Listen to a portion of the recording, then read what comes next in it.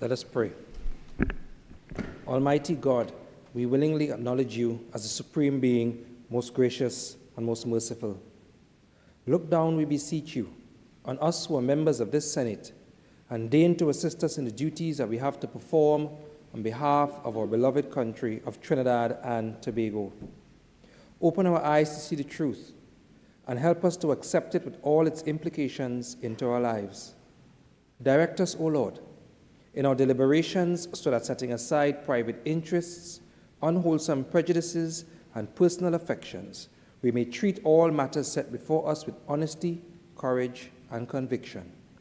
Through all we say and do in this Senate, may we give glory and honor to your holy name, inspire confidence in our fellow citizens, and make a positive contribution to the peace and prosperity of our nation. Amen.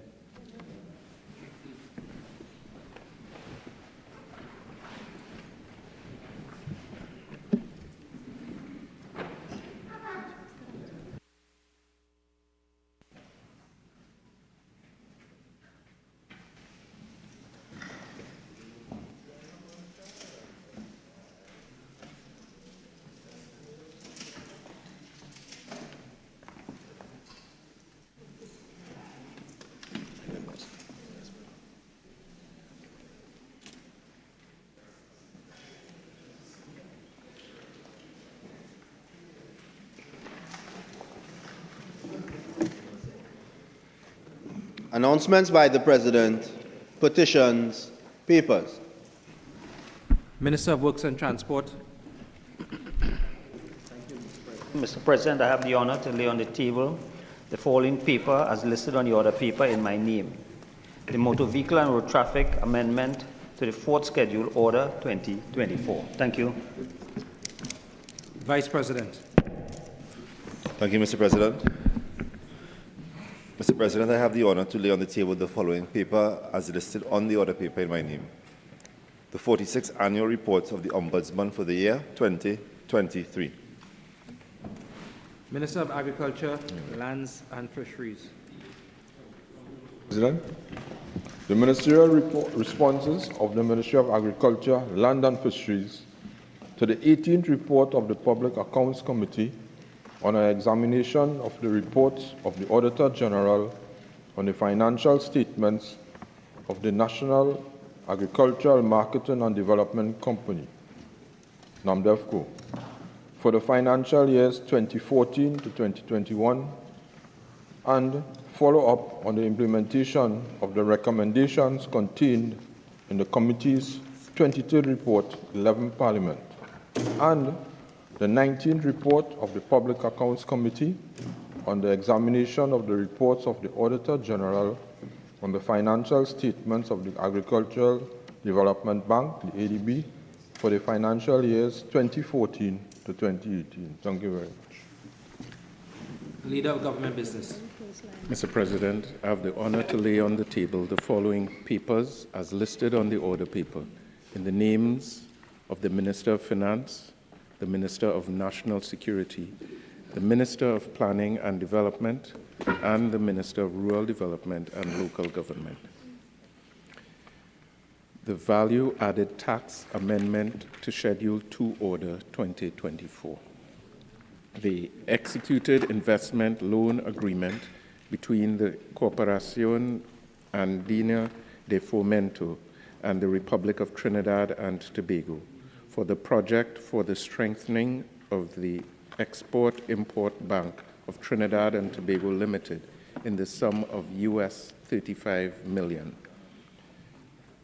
The reports of the Auditor General of the Republic of Trinidad and Tobago on the financial statements as follows. The Children's Life Fund for the financial year ended September 30th, 2014. the Southwest Regional Health Authority for the financial year ended September 30th, 2012. The Police Complaints Authority for the financial year ended September 30th, 2023. And the Agricultural Development Bank of Trinidad and Tobago Limited for the financial years ended September 30th, 2012 to 2019. The annual audited financial statements as follows. The Evolving Technologies and Enterprise Development Company Limited for the financial year ended September 30th, 2020. The Youth Training and Employment Partnership Program Limited for the financial year ended September 30th, 2022. And the Trinidad and Tobago International Financial Center Management Company Limited for the financial year ended September 30th, 2024. The annual administrative reports and annual reports as follows. The Trinidad and Tobago International Financial Center Management Company Limited for the financial years ended September 30th, 2023. The custodian on the operations of the National Forensic DNA Data Bank of Trinidad and Tobago for the years 2021 to 2023. The National Trust of Trinidad and Tobago for the fiscal year 2021 to 2022. The Environmental Management Authority for the year 2023, and the Point Forte Borough Corporation for the fiscal years 2014 to 2015 and 2015 to 2016.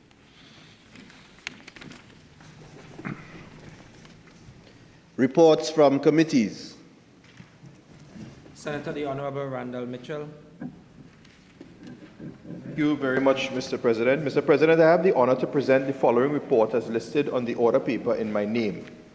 The 22nd report of the Public Administration and Appropriations Committee, 4th session, 2023-2024, 12th Parliament, on an examination of the Ministry of Digital Transformation on subhead 04, Current Transfers and Subsidies, subhead 09, Development Program, Consolidated Fund, and the Infrastructure Development Fund for the financial year 2024.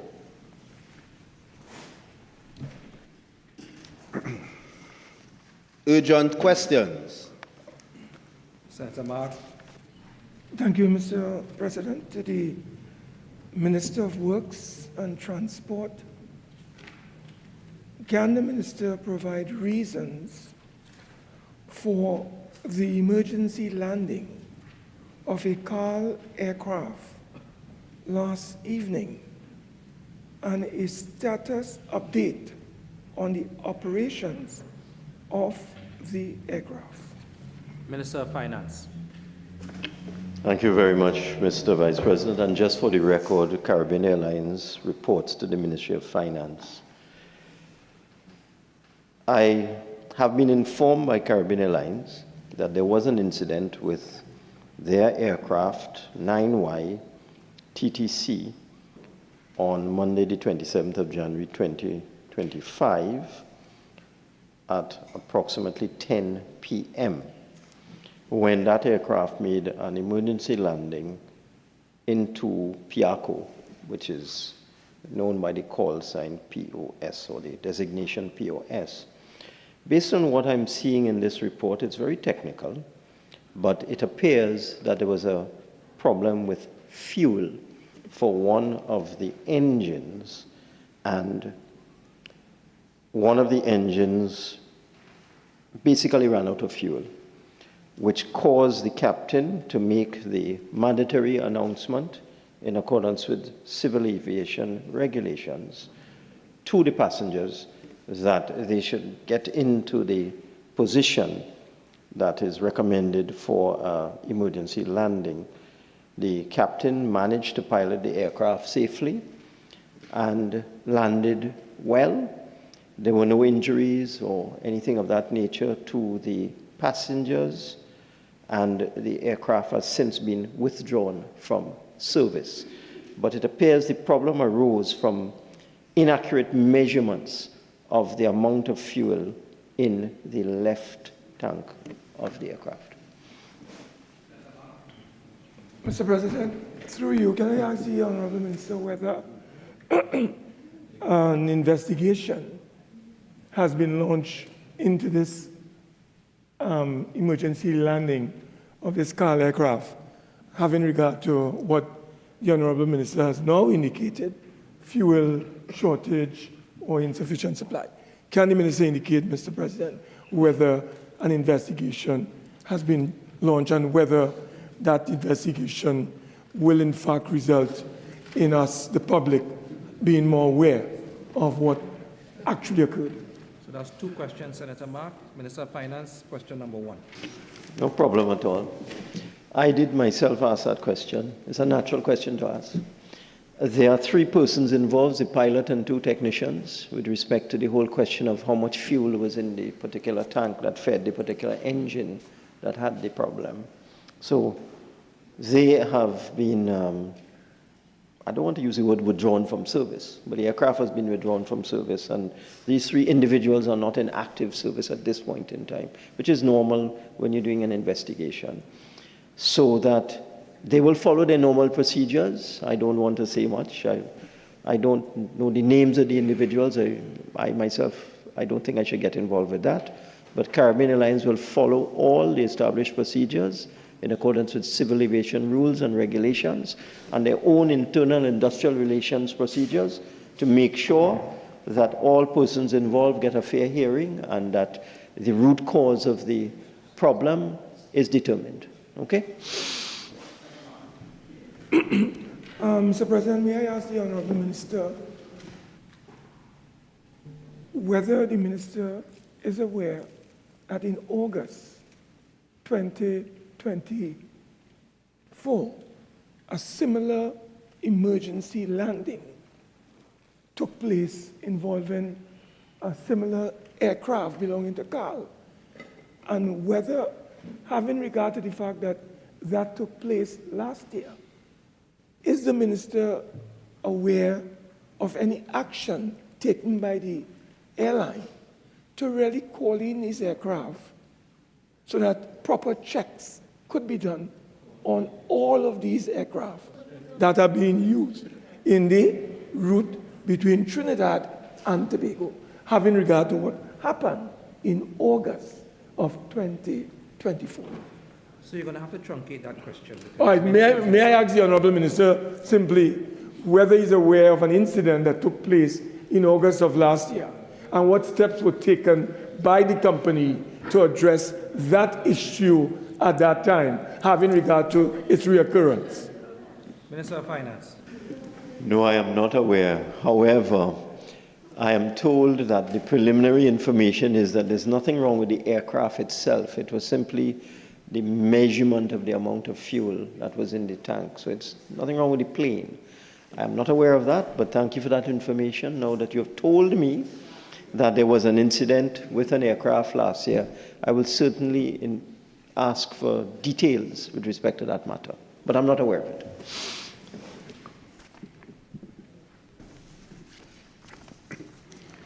Questions on notice. Questions for oral answer. Leader of Government Business.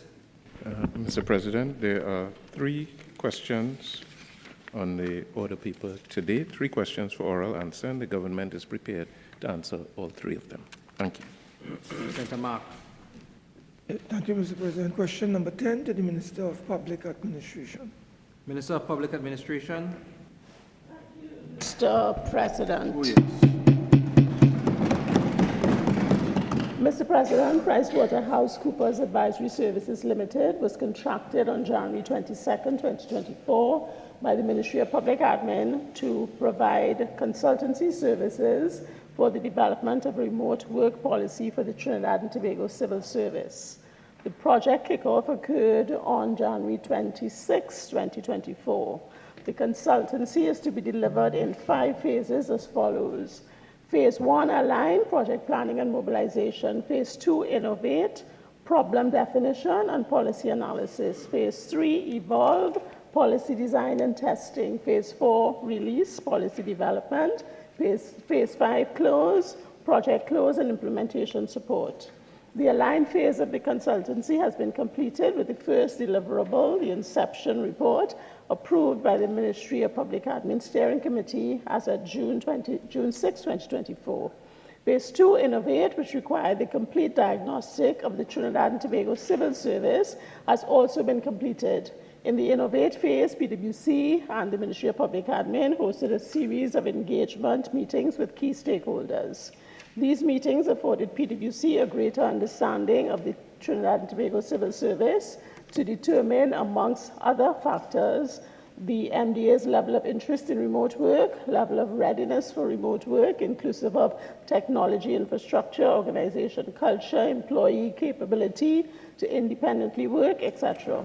The type of work, customer-facing or not, demographics, and level of efficiency and productivity. It is important to know that the stakeholder engagement process is iterative. The project is now in phase 3, evolve. To date, the Ministry of Public Admin has received the first draft of the remote work policy for the Trinidad and Tobago Civil Service. The draft is currently under review, pending approval by the Project Steering Committee. It is expected that approval will take place shortly. The draft policy and the proposal for pilot testing is currently before the Finance and General Purposes Subcommittee of the Cabinet, where it is the subject of robust review and inquiry. The completion of the other phases is dependent on whether and when Cabinet's approval is received to proceed. The final draft policy will be informed by, but not limited to, the following key activities: policy research and analysis, issuing baseline surveys to all employees in the Trinidad and Tobago Civil Service to ascertain their view on the impact of remote work as it pertains to efficiency, productivity, work-life balance, and commute distance, to name a few. Follow-up virtual engagements with employees from the various MDAs within the Trinidad and Tobago Civil Service, and development of a framework that supports the identification of suitable jobs and potential early adopters within the Trinidad and Tobago Civil Service. Policy development, identification and analysis of risk associated with implementation of the final draft policy, finalization of the implementation and validation strategy for early adopters, drafting and presenting the final draft remote work policy for the Trinidad and Tobago Civil Service for ministerial review and acceptance, receiving feedback on the draft remote work policy for the Trinidad and Tobago Civil Service, testing and validation, identification of the MDAs to be included in the pilot project, establishment of pilot timelines, informed by the implementation plan, change management plan, communication plans for each MDA, evaluating and recommending improved use of risk matrices and monitoring and evaluation frameworks, further stakeholder engagement through but not limited to focus groups, progress reports, identification of implementation risk and mitigation strategies, lesson learned to informing finalizing implementation and validation strategy for early adopters of the final draft remote work policy for the Trinidad and Tobago Civil Service, and recommended change management and communication strategies. The final draft remote work policy and framework will, on completion, signal the end of phase 4 of the project. At that time, it is expected that all knowledge transfer, the project closeout reports, and any clarification or advice related to the final remote work policy and implementation strategy will be submitted by PwC to conclude this project. These activities will signal the end of phase 5, project closeout and implementation support. In conclusion, Mr. President, I wish to advise that upon completion of phase 5, the final remote work policy framework and implementation plan will be submitted to the Cabinet for its consideration. Thank you, Mr. President. Senator Mark. Can I ask the Honourable Minister, what is the overall time frame for the completion and implementation of this plan? Minister. Thank you, Mr. President. While there is a time frame for the project, as agreed between the project team and the Ministry of Public Admin, that is very dependent on the timeline within which Cabinet reviews and approves the testing as well as the final product. Because we have a pilot test that is supposed to be the next phase, and we are waiting FNGP's comments and recommendations on that. So that will impact significantly the timeline. Senator Mark? Yeah, can I ask the Honourable Minister, how was the consultant, or consultancy as you call it, selected? Can you tell us the method? Sole select, competitive? Yes, sir. We went through the normal approved legislative procurement process. I believe three consultants were put forward, and PwC in the end came out as the successful bidder. Senator Mark?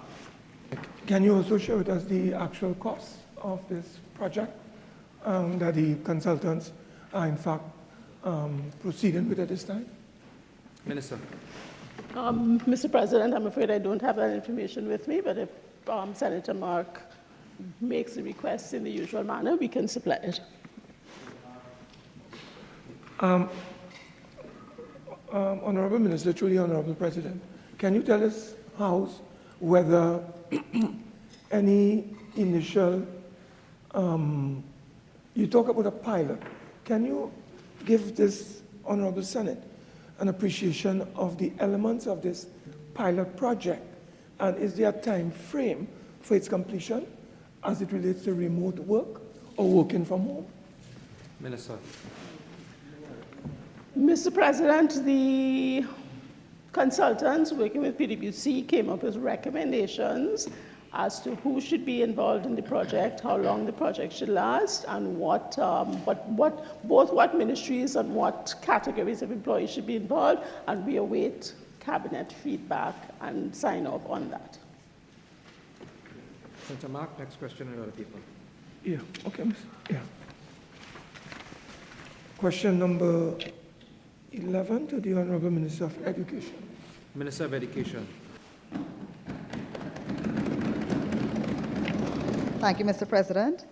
Mr. President, the Prime Minister was pellucid in his speech, as referred to by the Honourable Member, with regards to the government's strategy on the role of education and skills training in the reduction of corruption and criminality.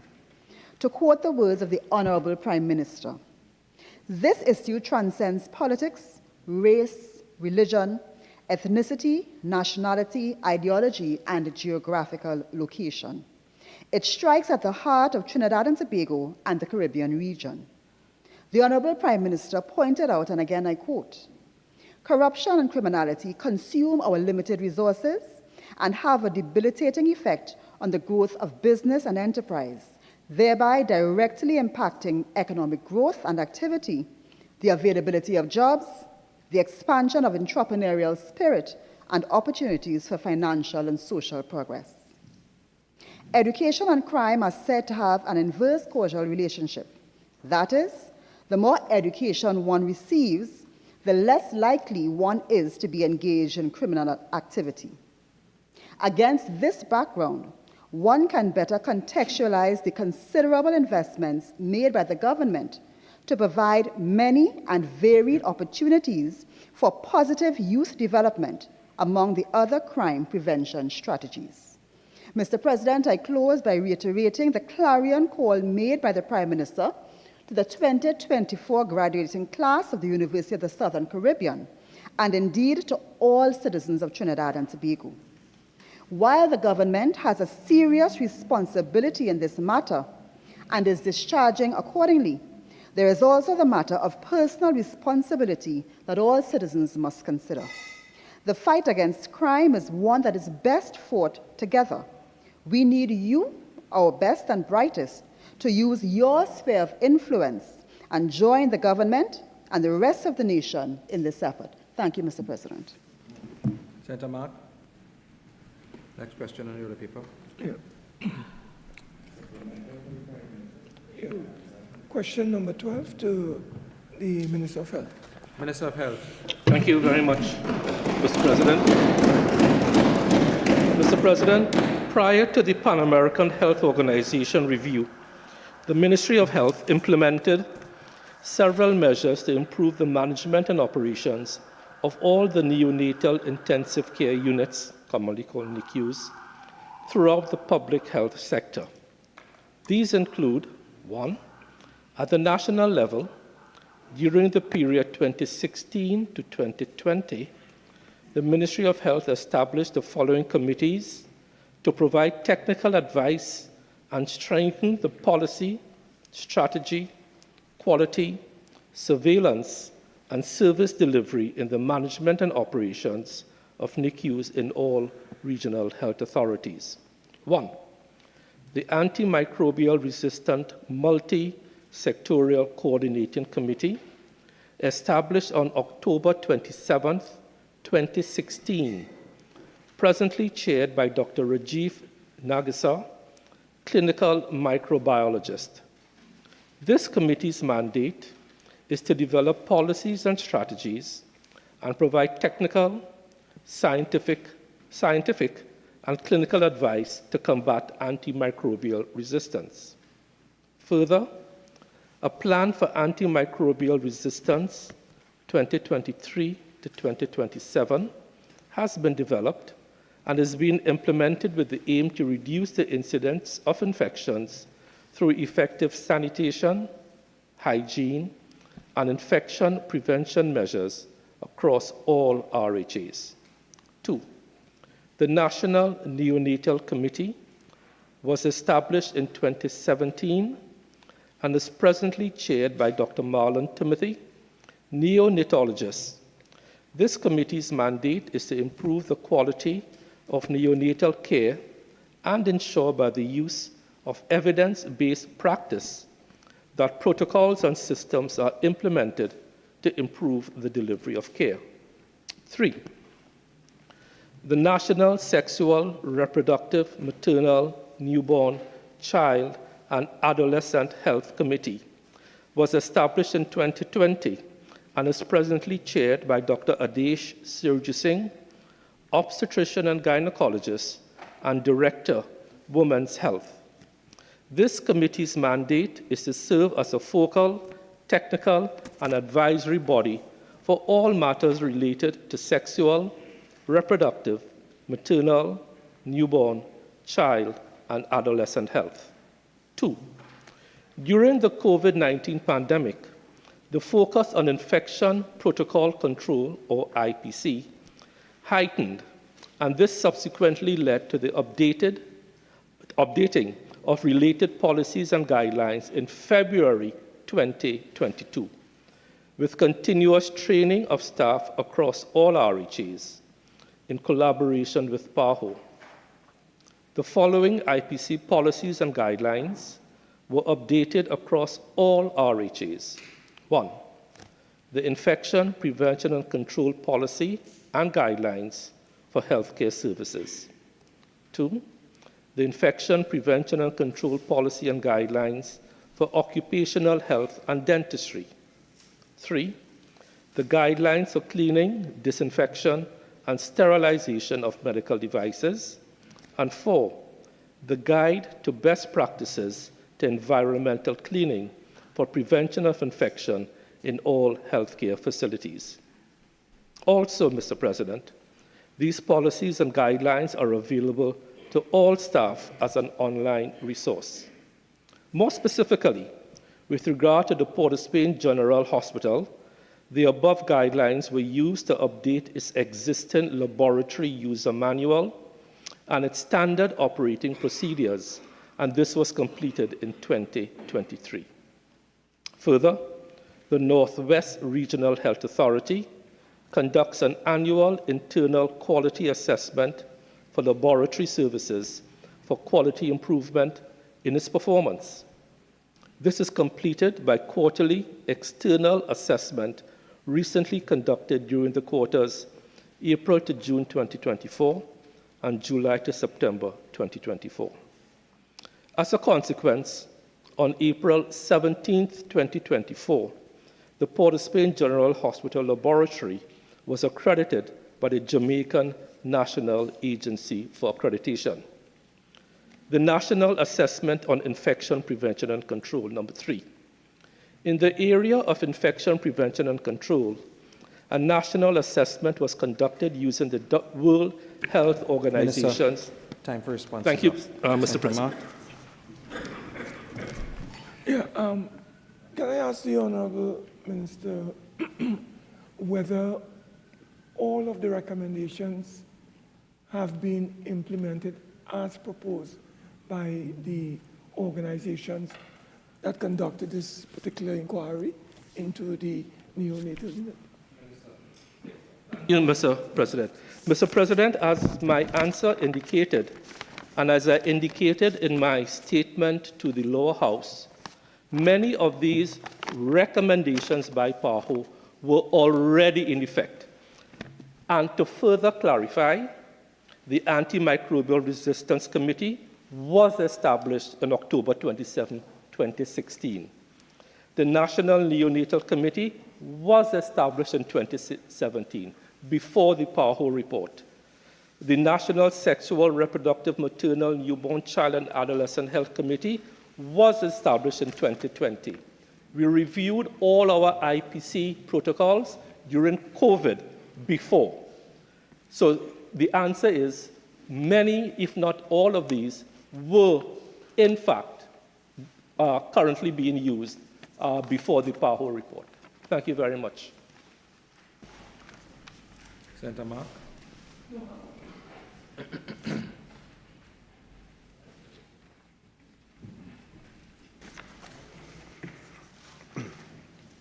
Motions relating to the business or sittings of the Senate and moved by a minister.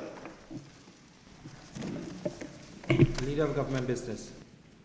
Mr. President, I beg to move that Mrs. Alison West be appointed to serve as a member of the Special Select Committee appointed to consider and report on the St. Dominic's Children's Home Incorporation Bill 2023 in lieu of Mrs. Laurel Lizama Leasing. Honourable Senators, the question is that Mrs. Alison West be appointed to serve as a member of the Special Select Committee appointed to consider and report on the St. Dominic's Children's Home Incorporation Bill 2023 in lieu of Mrs. Laurel Lizama Leasing. Those in favour say aye. Aye. Those against say no. I think the ayes have it.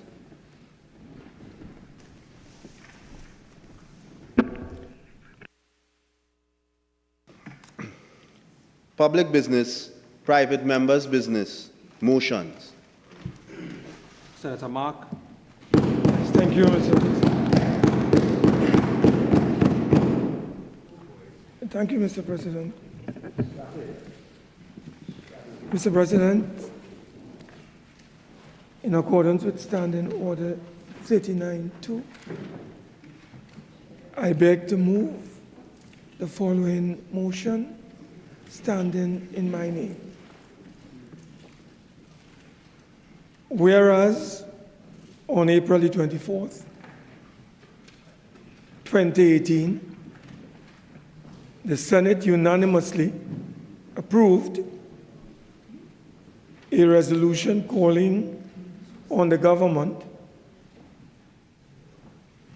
to introduce, and I quote, to introduce legislation on parliamentary autonomy during the fourth session of the 11th Parliament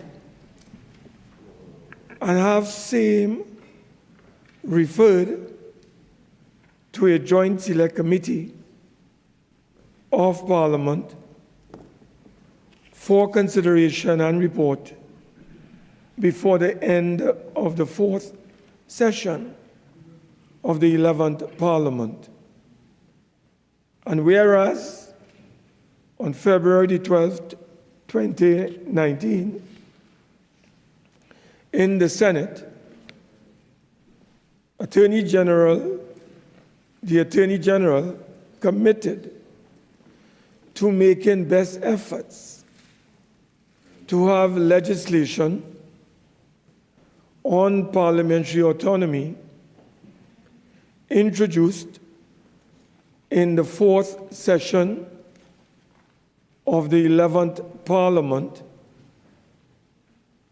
And whereas to date, the government has not presented to Parliament a legislative framework on parliamentary autonomy,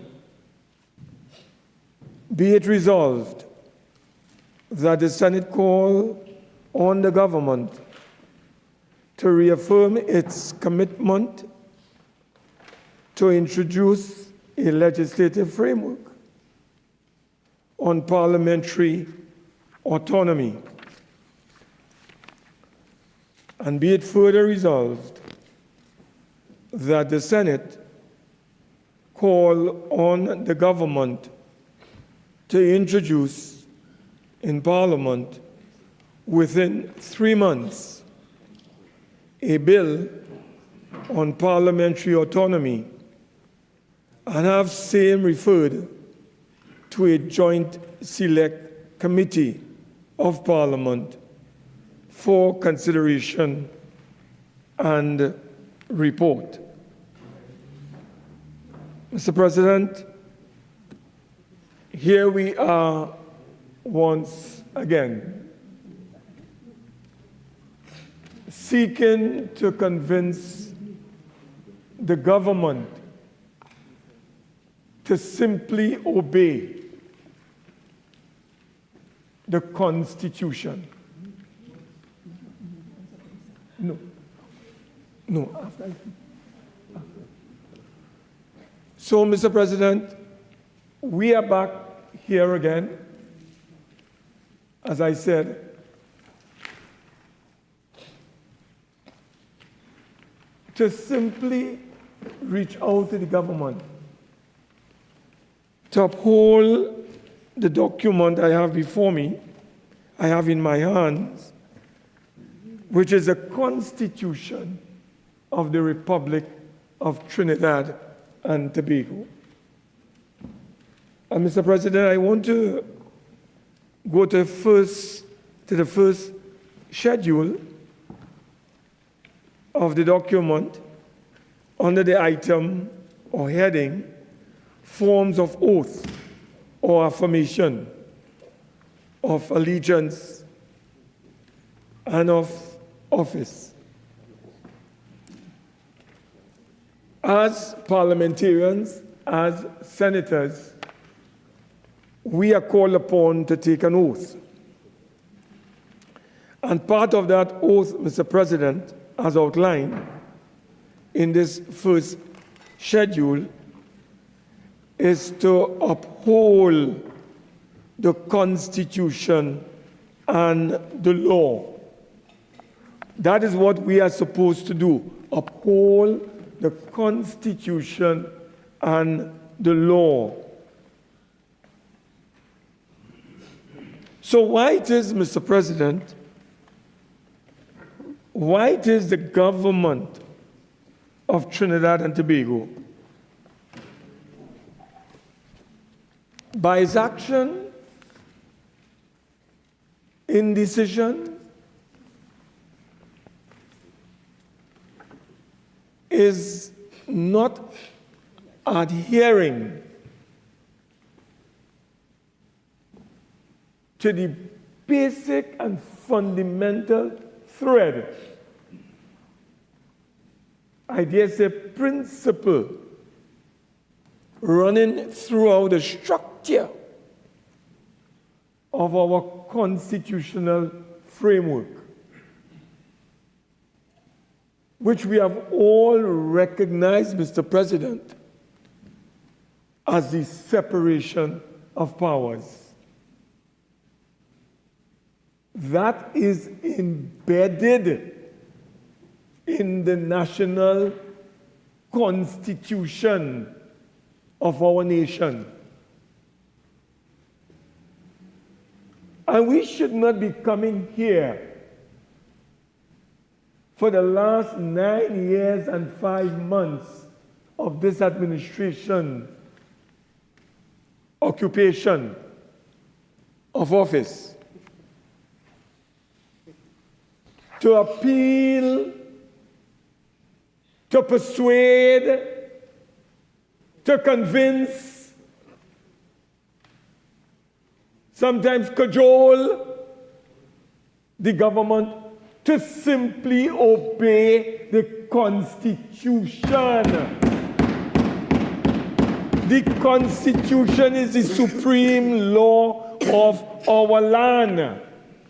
And why should I be coming to beg the government to implement and observe the Constitution? The Constitution says that there is a separation of powers. It is there in the framework. It is there in the structure. So, Mr. President, if you go through the Constitution, you will see the 3 organs, arms of the state. You will see a section of the Constitution that deals with this Parliament that we are all part of. There's a section of the Constitution that deals with that. Then there's another section that deals with the executive, which is a cabinet headed by a prime minister responsible for policy making.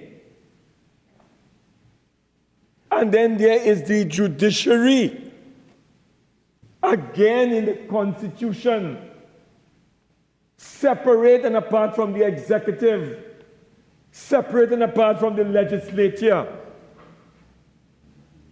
Under our Constitution, the executive cannot get involved or should not get involved in the judiciary business because there's a separation of powers. And vice versa. The judiciary has no business getting engaged or involved in executive business. And so to the legislature vis-a-vis the judiciary and vice versa. So there is a clear structure in our Constitution for this principle that Montesquieu articulated philosophically back in the 18th century. Because a fellow called Louis XIV, who did not adhere to the separation of powers principle, he told the people of France, I am the state, and the state is me. Seeking to encapsulate, Mr. President, the 3 organs of state in one person: the legislature, the executive, and the judiciary. He was beheaded.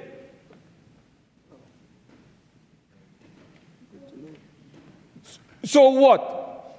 Is this government seeking, by not supporting this principle that is enshrined in the Constitution called the separation of powers? Is the government seeking, by not supporting it, is the government acting? Is the government undermining? Is the government sabotaging? Is the government subverting the nation's constitution by its negativity towards this important principle and this important approach that we are seeking to get them to support in order to give full effect to what is in our Constitution? Mr. President, the former Prime Minister, who has now gone to the great beyond, Patrick Augustus Mervyn Manning, may his soul rest in perpetual peace. But he went to Abuja in Nigeria in 2003.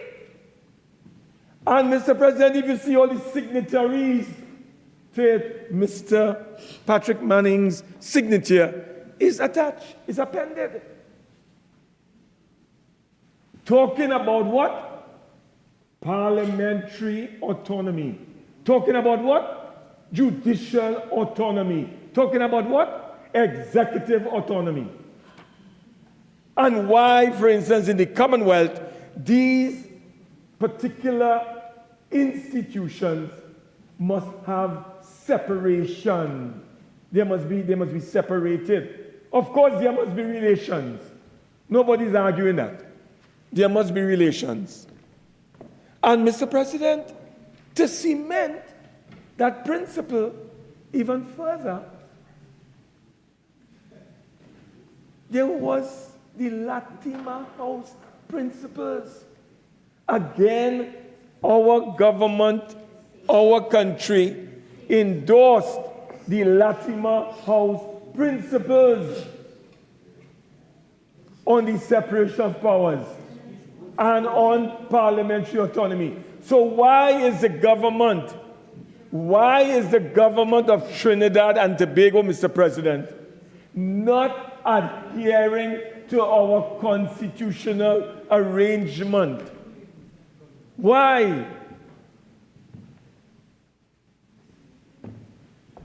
It pains me to bring this motion on another occasion during the 10-year period, the 10-year cycle. Imagine this government is going out of power. Yes. We are soon going to see their backs. They are leaving the office that they came and occupied temporarily. Okay? For Mr. President, 10 years. Because 9 years, and at the end of January, it will be 5 months. And then on the 20th of August, 2025, this parliament stands dissolved. This parliament stands dissolved. And they have to call elections. Face the masses. So, Mr. President, I am trying to ask them to engage in an act of contrition. I don't know, because I don't know if they want to be engaged in penance and send them to purgatory. I don't know. But, Mr. President, what must we do again? We came in 2016, we brought this motion. It lapsed. We didn't get through with the entire debate. It began. We came back with it in 2017 because I am a Democrat. A Democrat. And I believe in parliamentary democracy. And that is why, and I also believe, Mr. President, in the separation of powers principle. We adhere to that principle. And that is why, Mr. President, we brought this. But remember, the PNM recently told the nation that they are 69 years old. But 69 years of age does not mean to say that they have sense. It doesn't mean to say that they have sense. They have 69 years of no sense. You understand, Mr. President? No sense. Because nobody could understand, Mr. President, why a government that age, that is supposed to be an age of maturity, eh? You know, one foot in the grave and one foot outside. You know what I mean? So at least this government, the party and this government that is in charge through the party, they should have had, and gain, Mr. President, some wisdom.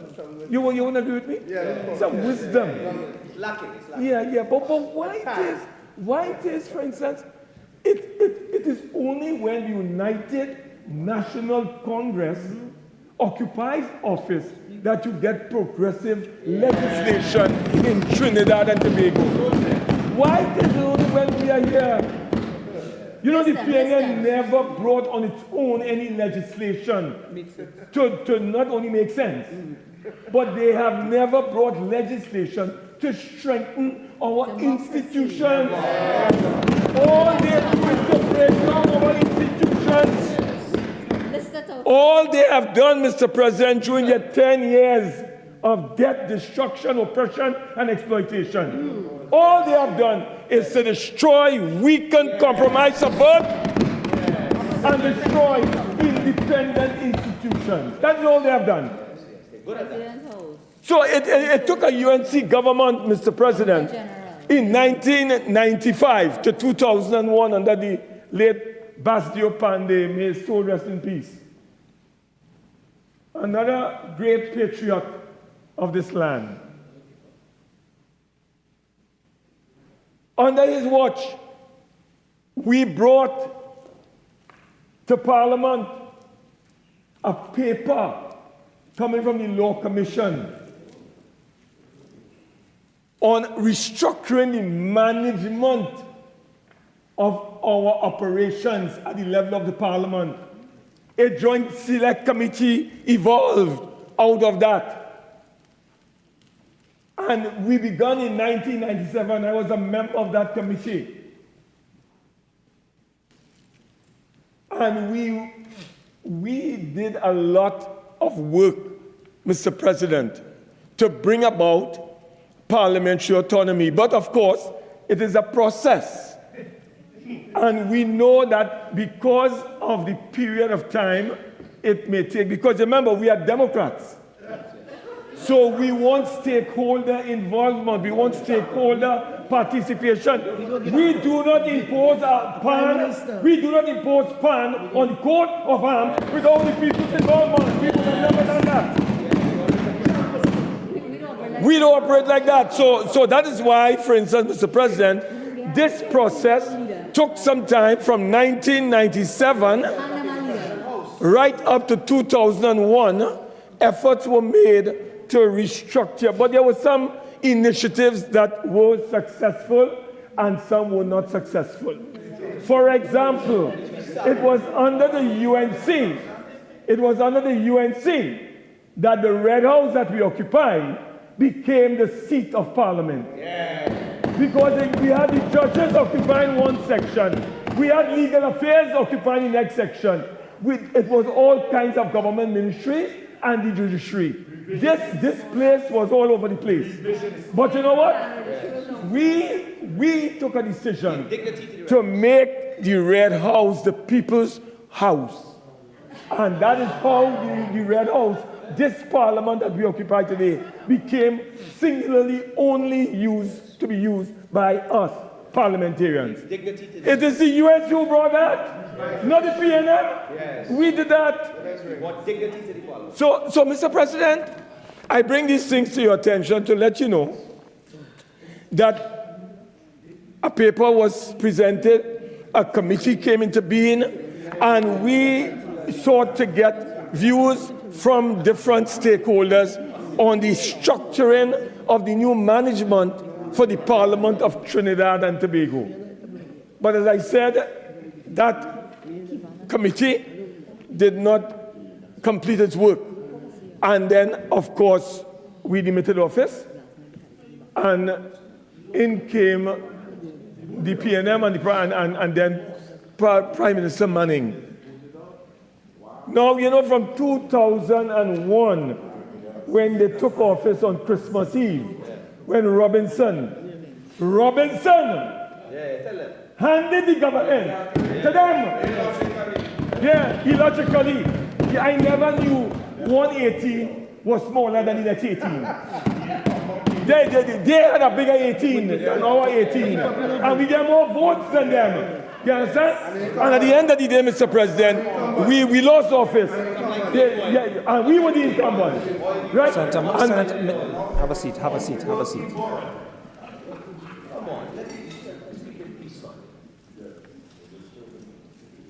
So the level of crosstalk is obviously getting to a point where I can't even hear Senator Mark, which is rare. But not Senator Leida, I'm speaking. Nonetheless, please monitor the level of your voices so that Senator Mark can make his contribution. Continue, Senator Mark. Thank you, Mr. President. So, Mr. President, we in the UNC have made a very rich contribution to our parliamentary democracy in TNT. When the PNM arrived on the compound of this parliament in 2001, 2002, they had two terms, 202 to 207, and then from 207 to 210. So they were there for 2 terms. Mr. President, not on one occasion did this reactionary, backward, plutocratic regime, right, did anything to bring one scintilla, one solitary piece of legislation to strengthen the parliament. They had standing orders since 1961 involving the Queen and the Governor General. These lazy people, these lazy bunch of PNM people, Mr. President, they did not even change the standing orders. It took the UNC to change the standing orders, both in the Senate and in the House of Representatives. Well done, Mr. Speaker. I don't like to beat my chest. I'm a modest man. But I was then, speaker. I was then the speaker. You understand? Yeah? And we revolutionize how we do business. I like that. Yeah. We revolutionize our business. Yes, comrade. They were in charge of this parliament for all these decades. They never introduced a strategic plan for the parliament. We, for the first time, introduced a strategic plan for the Parliament of Trinidad and Tobago. We give the Parliament life. Yes. We give them, and let me tell you something. I want to say something here. When I was fortunate to occupy office as Speaker, no Prime Minister, the Honorable Prime Minister at that time, the Honorable Kamala Prasad Visasa, never intervened, never influenced, never did anything to influence the Speaker or how we run Parliament. Never. And you know what is more important, Mr. President? When we were repairing the Red House, the Speaker, the clerk, and its team were in charge. You know, under this Red House here, you know who hijacked the Red House? The Prime Minister. Yeah. He hijacked the Red House, take it away from the Parliament. No, Mr. President, I want to tell you, the reason why I raise that is that if we had parliamentary autonomy in this Parliament, no Prime Minister, when we are repairing our Red House, could take charge of the repair program. Yeah. That is in the hands of the Parliament. Yeah. He hijacked the Parliament, took it over, and boasting about $500,000. Everywhere past now is, well, yeah, you seen bucket. Like if you're going to, you're living in the countryside. Leaks after leaks after leaks. After we spent $500 million, we have a porous parliament right now. Rough.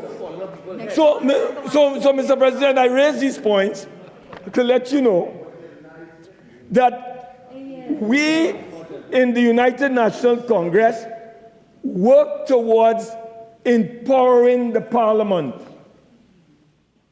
Could you imagine you want to travel to Australia? You want to travel to America? Well, the way how this government has treated the new president of the United States, I am not going to show my visa. I will have my visa shortly. They might revoke my visa. But I know once they revoke my visa, the people will revoke the PNM. Yeah. Mr. President, here it is. We did everything to empower the people through the Parliament. We tried it between 97 to 201. We were not successful. We came back in 2010 and 2015. We made efforts. We reached a certain point, but we did not reach the finishing line. But it started. The PNM never started anything. Nothing. They don't finish it either. Even the bones of the first people, when we were repairing here, they didn't have to repair and finish it. You know why the Red House was finished so late? We had respect for the bones of the first people. Unlike when they were building the National Library next door, they discovered bones. You know what they do? They buried it. They buried them under the mountain of dirt, rubbish. They never respected the first people. We respected them, and that's why today there's a museum in this parliament that displays all the archives, right, of the first people. So, Mr. President, we were not successful as we would have liked to be in 20. But you know what we did? We were able to bring a bill to the parliament called the Houses of Parliament Service Authority Bill. And we placed it in the parliament. It was referred to a joint select committee. We held meeting. I chaired that committee. We invited, the amount of people we invited, over 100 people and organizations, because this was a revolutionary move we were making to put power into the hands of the parliament for the first time. And we deserve to have that power. We do not want to be holding the coattail of the Prime Minister and his cabinet. Why must the Prime Minister determine if I travel? I cannot determine when the Prime Minister wants to go to California for medical attention, or when he wants to go to Australia to see if he can get a boat or two. I cannot, we don't have the power in this parliament to tell the Prime Minister he can't go to Australia. We don't have that power. But you know, Mr. President, on the scales of justice, he has the power to tell Anil Roberts, to tell Wade Mark, to tell even Anthony Vieira, Senator that you can't travel. Why must the Prime Minister have that power? And that is why I say, and I will repeat, Mr. President, that the executive has hijacked the parliament. You could find that kind of insult in the British Parliament. You could find that kind of insult in the Indian Parliament. You could find that kind of insult in the Singaporean Parliament. Sorry. Yeah, listen, no parliament worth its salt would be subject to that kind of humiliation. So, Mr. President, we came back and we said, listen, what are we fighting for? I sometimes appeal to my colleagues. Please, when you come into Parliament and we deal with the autonomy of Parliament, take out your PNM jacket now. Take out your PNM balize tie. And understand we are fighting for our Parliament, which belongs to all of us. You don't do that. So when you come here and the vote come, you have voted for the Parliament, you know. You're voting for the party. Yes. You're voting for instructions from the executive. You don't care about the Parliament. Because if you cared about the Parliament, you would have never voted against that motion. Because you would be upholding the Constitution of our nation. How can you be against the Constitution of our nation? When you vote against parliamentary autonomy, you are voting against the Constitution of the nation. Because the Constitution says there must be separation, and there is separation of powers. But the PNM never operationalized that ideal in our constitution, but it is there. And all we are trying to do, Mr. President, 2015, 16, 17, 18, 19, 20, 21, 22, 23, 24, and good God, 25. We're in 2025.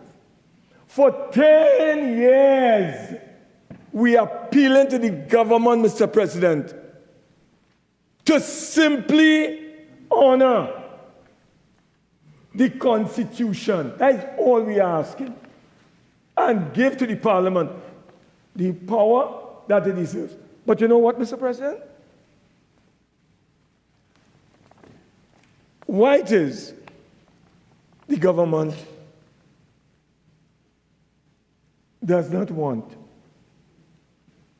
us to have parliamentary autonomy. What is the purpose?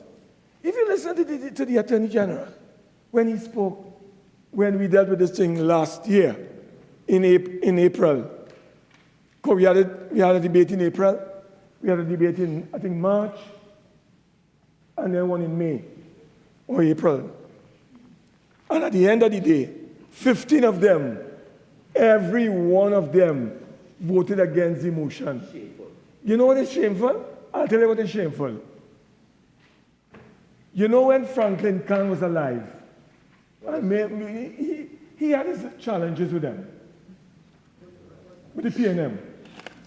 But you know what? He has passed. He has passed. But I must say one thing about Franklin Kahn, and I hope he's hearing me. Because Franklin Kahn stood up, unlike this new leader of government business, who is singing for his supper.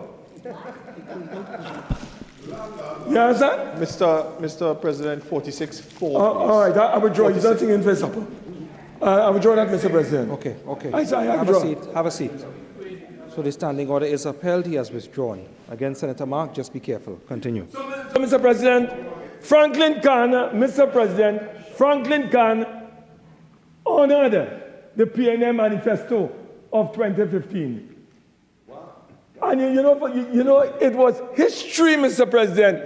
I was elated when in 2015, on the 24th of April 2018, that's the date, when the vote was put by the President, who is now the President of the Republic. All in favor say aye. Everybody, everyone, all said aye. And I went a step further. Division. And every man, Mr. President, voted. And the record would show every single member of the PNM voted for autonomy. This is why I asked that same question.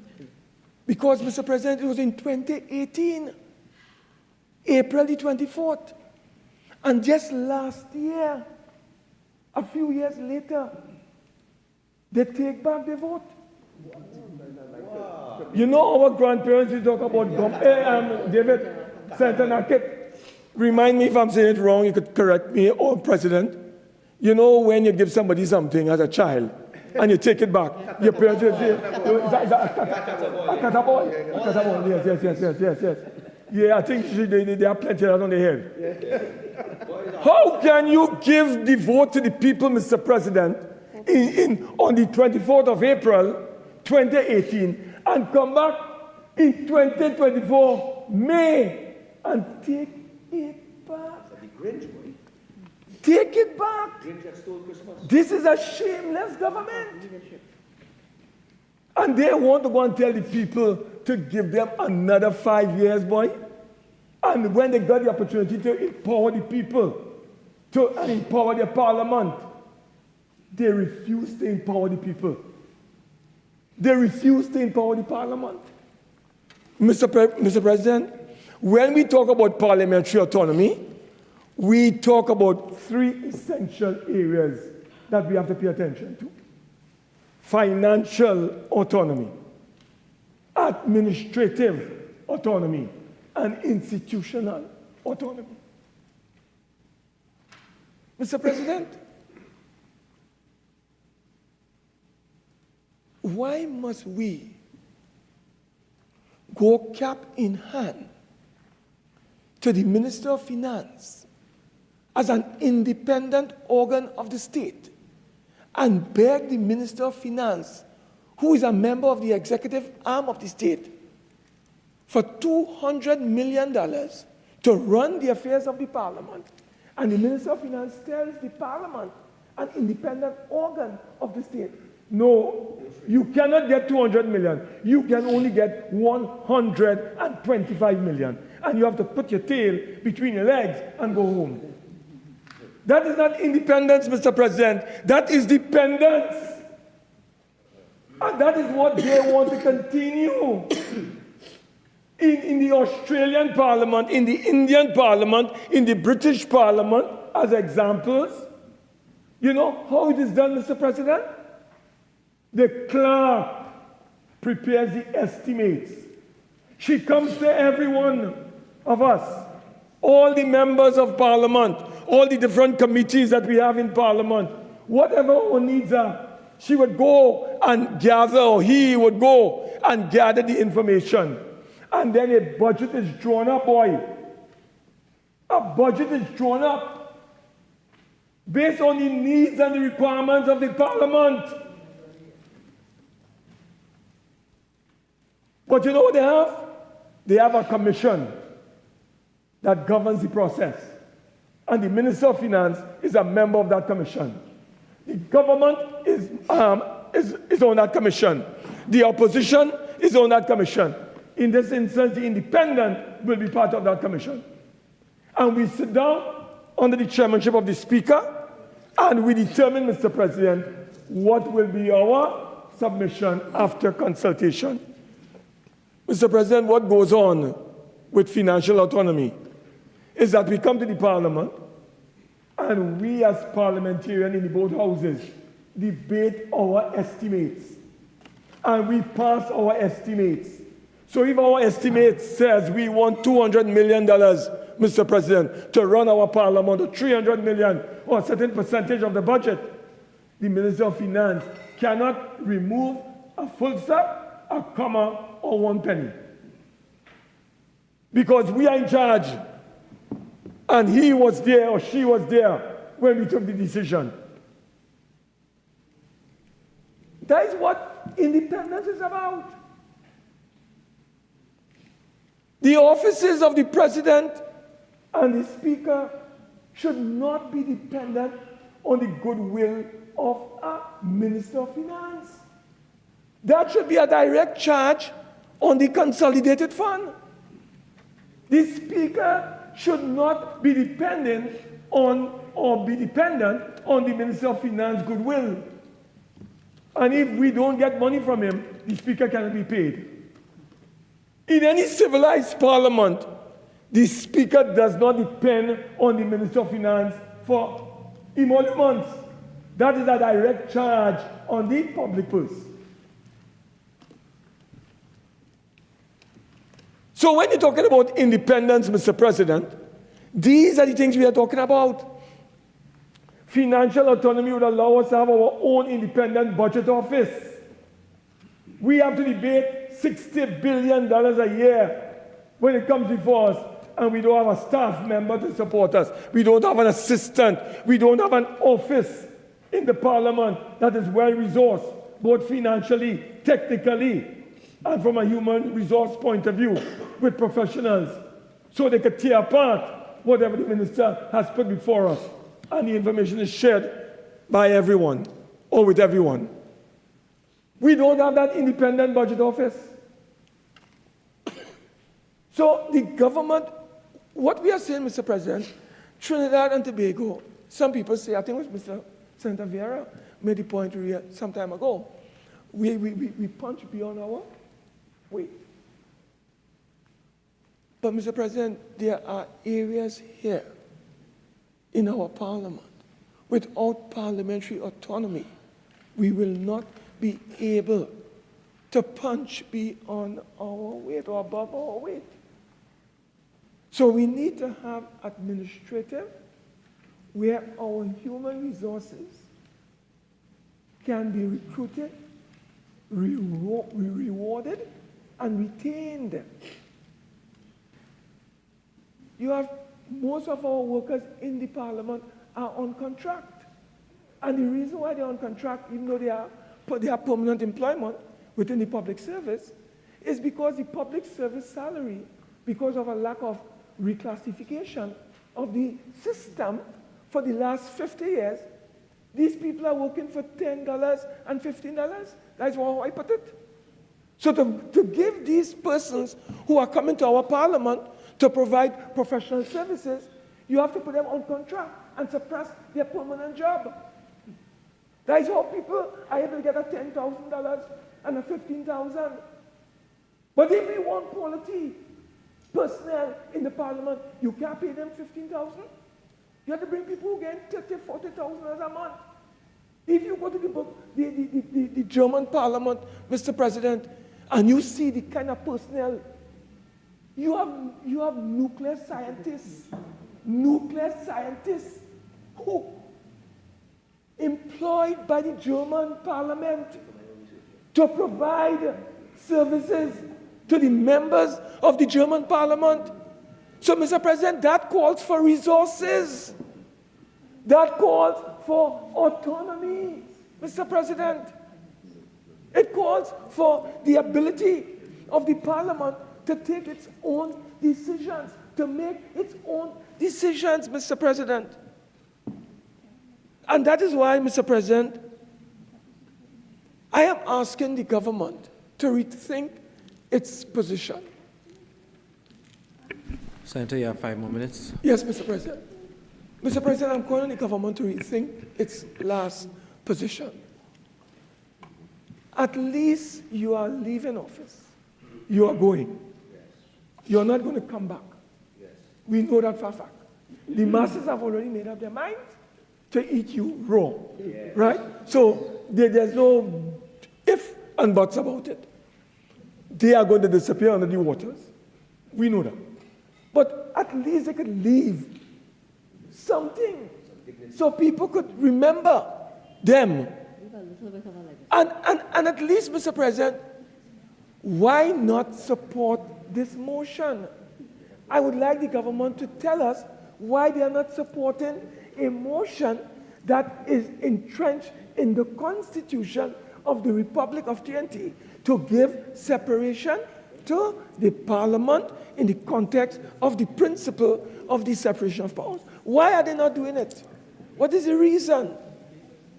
Even the judiciary, the Chief Justice recently, when they opened the law term, the Chief Justice was appealing for judicial autonomy too.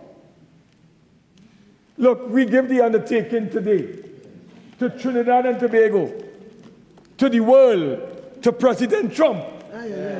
We're giving him the undertaking that when the UNC returns to power, returns to office very shortly, whether they come 3 weeks from now, 4 weeks from now, 10 weeks from now, August, September, October, or November, whenever they call the elections, Mr. President, we give the undertaking to Trinidad and Tobago that the UNC government will bring into effect parliamentary autonomy in Trinidad and Tobago. And I don't know if I'll get a job to complete it. I don't know. I do not pick myself. But you know what? Whoever is there, they have my full support and cooperation. But Mr. President, I also want to say that the United National Congress is also committed to judicial autonomy as well. So we're giving the Chief Justice the undertaking that the UNC government will also look into that question of judicial autonomy for our judiciary, so that the three arms of the state, the executive is okay, they have total autonomy. But the problem is with the legislature and the judiciary. And we give the undertaking, we give the commitment that a united National Congress government will intervene for the first time in Trinidad and Tobago parliamentary autonomy for our legislature. That is the message I want to leave, Mr. President. We cannot continue to beg a government. We cannot continue to implore a government that is tone deaf. We cannot continue to appeal to them, Mr. President. Whatever they do, that is their business. Our responsibility is to put on the parliamentary record and to let the people of Trinidad and Tobago know that we fought for 10 years for parliamentary autonomy, for them. Not for us, but for the people of Trinidad and Tobago. We were unsuccessful. But we are making a last effort before Parliament is dissolved on the 28th of August, 2025, to see if we can get government to agree to this particular important principle within the structure or framework of the separation of powers. Mr. President, I think I have made my case once again. I didn't want to repeat myself and look at what I did exactly the last time, because, you know, it's a matter that isn't me. I know this thing, Mr. President, I can speak for 5 hours without any notes. You know why? This thing is in me, and I am in this thing. So I know what parliamentary autonomy is about, and I'm fighting for it. And I'm telling the people of Trinidad and Tobago in closing, the PNM does not believe in parliamentary autonomy. The PNM does not believe in judicial autonomy. It will take a UNC government to bring parliamentary autonomy. It will take a UNC government to bring judicial autonomy. Mr. President, I beg to move. Thank you.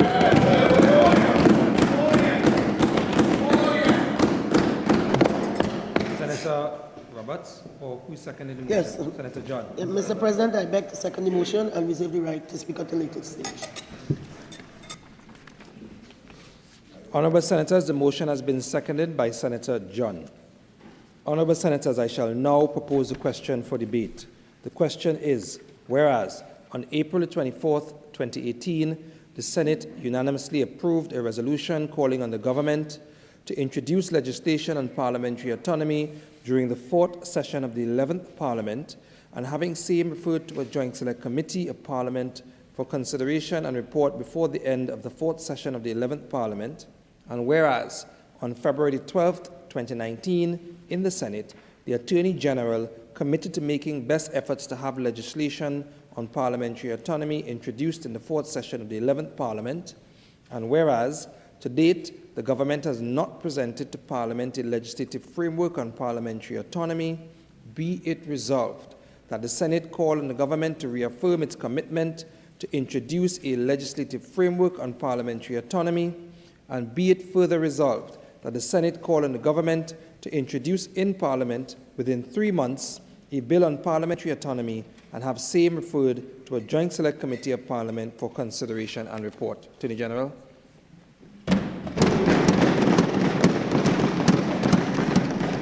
Thank you very much, Mr. President.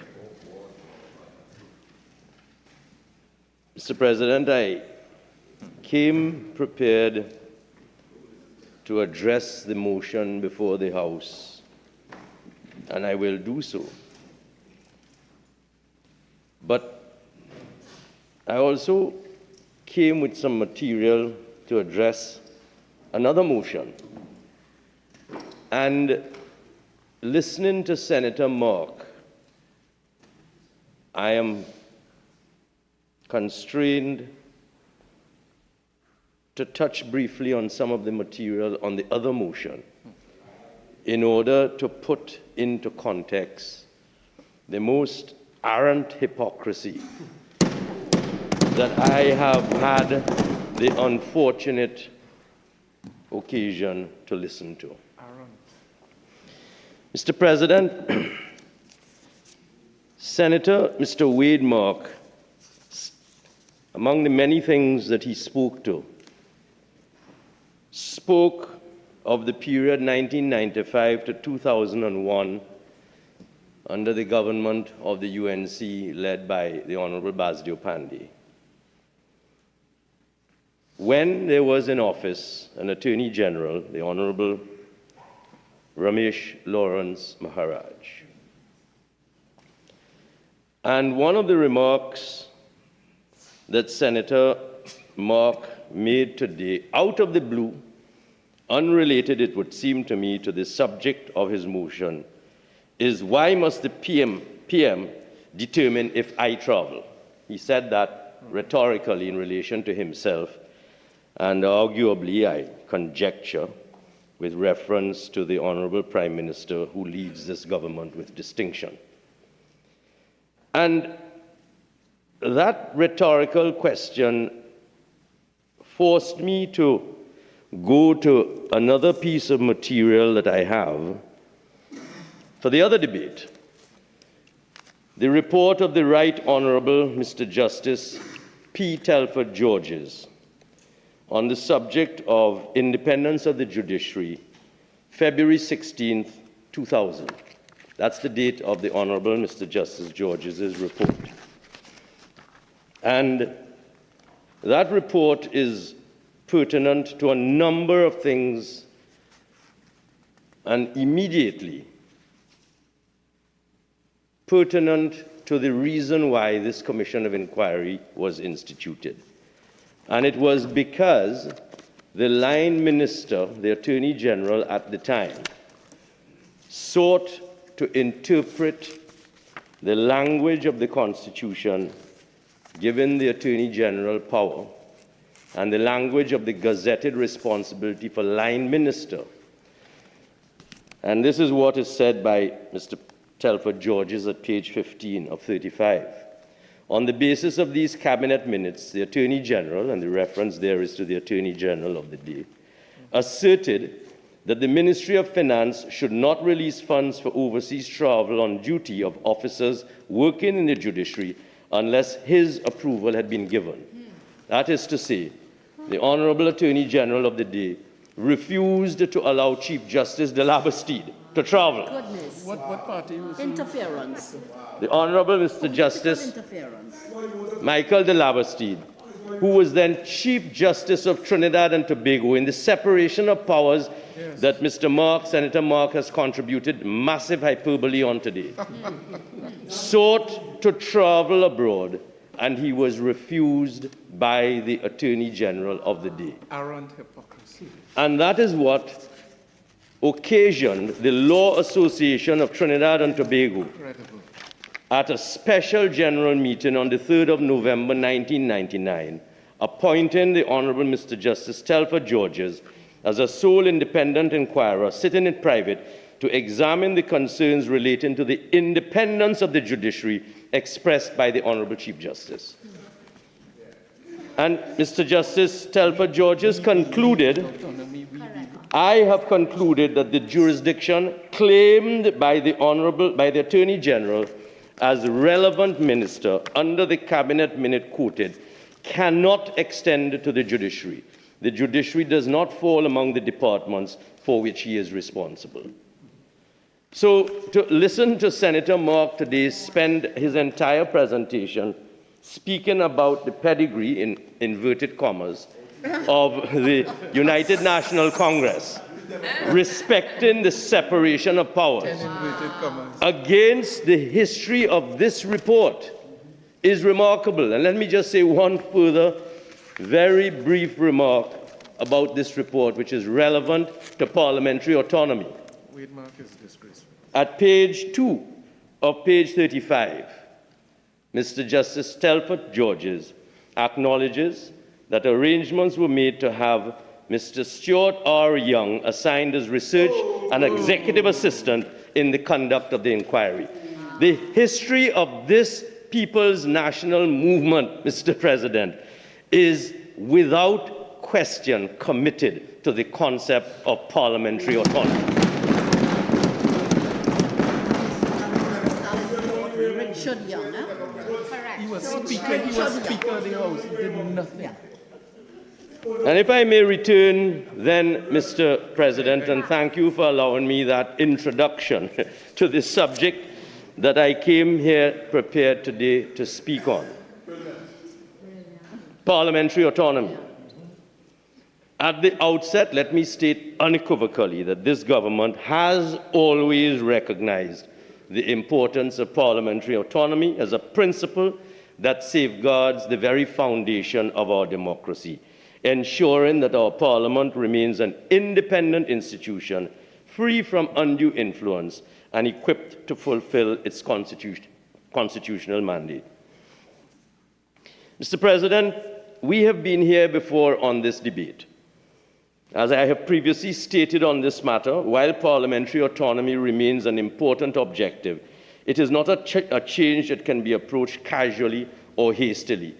Senator Mark, in his motion, says it must be done in 3 months. I'll come to that.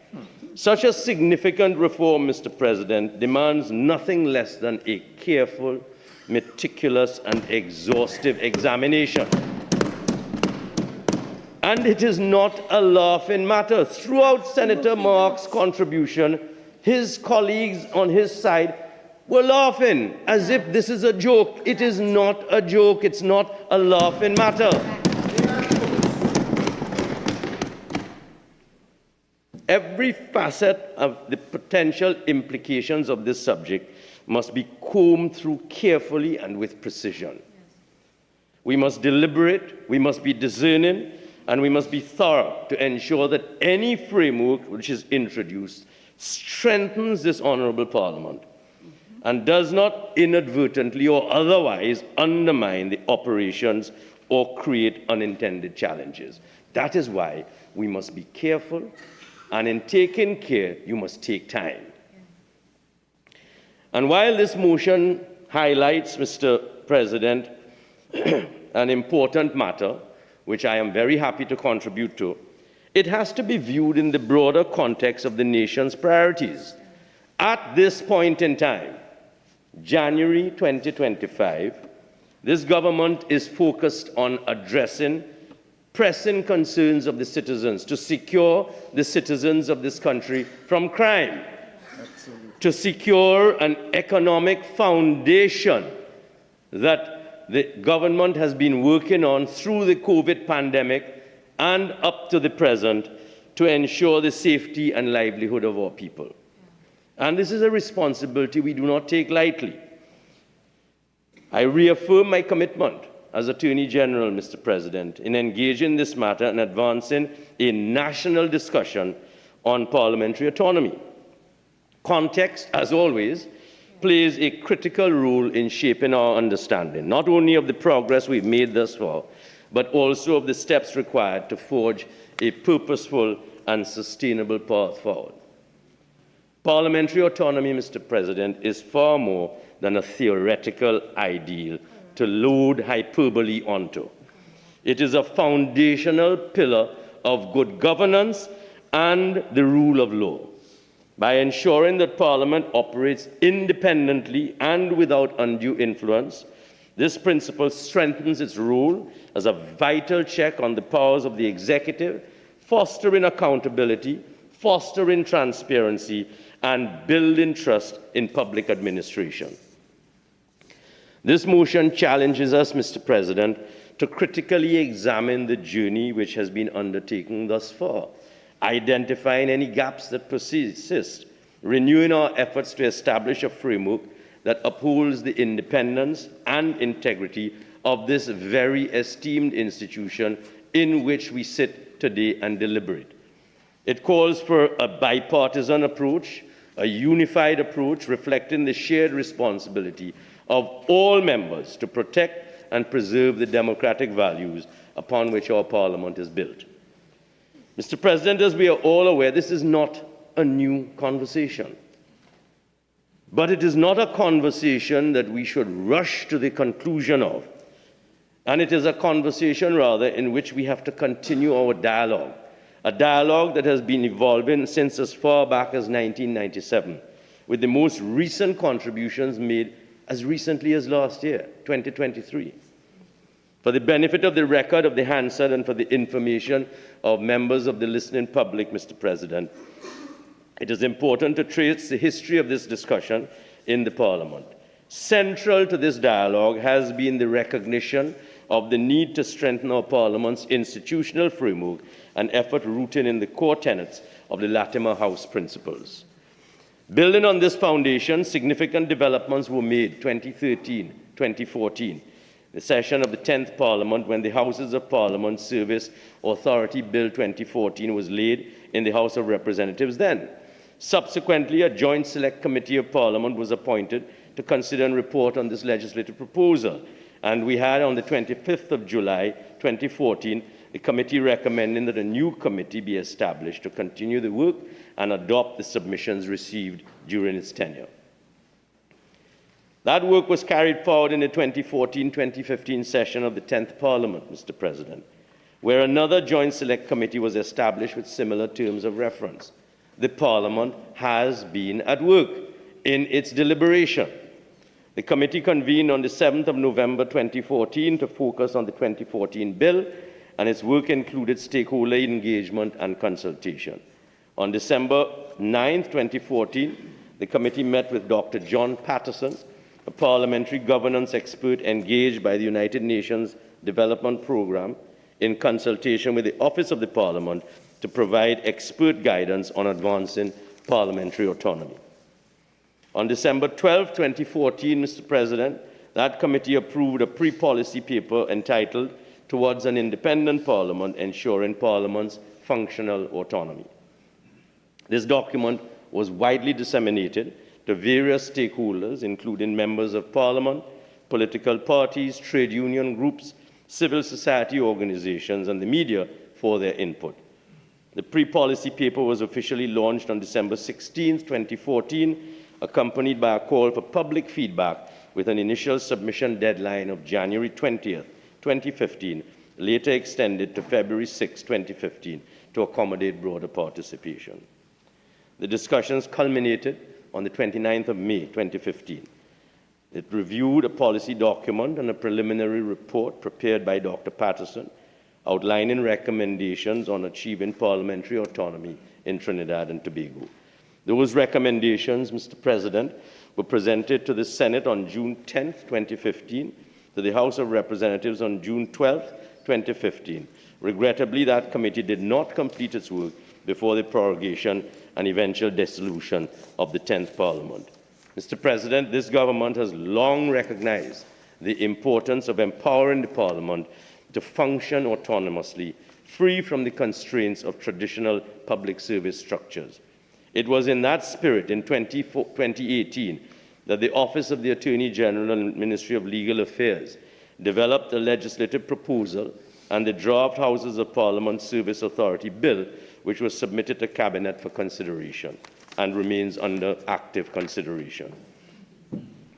Mr. President, all of that is in pursuit of the constitutionality of the functioning of this government towards upholding the constitutional structure of our governance and the preeminent role which an independent parliament must play.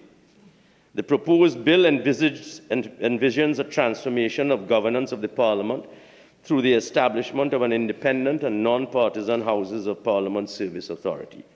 This authority will operate as a corporate body designed to dismantle the existing public service model, replace it with a structure that is responsive, efficient, and reflective of the modern needs of a parliament as it progresses.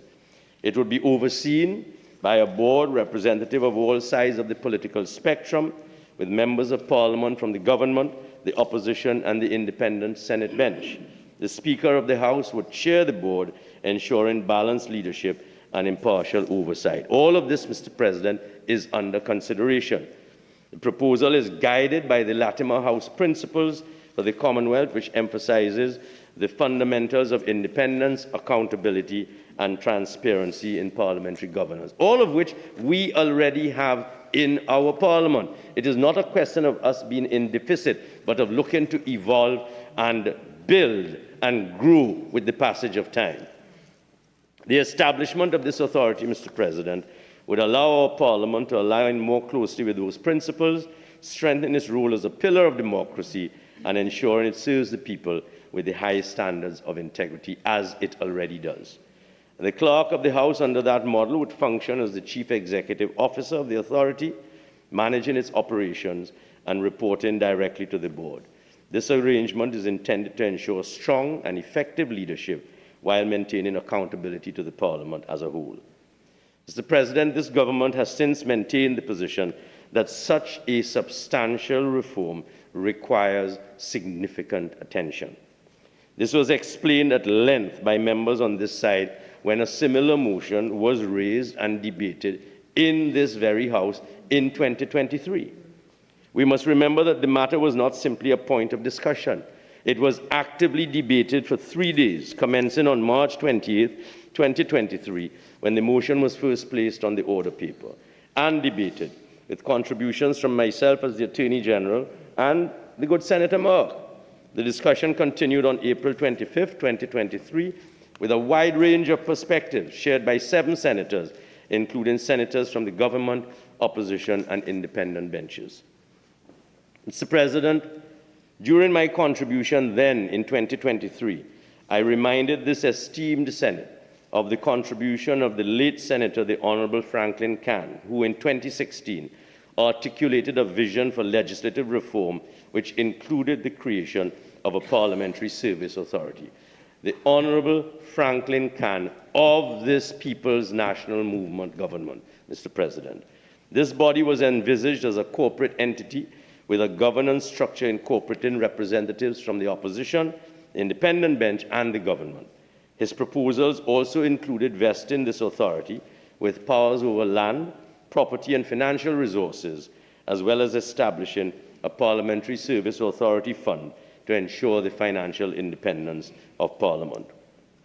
This historical timeline, Mr. President, highlights the comprehensive and methodical approach taken to continuously examine the subject of parliamentary autonomy, grounded in collaboration, consultation, and a shared vision for institutional autonomy.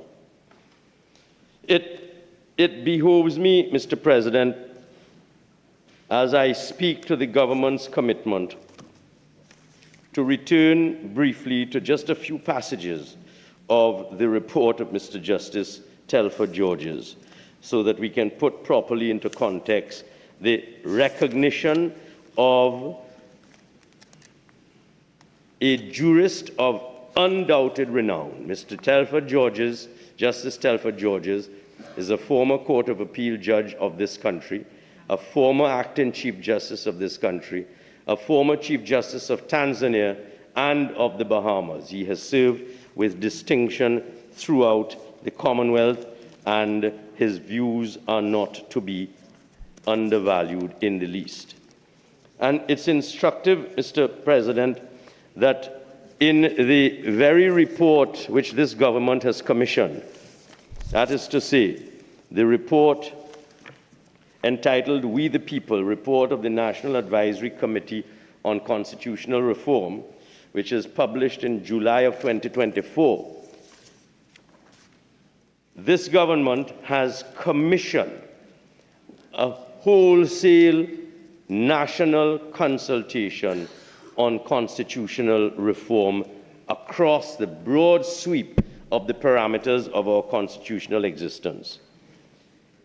And it's interesting that that report, dated and published July 2024, at paragraph 4192, tell us some of the reforms, and I quote, "Some of the reforms proposed may have implications for the provisions in the Constitution for the funding of the state. There are 4 matters for consideration: providing for situations where an appropriation bill is not passed in Parliament in time for the start of the fiscal year.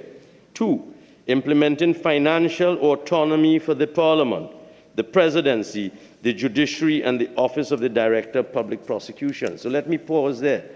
It is entirely erroneous for Senator Mark to suggest that this government is not paying due respect to a discussion and consultation at a national level on the issue of implementing financial autonomy for the Parliament, the Presidency, the Judiciary, and the Office of the Director of Public Prosecutions.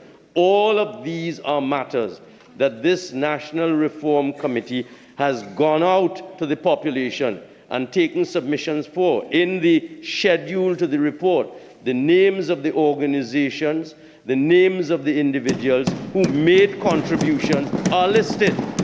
It is a wide and ample consultation on, among other things, parliamentary autonomy, financial autonomy for the Parliament. And it is in that report, actually, that I was reminded as I listened to Senator Mark and I diverted to make my opening remarks, that the report tells us at paragraph 4196, the image of civility observed by the Wooden Commission has now all but disappeared and given way to a coarseness of language and incivility, even within the precincts of Parliament. Well, we can pause there to predict who Chief Justice Wooden was speaking of. And then broadcast to all and sundry via the traditional and social media.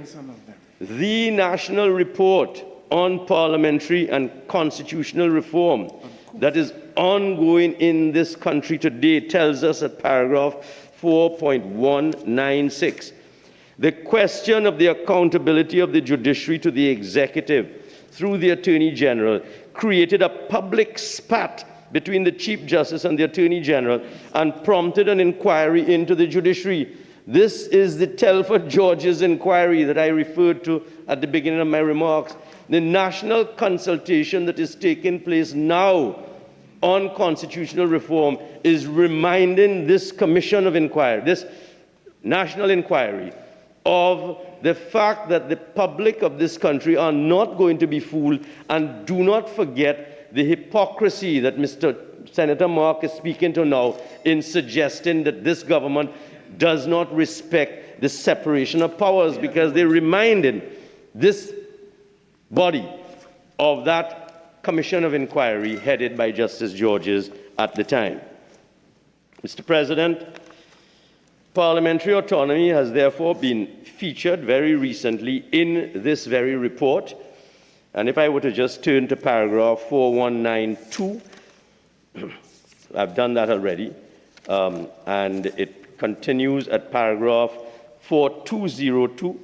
The reforms we have proposed, based on the submissions from the public, expert opinions, and the views of office holders, if implemented, will increase parliamentary oversight, effect better separation of powers, and promote greater accountability and citizenship participation.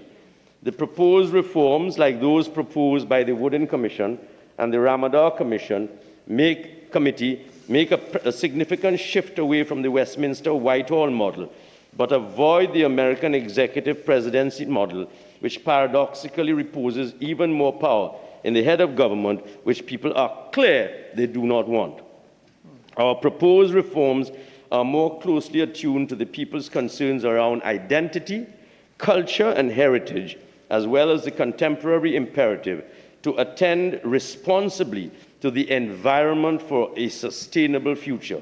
It is hoped that these will transform the political culture of Trinidad and Tobago and make for a better future for our children and grandchildren. I repeat that. It is hoped that this will transform the political culture of Trinidad and Tobago and make for a better future for our children and grandchildren.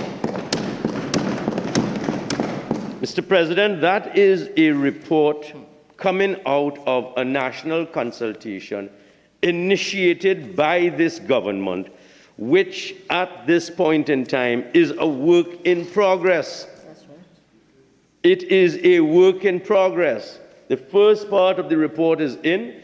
The mandate requires that committee to then engage more fully, and when this government returns to power after the next general election, this conversation will continue. The report offers a range of proposals, I've touched on some, aimed at, amongst other things, strengthening the independence, accountability, and effectiveness of our parliamentary structure. Mr. President, that report and the intent behind it is to promote education and awareness. And the committee, which is managing this conversation, has launched a dedicated website, utilized 3 distinct methods to gather public opinions. First, it invited submissions by email, which could be directed either to the committee secretariat or through the website.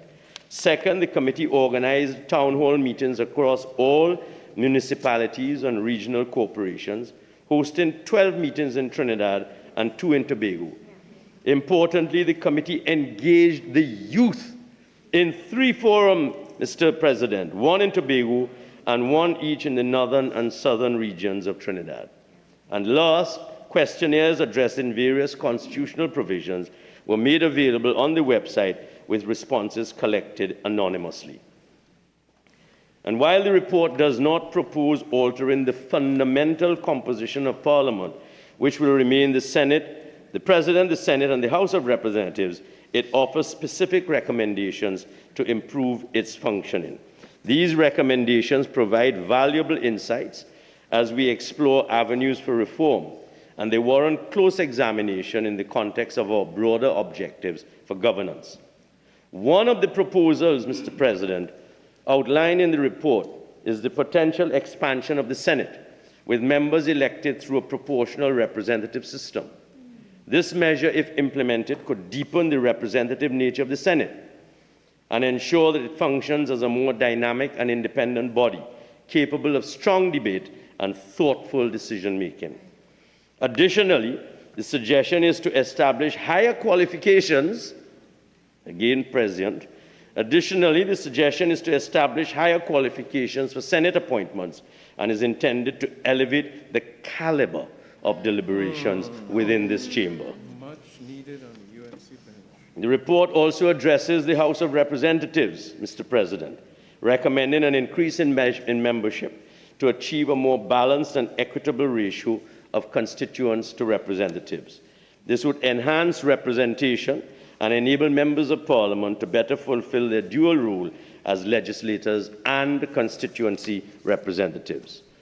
To address long-standing challenges related to the overlap between the executive and the legislature, the report proposes limiting the number of ministers drawn from the House of Representatives and restricting the number of ministries overall.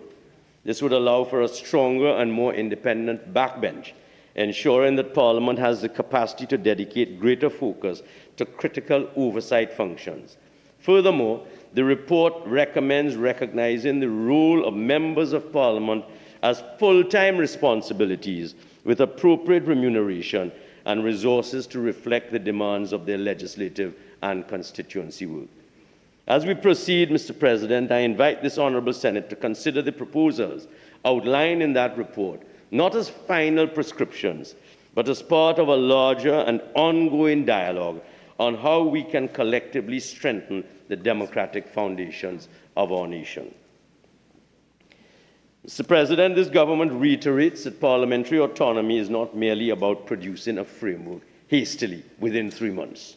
Rather, it is a process that requires careful deliberation and consultation to ensure its successful implementation. The focus must not be solely on whether a framework is brought to Parliament, but ensuring that any framework introduced comes after a process of full and active consultation with the nation and is robust, effective, and sustainable, and that those reforms align with our broader national priorities. Mr. President, we cannot ignore the existing mechanisms in place, which are commendable given our current parliamentary structure. We must commend them. Our Parliament is serviced by a highly trained and professional staff within our public service, and careful consideration must be given to creating a structure, any structure outside of the public service, including how this would align with existing administrative systems, fiscal realities, and constitutional provisions. While this is an area for further exploration, we must remain focused, Mr. President, on ensuring that Parliament continues to function effectively, supported by the dedicated professionals who serve us now and who will continue to serve this nation with distinction. Finally, Mr. President, the call for Parliament to be financially independent with its budget reviewed and administered by an all-party committee has been a recurring recommendation in discussions on parliamentary reform. And while the principle of financial independence is important, it is equally important to ensure that mechanisms for transparency and accountability are preserved and enhanced. Any change to the current system must be carefully considered to avoid creating inefficiencies or compromising the integrity of the current budgetary process. As stewards of public funds, all branches of government, including Parliament, must remain mindful of their fiduciary responsibility to the people of Trinidad and Tobago. This government remains committed to ensuring that Parliament is adequately resourced to carry out its constitutional functions, whilst also maintaining fiscal discipline in the interests of the nation. We must applaud, Mr. President, the immense work of numerous established committees of the Parliament. The National Advisory Committee on Constitutional Reform, whose report I have introduced, has proposed transformative changes to strengthen the functionality and impact of these committees. Specifically, the committee has recommended that the existing Section 66A to 66D of the Constitution, which currently provides for departmental oversight committees, be deleted and replaced with a more streamlined and effective system. The proposed reform would require Parliament to appoint standing joint select committees within 1 month of the first sitting of each House. This recommendation is a positive and pragmatic response to the concerns raised about the efficacy of our committee system. It emphasizes timelines. It ensures that these committees are established early in the life of every new Parliament. Mr. President, with regard to jurisdictional precedents, while I acknowledge that frameworks exist in other jurisdictions, it is important to recognize that no single model can be transplanted wholesale into our unique governance system in the sovereign Republic of Trinidad and Tobago without careful consideration of local context, historical precedents, and institutional dynamics. To sit here and listen to the leader of government, of the opposition business on the other side, give undertakings to the President of the United States on what they will do when they take office is an insult to the sovereignty of this country. What does that have to do with parliamentary autonomy? I sat here and I could not believe what I was hearing. Now, this is not intended to disrespect the President of the United States. But we are a sovereign, independent, Republican state. We do not give undertakings in this Parliament to leaders of other countries on the work that we intend to do for the people of this country. While it may be tempting to suggest that Trinidad and Tobago, Mr. President, can adapt these frameworks that are being employed without delay, we have to remind ourselves that every democracy is shaped by its own political, economic, and cultural realities. Trinidad and Tobago is a vastly rich, diverse culture, a vastly rich and diverse historical reality. Even as we stand here now in this Parliament, we are witnessing the most unprecedented developments in our cultural heritage. We are witnessing the emergence of the pan onto our coat of arms. We are witnessing the embrace of the Chinese community into the political landscape of Trinidad and Tobago. And we are an evolving, historically proud, sovereign nation. And we must not, in the name of hyperbole and cheap electioneering in an election year, squander those gains that have been made by our forefathers, which we are committed to preserving and strengthening for our children and grandchildren. The systems in countries such as New Zealand and India are products of their specific histories, their population sizes and governance structures, which differ significantly from our own. Their frameworks, while instructive, are not directly transferable to the particularities of a unitary state such as Trinidad and Tobago. While we can take from these examples, Mr. President, it is important in tailoring our reforms to reflect our own needs, and the suggestion to adapt successful models from other Commonwealth countries is one I accept, but must be approached very carefully and with a discerning eye, and we must bring on board the wisdom of our parliamentarians, the wisdom of our constitutional scholars, and the wisdom of the men and women in the street. You have 4 more minutes. Thank you very much, Mr. President. The wisdom of the men and women and the young people in the streets of Trinidad and Tobago who understand what they want for the future of this country. Mr. President, this government has long maintained that reforms to strengthen parliamentary autonomy must be informed by global best practices, but these practices must be adapted thoughtfully and deliberately to fit within the framework of our Constitution, our traditions, and the expectations of the people we serve. Mr. President, a rushed implementation of a foreign model without proper analysis risks creating unforeseen challenges that could ultimately undermine the very independence we seek to enhance. In contrast, by assessing these international frameworks and adapting them to the unique circumstances of Trinidad and Tobago, we can ensure that the changes we implement are not only effective, but sustainable over the long term. As I bring my contribution to a close, Mr. President, I wish to return to the heart of this discussion and the significance of parliamentary autonomy in our democracy. From the outset, this government has demonstrated a commitment and a continuing commitment to strengthening the independence, accountability, and transparency of the Parliament. This initiative and all initiatives by this government in this regard, Mr. President, are not merely a reflection of government policy. It is an affirmation of the Latimer House principles which emphasize the independence and accountability of Parliament. By adhering to those principles, we reinforce the trust of the citizens in this institution, the Parliament, and its ability to represent their interests fairly and effectively. The journey to realizing parliamentary autonomy has not been without its challenges. And as I've outlined, that legislative proposal has undergone rigorous preparation, and this government will continue to analyze this in light of the continuing work of the report of the National Advisory Committee on Constitutional Reform. Mr. President, I thank you. Senator Vieira. Thank you, Mr. President. When Senator Mark brought his substantive motion in 2023, calling for legislation to guarantee parliamentary autonomy, I supported him. As I support him again today on this motion.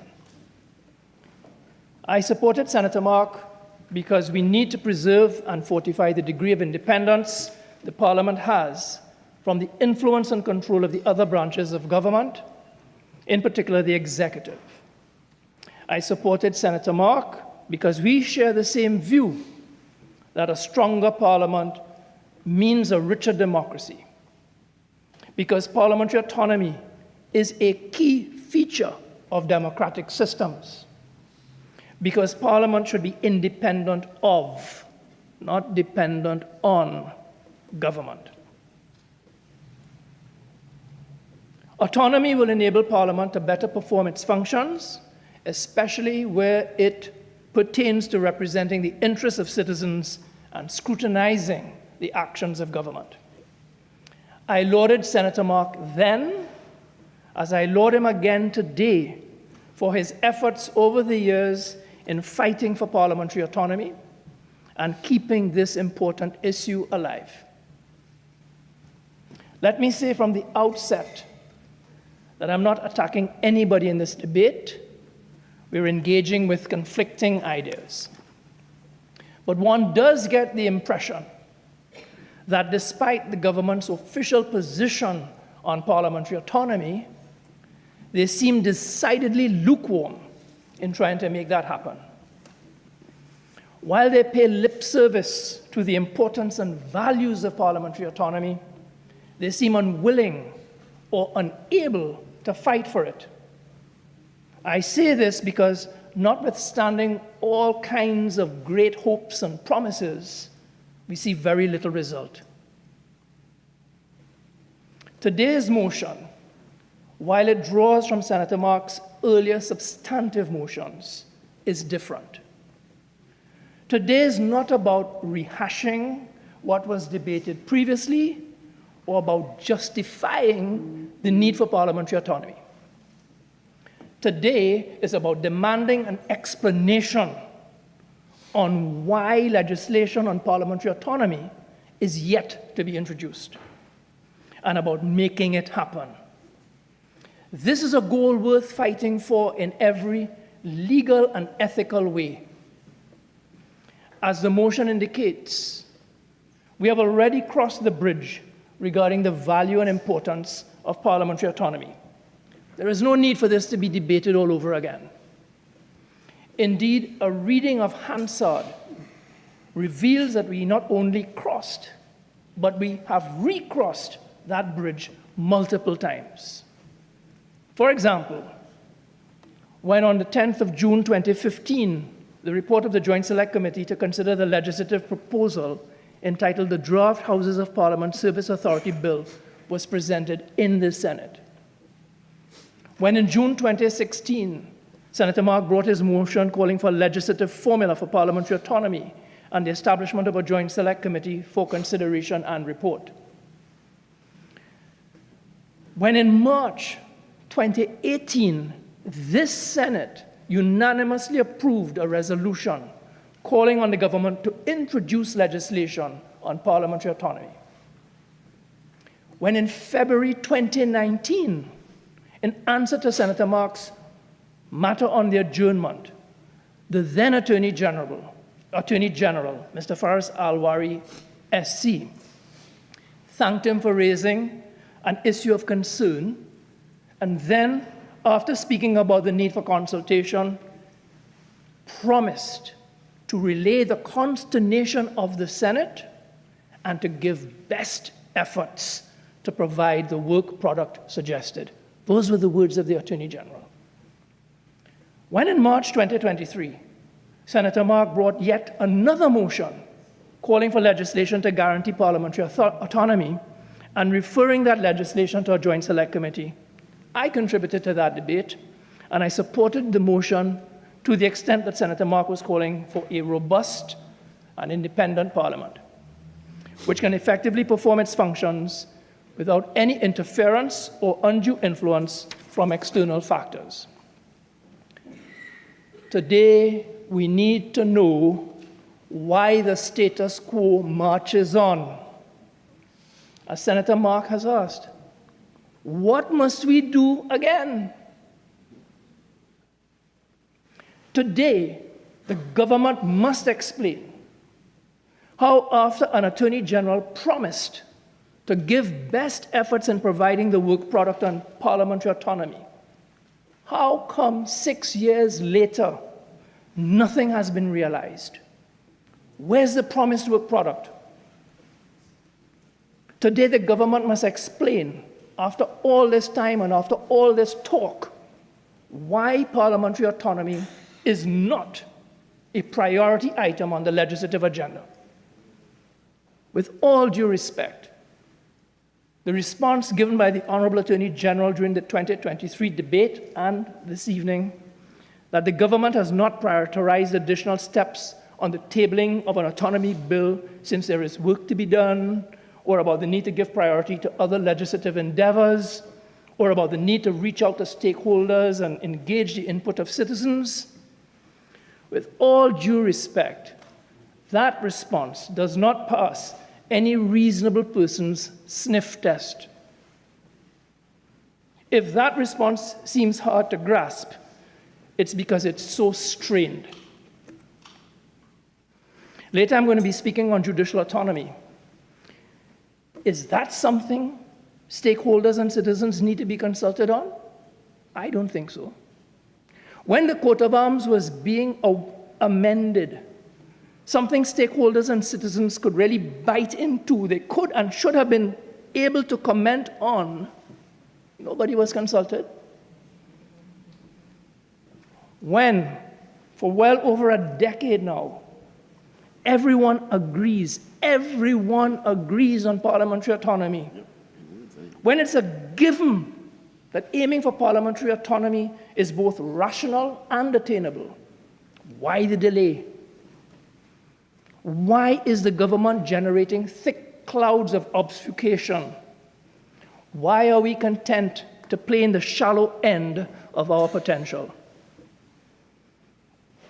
Over the last 10 years, a decade, not 3 months, we have possessed ourselves with patience, and we have exercised the muscles of our good nature. But it's time for answers. It's time for some clear commitments to be made. And that is the focus of my contribution today. And in the course of my contribution, I want to say something about the role of the Attorney General, about the meaning of making best efforts, and why further delay in introducing a bill on parliamentary autonomy is untenable and unacceptable. Under our constitutional arrangements, the Attorney General is recognized as the country's top legal advisor. The Attorney General advises at the highest level, and he speaks on behalf of the state. When the Attorney General gives an undertaking or makes a statement in court, it is typically binding on the government. Courts often treat such statements as commitments by the state. Now, while Parliament is not a judicial body and cannot be equated with a court, Parliament holds the highest authority in lawmaking. Parliament oversees the executive branch. Parliament holds the government accountable. So, as such, even if some may argue that a public declaration by the Attorney General when responding to a matter on the adjournment does not legally bind the government, it cannot be disputed that such declarations and commitments carry significant weight. Accordingly, when in 2018, the then Attorney General committed to making best efforts to have legislation on parliamentary autonomy introduced in the last Parliament, he reflected the official stance of the government. And I don't see how anyone on the government bench can resile or retract from that position. More so when in a legal context, the words and undertakings of an Attorney General are so important and often binding. And I don't think that the use of qualifying words such as committed to making best efforts affords the government a loophole or an easy way out. In contract law, the courts have had to navigate the legal jungle in relation to what is called best efforts and reasonable efforts or reasonable endeavor obligations. The term reasonable endeavors or reasonable efforts is the lowest form of obligation. A person committing to using reasonable efforts, reasonable endeavors, is required to use some endeavors, but need not act in a way which is against his own interests. In contrast, the term best endeavors or best efforts places a higher standard of obligation on the giver. It is certainly one of those terms that should be labeled use with care, because a party under a best efforts clause must pursue more causes of action than under an obligation to use reasonable endeavors or reasonable efforts. When someone promises to make best efforts, he has a duty to act in good faith. He's under a duty to exhaust all reasonable paths and actions. He's under an obligation to act in a manner which may even be contrary to his own interests. Long story short, it is considered that best efforts and best endeavors will require more by way of performance of the obliger than reasonable efforts and reasonable endeavors. I say this with no judgment, just a reminder, but that was the promise that the Attorney General gave. Indeed, courts have held that in order to exercise best endeavors, a party must take all steps which a prudent, determined, and reasonable obliger would take when acting in his own interests and desiring to achieve that result. In contrast to the other forms of endeavor clause, where a best efforts or best endeavors clause has been given, an obliger may even be required to act in a manner contrary to his own interests. It is trite, but nonetheless worth emphasizing, that the commitment to introduce a legislative framework on parliamentary autonomy was not given by a backbencher. It was a commitment given by the government's chief advisor and legal representative. And it bears noting that the commitment given was not outside of the scope of the Attorney General's authority. It was not outside the provisions of the law. It was not in contradiction of existing laws. If anything, it was a commitment given to this Senate in the public interest. It was a commitment given to this Senate after we unanimously approved Senator Mark's resolution for legislation on parliamentary autonomy to be introduced. The commitment was not to use reasonable efforts, but to use best efforts. Had that language been used in a contract, the commitment would have been enforceable in law. I also draw attention to the fact that the Attorney General, whether past, present, or future, has a quasi-independent role to uphold the rule of law, even if it conflicts with the government's goals. So for these reasons, I regard the commitment given in 2019 by the former Attorney General as binding on the government. Whether Senator Mark's resolution today passes or not, I think the government is under a moral, if not legal, obligation to introduce a legislative framework on parliamentary autonomy before Parliament dissolves later this year. If the government hopes to be taken seriously, if the government hopes to maintain public trust, goodwill, and respect, it cannot be cavalier on this issue. It cannot be seen as engaging in dilatory tactics. It cannot be seen as playing fast and loose with promises made, especially when that promise was made by an Attorney General to this Senate. Now, I am confident that our government colleagues would not like it to be said that the government promised much but delivered little, or that they're all spin and no substance, or that they should be regarded as hapless and ineffective. But according to case law, when one promises to use best efforts, the term means what the words say. They do not mean second best efforts. The former Attorney General committed to do everything in its power to achieve the objective set. And having fallen short of the mark, pun intended, the only acceptable and appropriate response from the government today must be an apology for the delay, without trying to justify it, coupled with a promise to do better while they still have the chance. We don't want grandstanding, theatrics, and dramatics over substance. We want a genuine apology and a clear commitment that the promised legislation will be brought forthwith and in any event before Parliament dissolves prior to the election.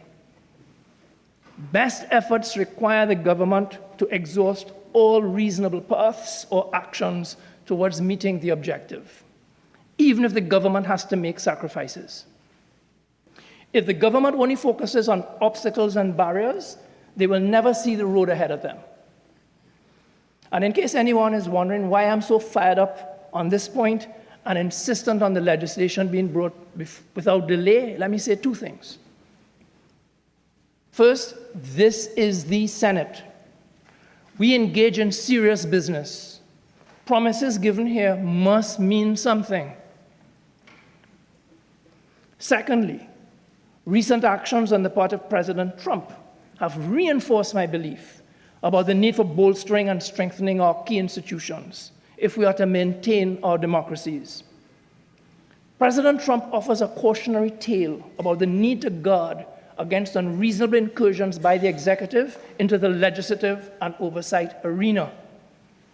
As it stands under our current constitutional arrangements, the Prime Minister already wields an inordinate amount of influence, control, and power. So when I see President Trump putting unprecedented pressure on institutions, bodies, and individuals to have his way, it gives me cause for pause. The fact that President Trump could withdraw government security protection from Dr. Fauci or former Secretary of State Mike Pompeo is a playbook that could potentially be mirrored here by a rogue executive. The fact that President Trump could tie disaster aid or threaten to withhold aid for wildfire-ravaged California unless they make concessions and let him have his way is not just immoral, but it's a gambit that could potentially be mirrored here by a rogue executive hell-bent on playing politics to have its way. If Parliament is autonomous, it would not have to rely on the government to function effectively. Given the critical role that Parliament plays in scrutinizing the government and approving legislation, it ought not to rely so heavily on the government for policy proposals, financial plans, and leadership. It ought not to rely on the government to set and to prioritize its agenda. As I said when debating the substantive debate in 2023, things can change, and we need to guard against the possibility of some future executive going rogue against the legislature. With that possibility in mind, the responsible thing to do is to put appropriate measures in place now, as best we can. There is no gainsaying the claim that parliamentary autonomy is essential for ensuring that democracy is functioning effectively, and that the values and interests of our citizens must always be respected and protected. As stated at paragraph 25 of the report of the Joint Select Committee, appointed to consider the legislative proposal entitled the Draft Houses of Parliament Service Authority Bill, dated 9 June 2015, 10 years ago. Parliamentary autonomy should be viewed not only in terms of separation, but rather as a recalibration of the existing relationship between the executive and the legislature, based on an underlying evolution in the Parliament and state maturity. Basic requirements for parliamentary autonomy include: A, Parliament should be serviced by professional staff, independent of the public service. B, adequate resources should be provided to government and non-government backbenchers in order to improve parliamentary impact. And C, an all-party committee of Parliament should review and administer Parliament's budget, which should not be subject to amendment by the executive. Yet, where it comes to making parliamentary autonomy a reality, we seem to be in a sea where there is no shore. And I find that troubling. None of this should be controversial. The institution responsible for shaping our laws and for having oversight of the government should be able to hold its own shape without having to rely on the government. Success is the fruit of design, not default. We need a clear commitment with timelines. The Senate should not accept any response lacking specificity. This motion offers us a choice point. That is the window of opportunity where our choices have the greatest potency and opportunity to reset patterns. We should strongly and unequivocally support it. I thank you. Senator Lutchmedial-Ramdial. Thank you, Mr. President, for recognizing me to join into this debate today on this a very important motion brought by Senator Mark, It is not the first time that Senator Mark has raised the issue of parliamentary authority, as Senator Vieira would have traversed the numerous occasions that we as a Senate, and even Senates constituted before this one, would have spent some time, effort, and energy considering this issue. And it is a crying shame that we are back here today treating with an issue, having seen absolutely no progress on the matter from all the previous times that we have devoted our best efforts into advocating on this particular issue. Mr. President, we in the opposition, we use our private members' day to do a number of things, to get information, to ask questions through a debate, to hold the government to account by calling them to take action in the interest of the people of Trinidad and Tobago, and to answer for, as in this case, their failures and their shortcomings in general.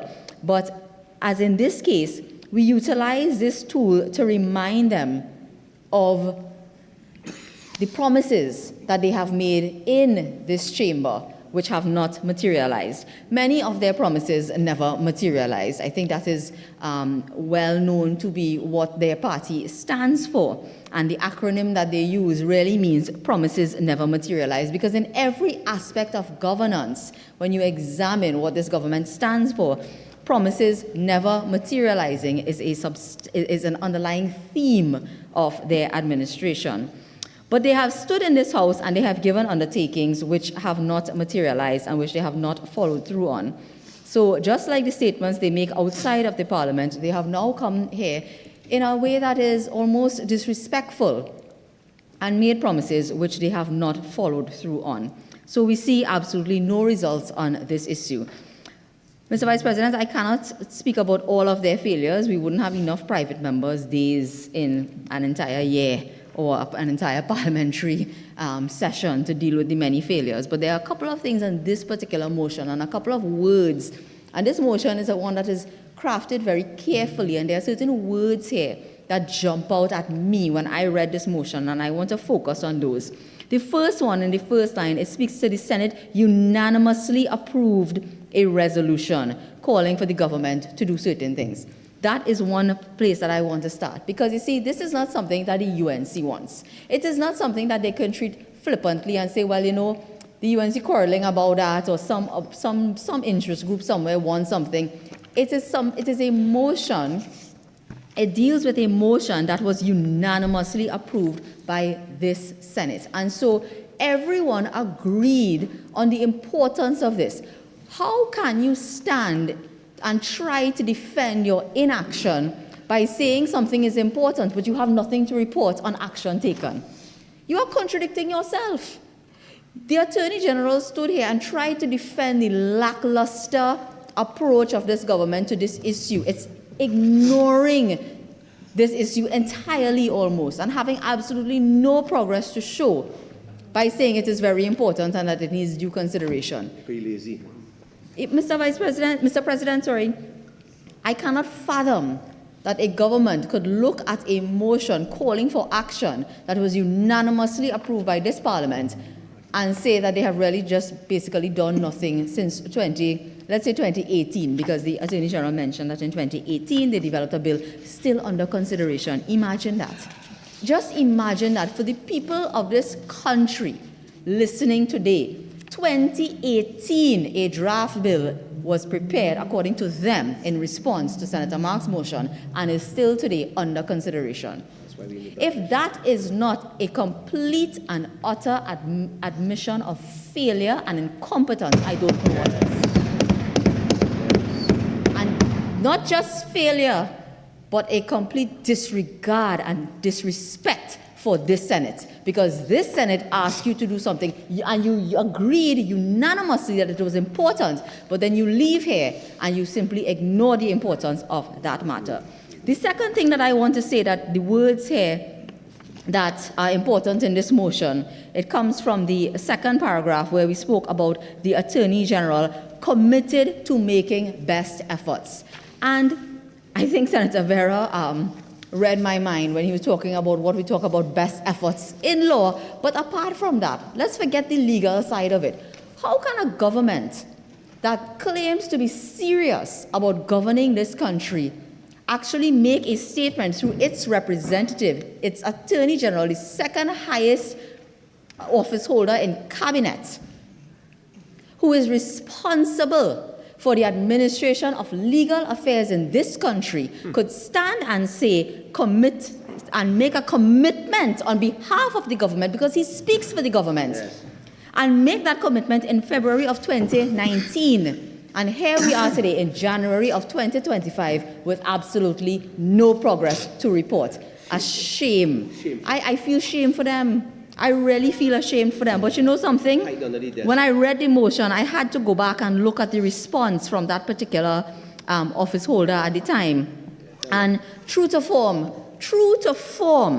Mr. President, all he spoke about when responding to Senator Mark's motion on the adjournment that raised the matter of parliamentary authority is why the UNC didn't do it. Why the UNC didn't do it? The UNC should have do it. The UNC should. And then in the last paragraph, he said, but we'll commit to making best efforts to get it done. Because if vacuous was a person, it would have been that particular office holder. Yeah. And honestly, we are seeing today the result of that. Because what happened is that you had a person stand here in the office on the shoes of that office that's supposed to be respectable office, giving a commitment to the people of Trinidad and Tobago, not just to the Senate, but to the people of Trinidad and Tobago, and have absolutely no follow-through. And today, nobody on that side could even stand and really give a proper defense as to why, after giving that commitment, it has not been done. Mr. President, the other thing that I think is necessary for us to pay attention to here, of course, is the fact that what we are calling for is a bill on parliamentary authority, and also Senator Mark's motion is calling for same to be referred to a joint select committee of parliament. So I want to speak a little bit about parliamentary authority and what the motion is and the basis of it. Although we've been through this before, because as I said, we've been here on this topic on a number of occasions. Even previous incarnations of the Senate would have spoken about it, but it is important to reiterate the importance of parliamentary authority. And then I want to speak a little bit about the purpose of the Joint Select Committee and why that was included in this motion, because that is very critical. We are not saying come and pass a law today, you know.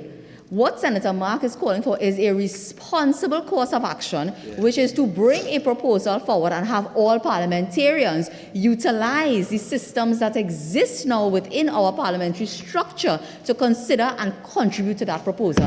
And that is what makes this motion a completely sensible, relevant, valuable one that every person who has respect for democracy in Trinidad and Tobago and in the Senate ought to support here today. So, Mr. Vice President, we are here with a motion and we are trying to revive and bring to the fore something that the government has failed to do. They have neglected to keep their promise. And this is a government that is known for not keeping its commitment to the people of Trinidad and Tobago. But when you do not keep a commitment that you make to this parliament, you take it one step further. And I dare say they have gone way too far in this occasion. They are an administration, Mr. President. They are interested in being in government, but they are not interested in governance. And that is the difference. They want office, but they don't want the responsibility and the work that comes with being in office.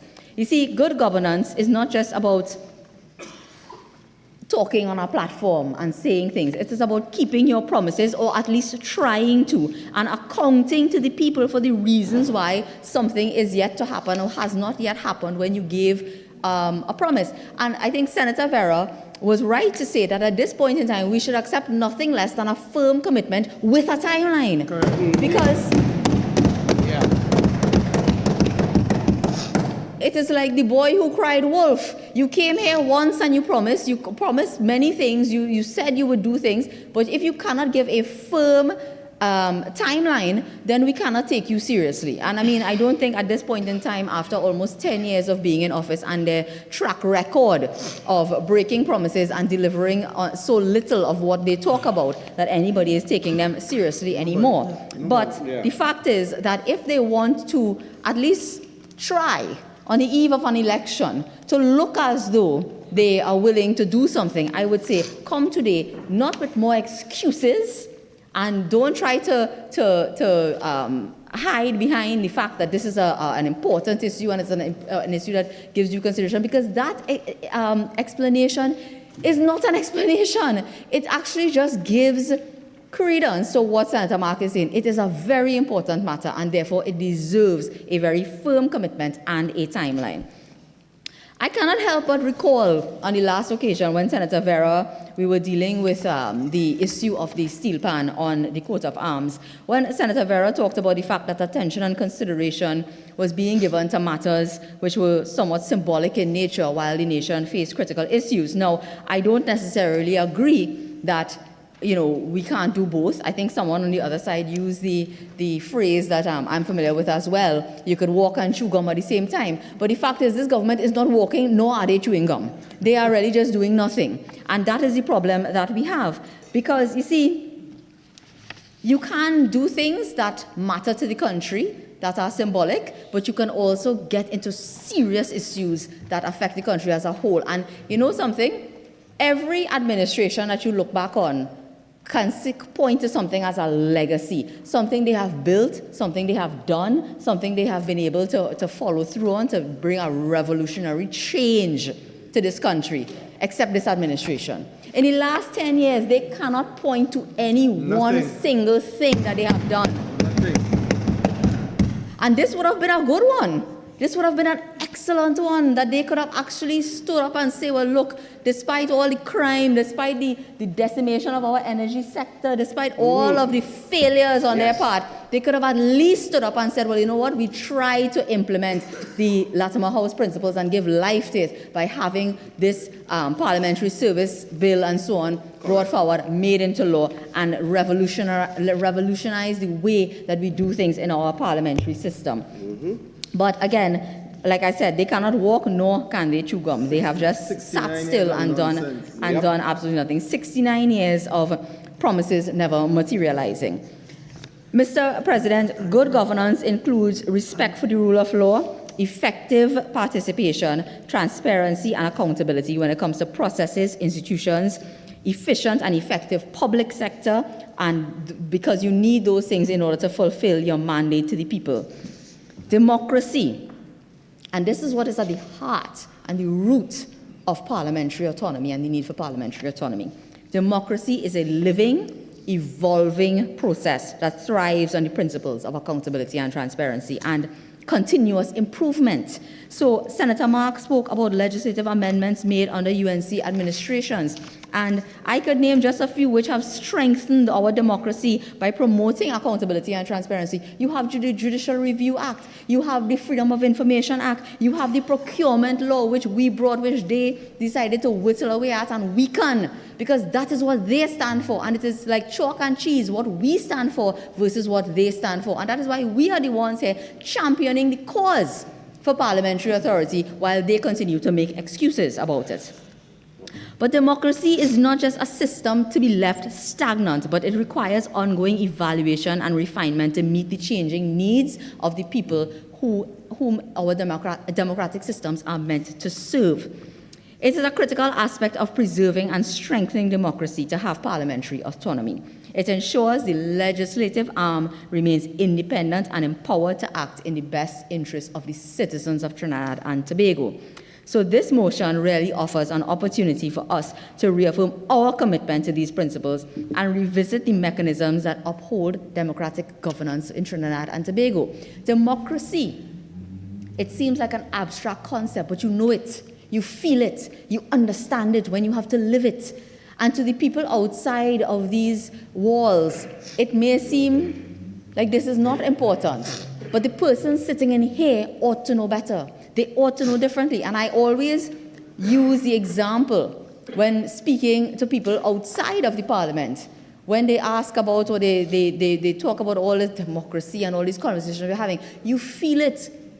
You feel it when you cannot understand why certain actions are taken, when people wish to utilize the courts to defend their rights and all of those things, when you want to know why something happened and you want answers, when you want to know why money is being spent a certain way and you want answers.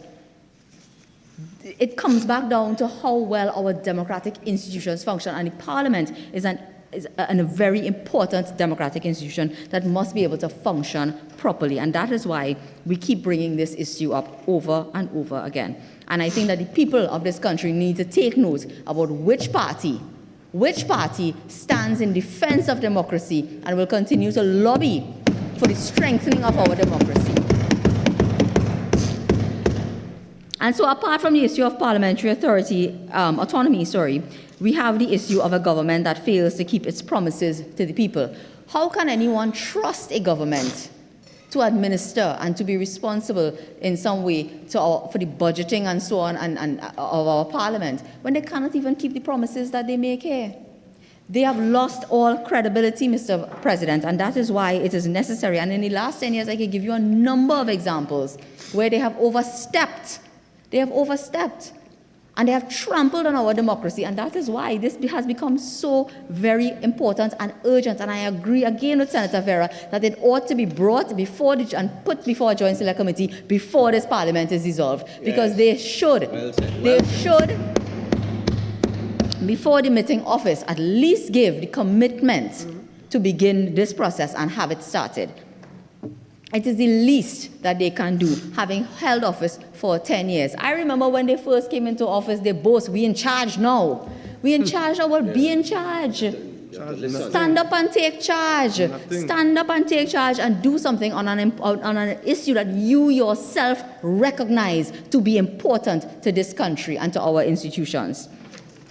Mr. President, the point of parliamentary autonomy, because we are using these words, and again, I want people to understand, because I think that it is important that people out there understand. And you know, one of the things that people say to me all the time, they say, listen, the way that you speak, I understand exactly what you're talking about. So let me tell you what you're talking about here. Parliamentary talks, what we're talking about parliamentary autonomy, we're talking about the parliament should be able to hire its own staff. The government should have no influence or no input into it. They should be able to determine the compensation for the staff so that you have the best possible people. And kudos to the staff that work here. This is by no means, because I know somebody across there will jump up sooner or later and try to make it out as though the UNC criticizing the operation of the parliament.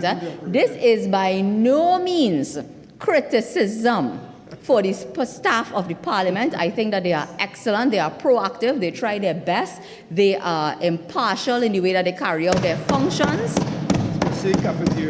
and they do that in a way that I think is very commendable. But at the end of the day, the ability to administer their own affairs, they deserve it. They deserve it. Yes. It is something that they are deserving of. So they should be able to determine their own financial needs and the allocation of funds. They should be able to develop and implement their own internal policies and procedures on how they do things. I was looking at different models around the world, and again, I know that you cannot simply adopt a model from another Commonwealth jurisdiction, for example, and drop it here.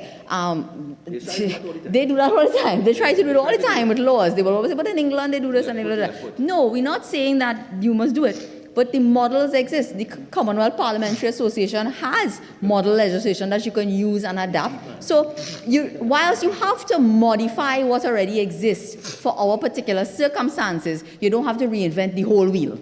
You could probably change the size of the wheel, you could probably put different tires on the wheel and all of that, but you're not reinventing the entire concept of the wheel. It exists. Okay? So the Parliament of Australia, for example, they are divided into departments, and they have a Department of Parliamentary Services, and then they have a separate Department of Budgeting, because the way that the Parliament, there's no greater autonomy for an independent institution than to have financial autonomy, because financial autonomy is what gives you that liberation from anybody who is trying to exercise undue influence and exert undue influence on an independent institution. I find it very strange that the Office of the Attorney General will come here and use an example that supports our argument and try to defend it. When Justice Telford Georges was asked to look into the matter involving the Office of the Attorney General and the judiciary, it was because of exactly that. We wanted to have financial autonomy for the judiciary because you don't want those circumstances to reoccur. So the fact that that occurred and you had that report and that he referred to, that the Attorney General referred to, it just supports the argument. In 2015, in their manifesto, they also promised financial autonomy for the judiciary. It came back up again in one of the budget speeches. I think it was around 2018 or 19. I can't recall off the top of my head. But they brought up that issue for judicial financial autonomy for the judiciary. Last year, for the opening of the law term, the Chief Justice is still there begging and lamenting the lack of resources and the fact that one of the courts down at Princestown might have to be shut down entirely because he cannot continue to manage the courts with the resources that he has right now. And they have, even on that point, they have not delivered. And, again, as I say, judge them by their record of promises made and promises broken and the lack of delivery. Judge them on that, Mr. President, and that is what we are here to do today. So the Department of Parliamentary Services, for example, in Australia, they deal with matters, and again, I say this just for the record so that people will understand what we're talking about. They deal with things like the library and the research services. They deal with things like information and communication technology, security, for the parliamentary complex and all of their buildings and so on. Even the art. We have our art gallery here now, the Rotunda. I commend the staff of the Parliament for the good job that is done there. But they should have flexibility and autonomy and be able to do what they see fit and spend the budget accordingly for what they want. And I'm not saying that they aren't able to do it now and that they're not doing a good job at it, but they should have that ability to do so. Retail, health, banking, and childcare services, because all of those are things that would be provided in a bigger parliamentary setting and so on in a country like Australia. I want to stop there and stick a pin and just mention that the officers here, and again, to just give them the commendation, while I was pregnant recently and just after I had my baby, they went out of their way to just, on their own volition, because unlike this government, I think some of them take initiative, to set up a little area for me and ask for my input on whether or not it would be something good. And that is something that we need in every government and every public building in this country. But they went out of their way, of their own volition, to take that initiative to do something. And, I don't think they've had many pregnant parliamentarians, so they asked for my input on it. But something, they probably did that with whatever resources they had. Whereas a proper proposal to get it into our budget and to do certain things, and if they had more flexibility, it could have been done in a bigger way. I don't know. But I just want to, because that stood out at me when I read this, and I just want to say again that I commend them for that initiative, because that is something you see when you travel to some countries, you see it in almost every government building as a facility, and we want our parliament to operate in the same way. So, Mr. Vice President, these are the these are the things that we are talking about when we talk about parliamentary autonomy. And there are other things as well, which I think Senator Mark and Senator Vieira would have touched on about what parliamentary autonomy needs. Mr. President, I heard in response to Senator Mark, the Attorney General talking about arrant hypocrisy when he referred to what would have transpired in the 95 to 2000 government between the then Attorney General and the judiciary. Mr. President, on the topic of arrant hypocrisy, last week when we were here debating another bill, every member that spoke, almost every member that spoke, not on the government bench, but on the other two benches, talked about the need for wider consultation when it come to symbols that represent all of us. We asked why there wasn't a wider range of involvement in terms of the design and so on and so forth. And this side, every single one of them who got up and spoke, they were arrogant and dismissive of that suggestion that you should have consultation. And now they come here today to talk about arrant hypocrisy. You talking about a different administration. I talking about last week. I talking about last week. The same set of war bodies, the same characters in this play stand here as though they may know who them people was last week, where we told them, why not have consultation on something like this? It is important to us as a people. How you just choose a designer and then choose the design, you just pan down an edict, all that. What? They vex with us. We unpatriotic. We this, we that. What? Now they come in to say them consulted on our bill since 2018.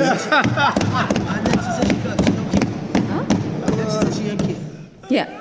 I mean, this is, I don't know if they leave here, go to sleep, and come back as different people. How much, I mean, is it a different set of personalities that they have or something like that, or they just forget? I don't know. Yeah, it's a Jekyll and Hyde situation we have here. Now they are talking about consultation. So a bill developed and they are still having consultation and have the matter under consideration. The Attorney General said that they need to be thorough. It is important. It takes time. It takes careful consideration. I was typing as he spoke. It takes careful consideration and time, and that is how they govern. Again, arrant hypocrisy. You want to talk about arrant hypocrisy?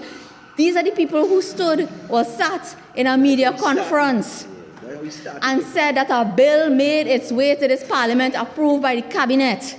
And a clause was inserted by a public servant that none of them realized was there. To take away people's pension because they have a little bit of savings. But they are the ones who have things on this. They study everything so carefully. Careful consideration and consultation. Right? But a public servant could put something in a bill. None of them don't see it. They pass it, they approve it, and it come here and they lay it on the other paper. And it is only when somebody who actually gives careful and due consideration to everything. The Honorable Kamala Prasad says, call them out. Then they throw a public servant. Call them out, then they find some nameless public servant to blame for their lack of careful consideration. They call it abuse of public servants. I find for people who are domestic abuse, locally, regionally, and internationally known for being less than forthcoming and somewhat economical with the truth, they could have come up with a better excuse than that. Right? They could have come up with a better excuse than that. But that is the reasoning that they come with here today. But from 2018 to now, they cannot take action on a bill that they say has already been prepared and forwarded, and there's a policy position, and they cannot get it here to this parliament. Mr. President, our constitution is supreme. Separation of powers is a cornerstone of our democracy. Nowhere in our constitution do you find the words separation of powers, but it is widely acknowledged that it is a cornerstone of our democracy, and the case law is all there. You can look at it. It is nobody can argue that parliamentary autonomy as well is necessary to uphold the principles of separation of powers. That is a principle that must be upheld by giving the parliament its autonomy, financial and otherwise. Administrative autonomy is very important in how you function. And if you cannot function properly, then you cannot be seen to be wholly independent of the executive. And so it is important to bring reforms that will be necessary to give the parliament the autonomy that it deserves, because our constitution is supreme and because it is important. It's complicated. It's not a reason to drag your feet on a matter as important as this one. Yes, it is complicated. And yes, it is difficult. But you have been in office for 10 years almost. And in that period of 10 years, you have found time to decimate the office of the procurement regulator, to take away oversight. You have found time. You have found time to interfere in the operations of the Police Service Commission, to thief merit list and run away with it. You have found time, and you want to talk about interference by an Attorney General, and about the DPP appeared before a joint select committee of Parliament and said that he was planning a staff retreat that got cancelled after he had a little tit-for-tat with the office of the Attorney General, with the Attorney General himself. I'm not saying it's this one. Whoever was the office holder at the time, and they cancelled the man retreat for his staff. Right? We have a situation where people, I mean, I could go on and on and on about the things that they have found time to do in the last 10 years that has led to the destruction of our democracy and the country as a whole. But they cannot find time for this one thing. This thing that is very important. And they come here with the lame excuse that holds no water to say what? Well, it's complicated, we're looking at it, we're consulting, whatever. Who have you consulted? When have you consulted? Never. What was the results of those consultations? What was it? And when do you plan to give this matter the due consideration? Do you plan to demit office and leave it without touching it? I believe the answer is yes. So obviously, that is a rhetorical question, and I will tell you why. Because there are a few lessons that we will take away from this debate today, and I don't intend to use all of my time, but I will wind up by saying the lessons to be taken out of this debate today and the response coming from the government are: one, independent institutions and oversight are a threat to this PNM administration, and so they will do everything. They will do everything to avoid. And I will say again, Police Service Commission, Auditor, Auditor General, we forget the main one, Auditor General. We get the written decision today. They will spend money to go all the way to the Privy Council to try to overturn the grant of leave, one of the lowest thresholds that you have to cross in administrative law in this country. But they went all the way to the Privy Council to try to overturn the grant of leave, to challenge the decision that they have made. That is how they are. They do not believe in independent institutions. They are threatened by independent institutions, and they will try to mash them up. Procurement regulator, DPP, whoever it is. The second takeaway from this debate today is that you cannot trust them.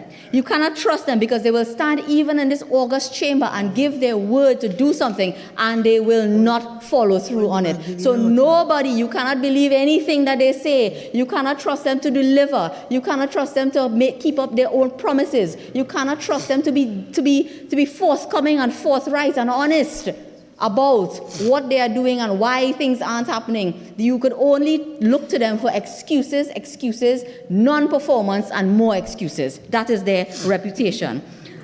I think one other takeaway from this debate today, listening to the wind-up of Senator Vieira, is that I think we learned that Senator Vieira is the eternal optimist because he's actually asking them to do the decent thing and give an undertaking. And Senator Vieira, go brave, because clearly you haven't paid enough attention in here to the way that these the persons that sit opposite to us behave inside of here. If you still have that level of optimism that they would be decent enough to come here and give an undertaking with a timeline, having previously given an undertaking that they have defaulted on. And I think the last takeaway that we have here today from this debate that everyone in this country needs to take away is that it is only under a united national Congress government that this country will ever see progress when it comes to upholding the tenets of democracy, to strengthening our institutions, and that the only way you will ever see progress towards what I consider to be a more developed democracy is if you get rid of this government and re-elect the United National Congress government. Thank you, Mr. President. Minister in the Office of the Attorney General.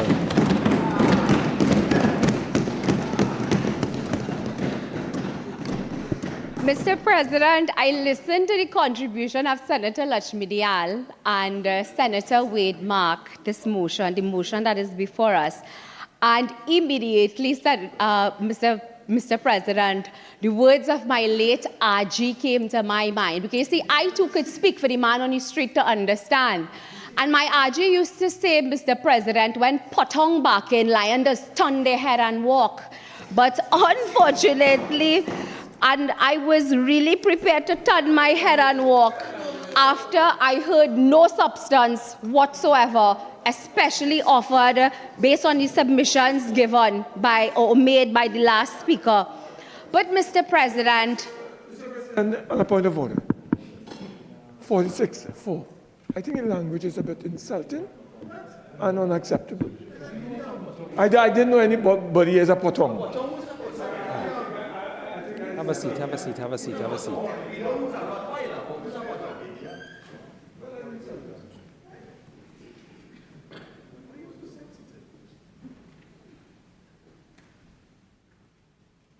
Minister, just be mindful. Continue. thank you very much, Mr. President. And Mr. President, Again, I want to thank you for the opportunity that you have given to me to join in this debate, because of course we at the People's National Movement will always hold ourselves at a higher standard, and I know I cannot walk away from this debate, but rather I would have to jump in now and try my very best to correct the record, and also to speak to the people of Trinidad and Tobago who we believe deserves an explanation. Mr. President, the first issue that I want to address is that issue of time, and the point that was made both by Senator Lutchmedial, both by Senator Mark, and also elucidated by Senator Vieira, the time in which the PNM government has taken or took and have not brought to this parliament anything substantial as it relates to parliamentary autonomy. What is passing strange, though, Mr. President, is that Senator Mark, this is his 100th time in bringing this motion. And then Senator Lutchmedial, equally 100th time in contributing to this motion. And they speak with passion. They speak with passion about the need for parliamentary autonomy. But yet, Mr. President, 1997, 1998, 1999, 2000, 2001, we did not see the passage of any bill that spoke to parliamentary autonomy, Mr. President. Changes may have come, yes. Standing orders may have been amended, yes. But if this was priority on their agenda, my simple quest, as they are here today, making it appear as if the sky is falling, then how come from 1997 to 2001, Mr. President, why didn't they act in the haste in which they want this government to act in order to bring that bill and pass it in the parliament, Mr. President, Mr. Vice President? Mr. Vice President, I didn't plan to go down this road of timelines, you know, but they kept referring to the government's failure to act within a period of time. And I want to again go now to 2010. 2010, nothing was done. There was no bill relative to parliamentary autonomy. 2011, nothing, no bill was brought to this parliament concerning parliamentary autonomy. 2012, 2013, 2014, 2015, their entire term of office again, Mr. President, Mr. Vice President, their entire term of office. And again, we saw no bill, no priority being placed on this autonomy bill. And I want to believe it's because perhaps they understand that a bill of that nature cannot be rushed. And it requires a technical, of course, it requires a sweep, Mr. President, of not just creating a standalone piece of legislation, but equally, Mr. President, looking at our Constitution. Mr. President, there's one point that I want to address as well before I get into the crux of my submissions. Senator Vieira, Senior Counsel, and of course Senator Lutchmedial, who is an attorney at law, both would have spoken about an undertaking given in 2019 by a then Attorney General as it relates to parliamentary autonomy.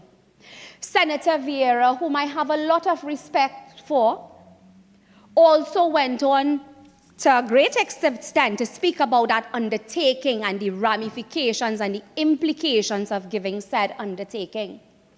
Mr. President, most respectfully, I do not believe in law, in the Constitution or otherwise, that an undertaking that is given by one Attorney General binds him for life. And I will say why, Mr. President.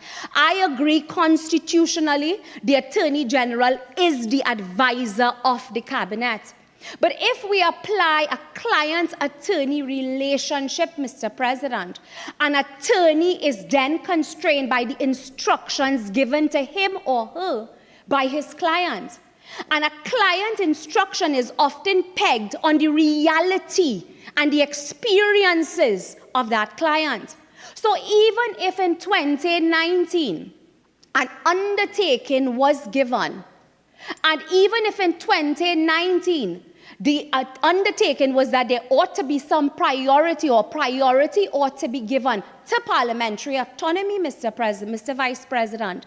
The instructions of an Attorney General or any attorney at law, as I indicated and have placed on the record, it is now he or she must now act within the parameters of the instructions given to you by your client.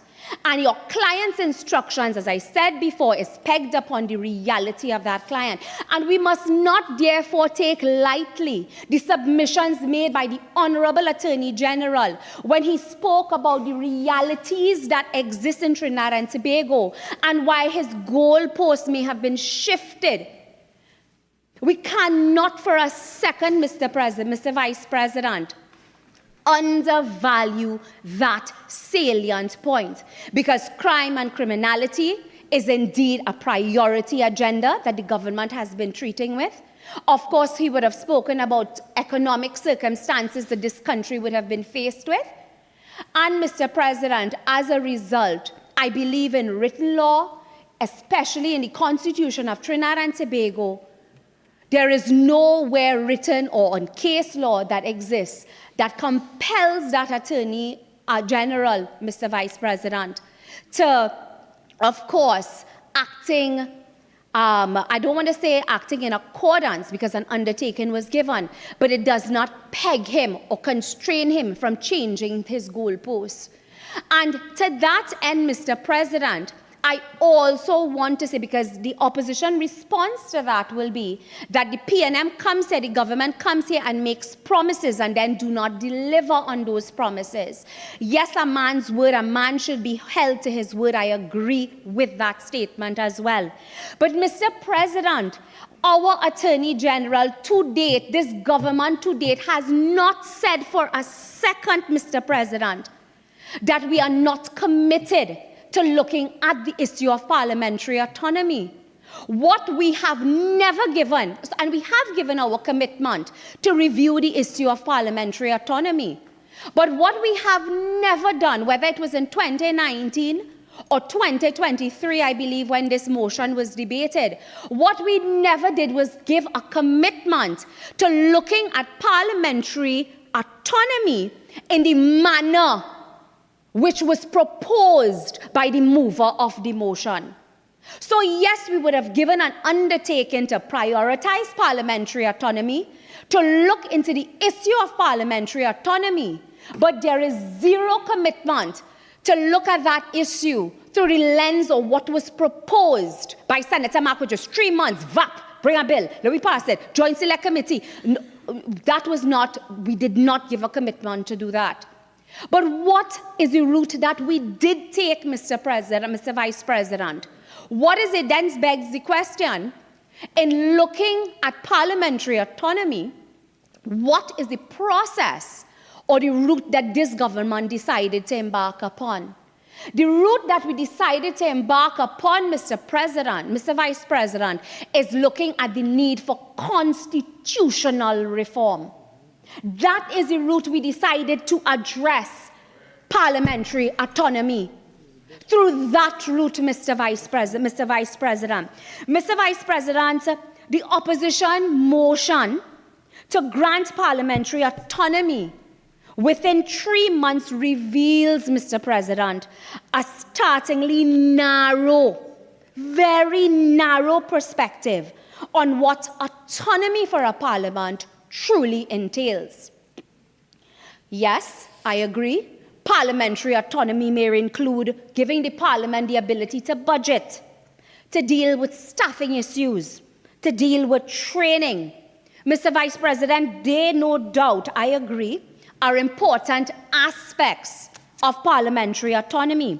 These issues, however, Mr. Vice President, most respectfully, especially to Senior Counsel Vieira, these represent just one subset, Mr. President, of a broader, interrelated set of constitutional, operational, and institutional, Mr. Vice President, considerations that goes beyond just administrative concerns, that goes beyond simply bringing a standalone bill to give the Parliament administrative autonomy over its running and its operations.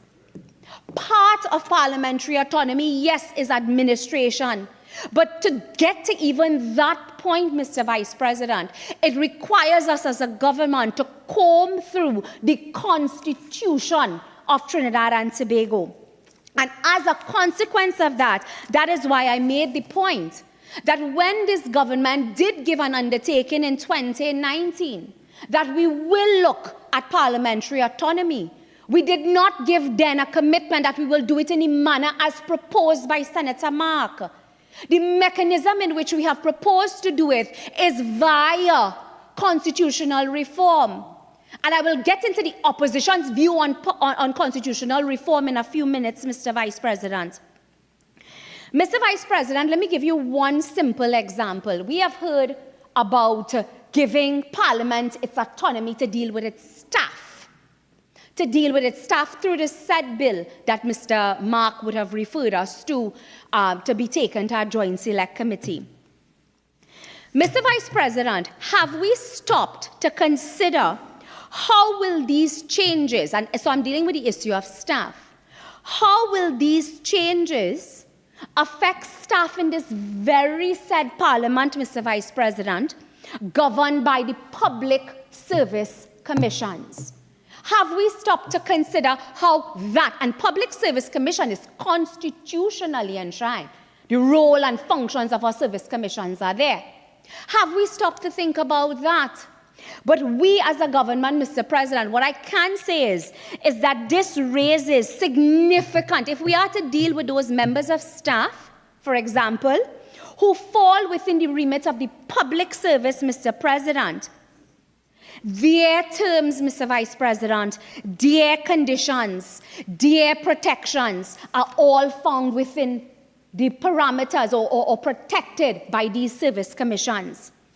Are we proposing, Mr. Vice President, to create, I don't know, yet another group of employees operating outside the framework, Mr. Vice President, of service commissions, without firstly addressing a long-standing need to even reform service commissions?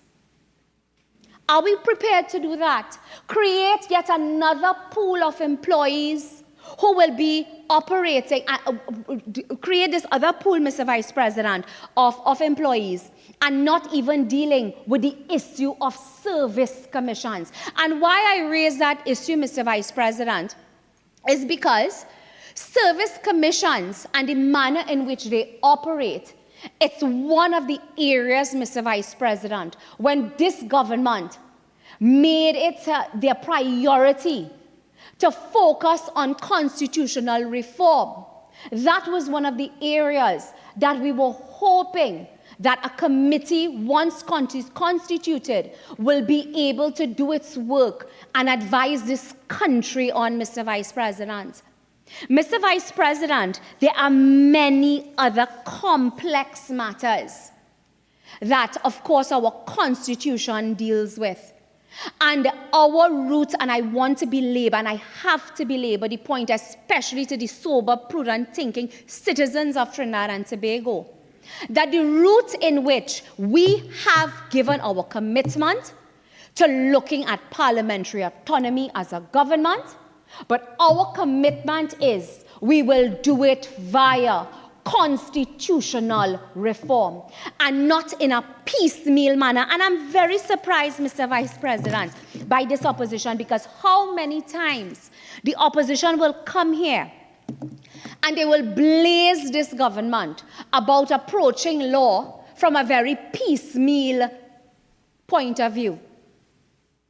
And oftentimes, when we as a government, we bring what they refer to as piecemeal legislation, oftentimes when we do that and we bring pieces of legislation here, our justification for doing that is always because we see an immediate need and time does not permit us to be able to go through the length and breadth and the consultations and the processes that are necessary, and the gravity in which we would have wanted to apply our minds to, we are unable to do so because the circumstances of the society at that time requires us to come to the Parliament, not just amend the entire parent legislation, but bring some sort of miscellaneous, an amendment to the existing parent legislation.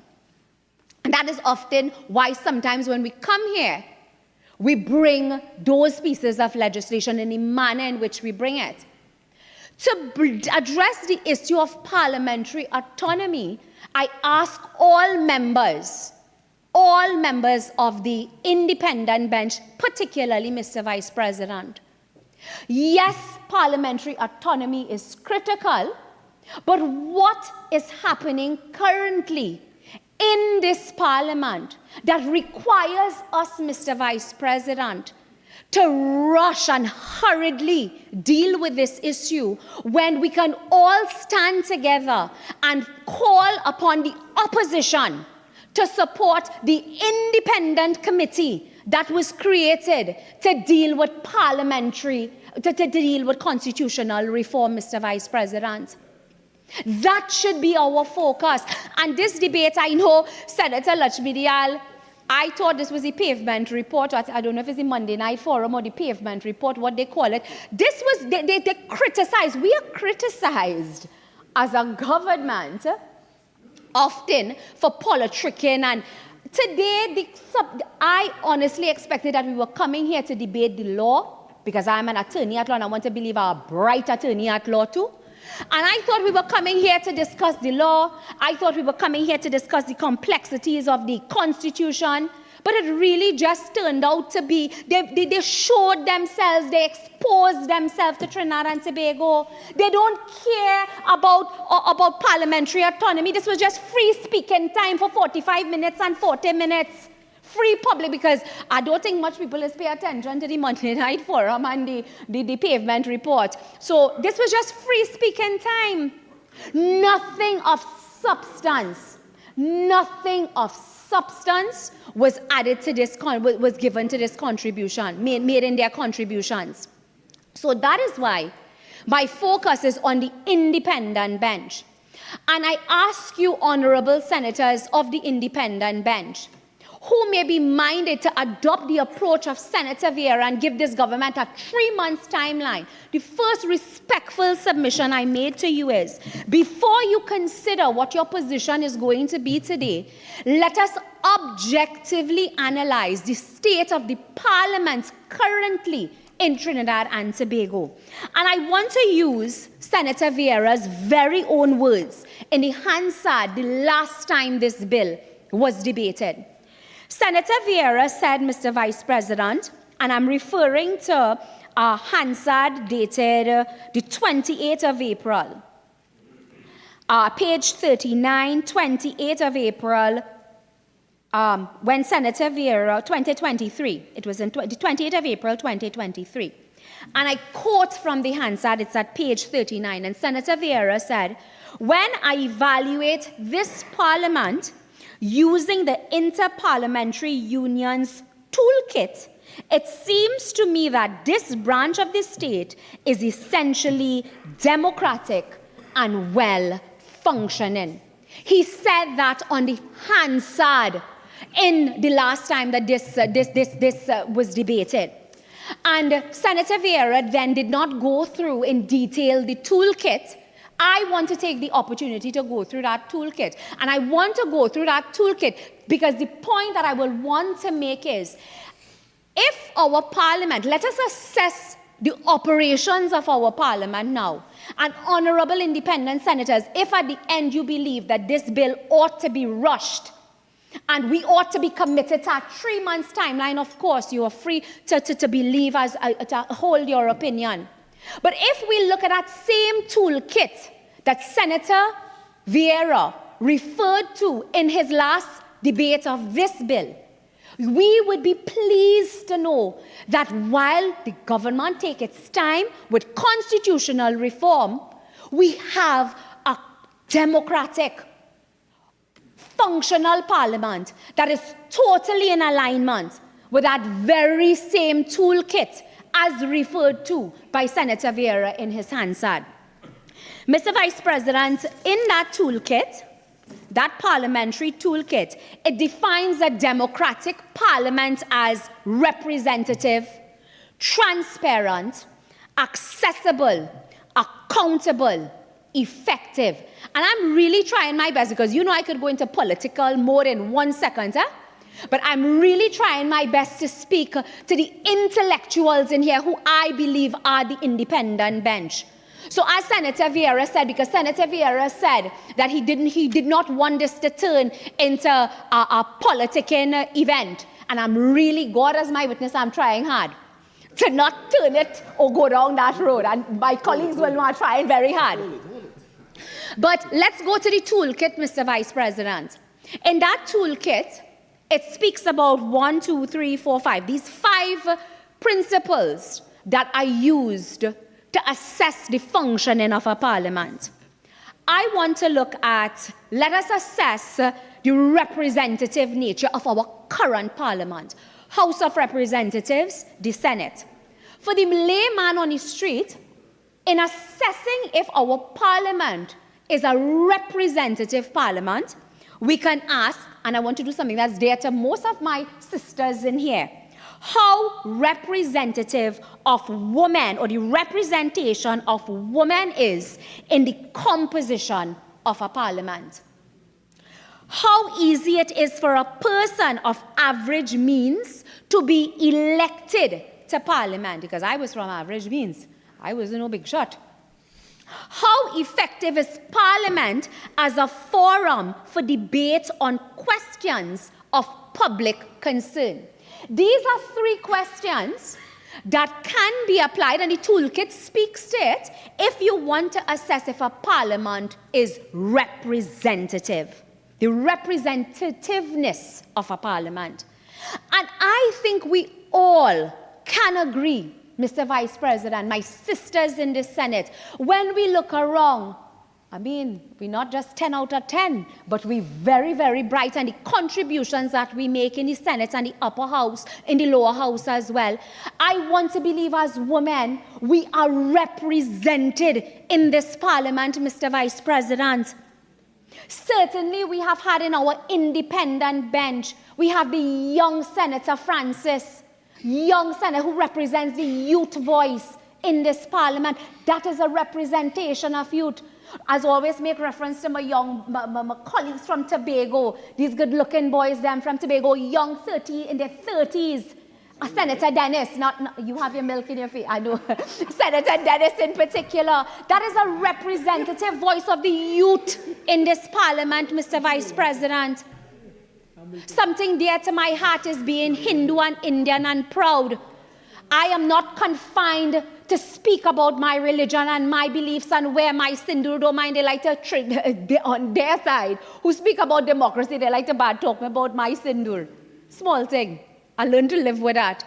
I am not confined to be a proud East Indian Hindu woman. I am represented in this parliament.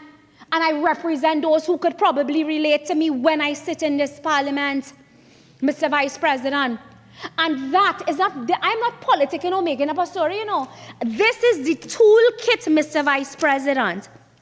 A toolkit that, as I indicated before, it is actually used. It is the Inter-Parliamentary Union's self-assessment toolkit for parliamentarians.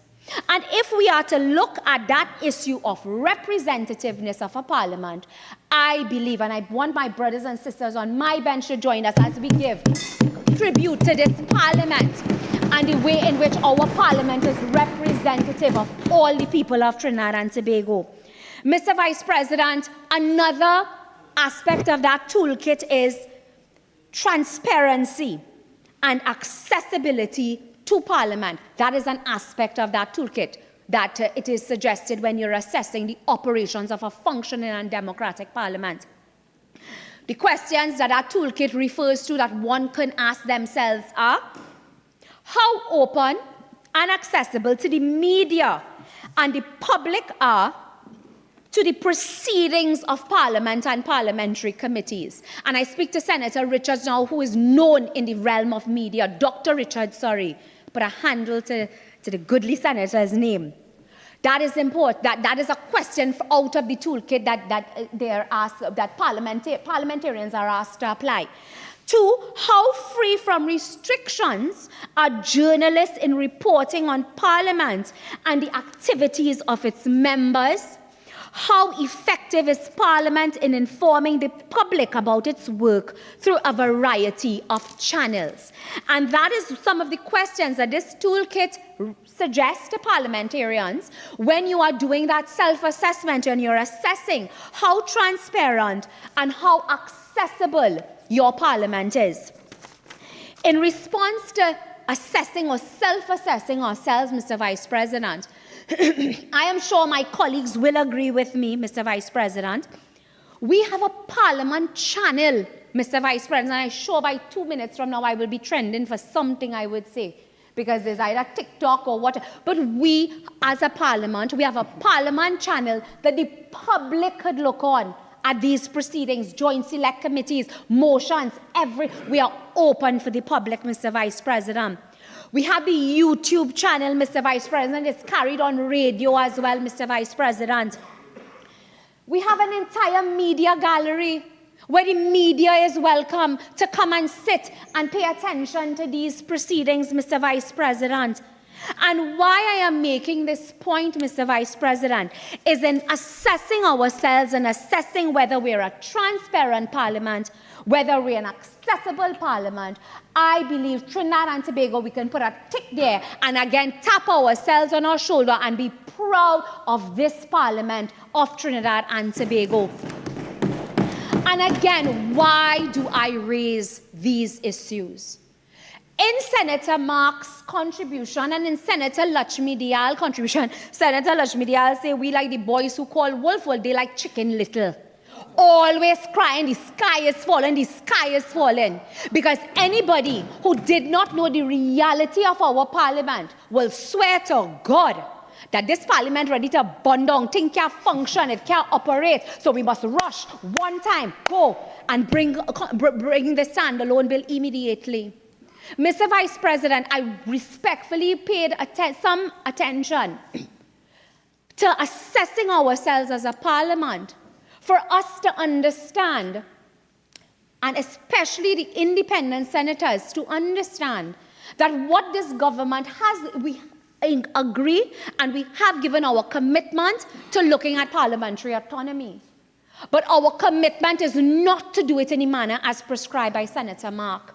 The manner in which we are prescribing, Mr. Vice President, is of course by the route of parliamentary autonomy. Because when we assess our Parliament, for now, we are functioning, the Parliament is operating, and that saves us from the time of having to rush the process, but allow now our constitutional reform conversation to begin. You know what is surprising?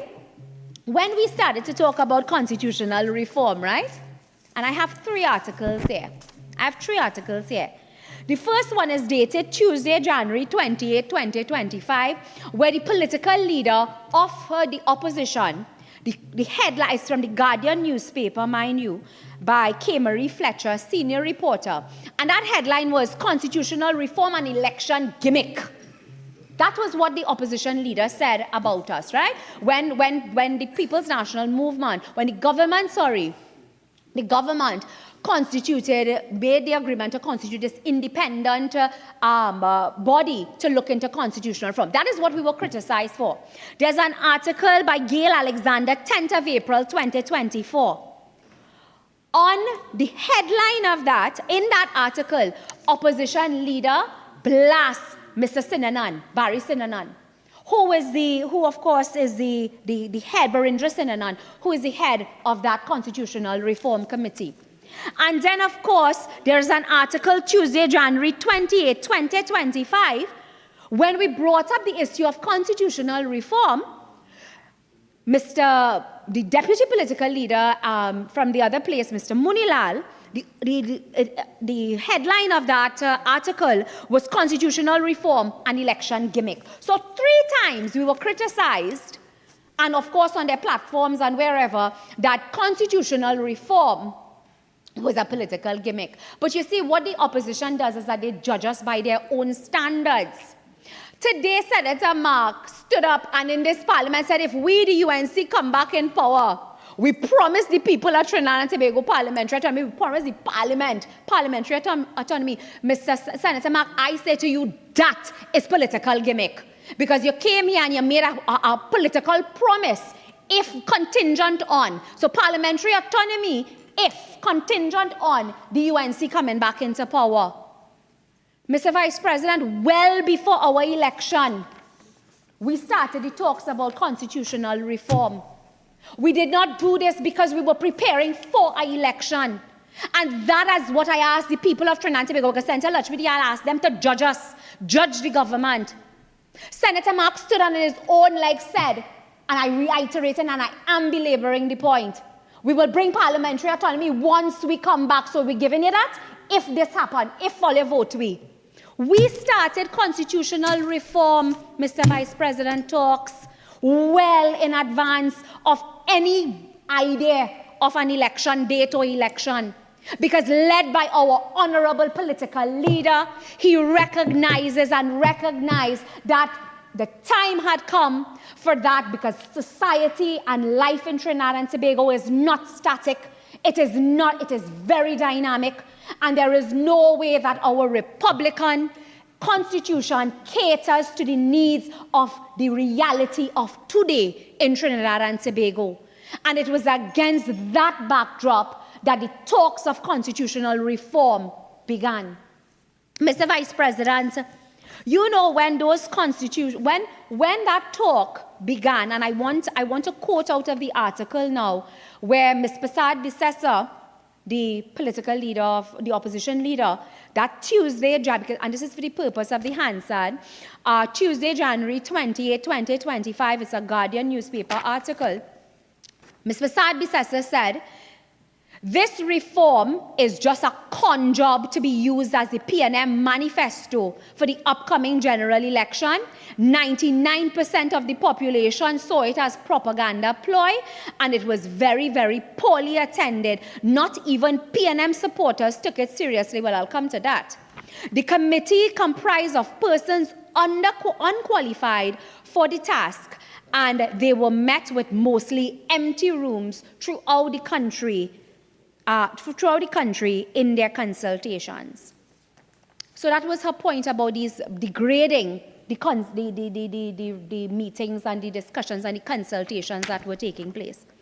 But this is someone, the political leader, the opposition leader, and her members of her opposition team, they are standing and holding themselves out to be the government in waiting.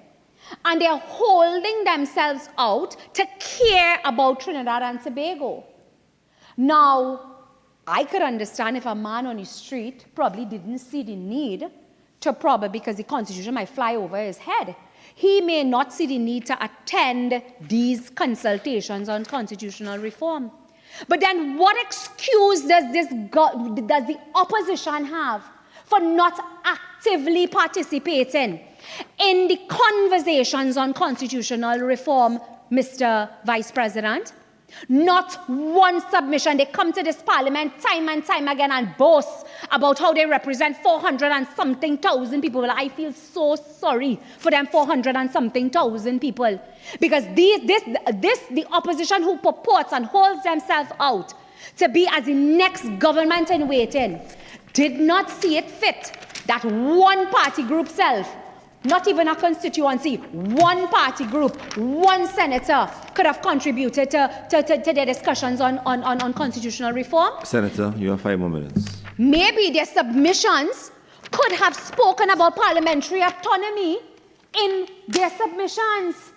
Had they really have the concern for Trinidad and Tobago, Mr. Vice President, why they could not, still instead of Freedom Chambers every Monday morning studying to bring FOIA on the Office of the Attorney General, why some of them couldn't sit down and put their pen to paper and write submissions. And as I said, it did not have to be a constituency, it could be one party group, one bright lawyer they claim to have, and give a submission on parliamentary autonomy when the conversations were happening about with constitutional reform, but not one. You see, it's not, but their track record speaks for itself, because members on this side, we know what happened when local government reform conversations started. When local government conversations started, we know it was riot act, that half of the that corporations were red, UNC-held corporations were held, they were red, sorry, to not attend those reforms. And I bring this up, why? Because they asked the question, the opposition asked the question to the public, or they put to the public, judge them. I say to the people of Trinidad and Tobago, judge them equally. We have committed, Mr. Vice President, to looking at parliamentary autonomy, but the manner in which we have chosen to do it is via the route of constitutional reform. The People's National Movement held a general special convention in which we solicited the views and opinions of our membership, which is also more than 400,000 people. And we did our patriotic part in giving submissions or settling on submissions, which we then handed to that national committee. That is what the people, so judge, you want to judge the People's National Movement? You want to judge the government? Judge us against that. We called a special convention of all the arms of our party, impressing upon them that you could be a part of history. We are looking at a Republican constitution older than me.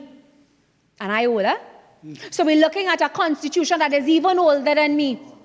The People's National Movement called upon its membership. We told people, rally your forces from wherever you are in Trinidad and Tobago, attend this function, voice your views, and be a part of history.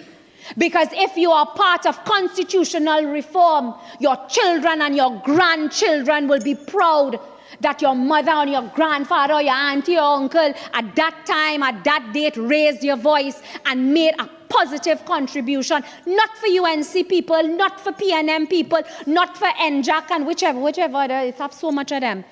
But we made a contribution to the people of Trinidad and Tobago. So, Mr. Vice President, we are committed. I know that we certainly are committed, but what I can say is that I do not believe the manner in which is being proposed is the correct manner. And the reason for that is because, and I've never heard Senator Vieira use it. I know Senator Mark said he heard Senator Vieira use it, but I've never heard Senator Vieira use these words. I've heard my colleague, Dr. Amory Brown, use it, where he spoke about Trinidad and Tobago punching above its weight class. I believe, Mr. Vice President, that we can be proud of this Parliament of Trinidad and Tobago because it certainly punches above its weight class, Mr. Vice President. When you compare our Parliament to similar and like Parliament in similar and like jurisdictions, we are creme de la creme in Trinidad and Tobago and in this Parliament. In the region, I want to take from the words of my colleague, Minister Gopi Skoon. And because of that, I make the point that there is no need to peg the government to a 3-month deadline. We are operating, the sky is not falling.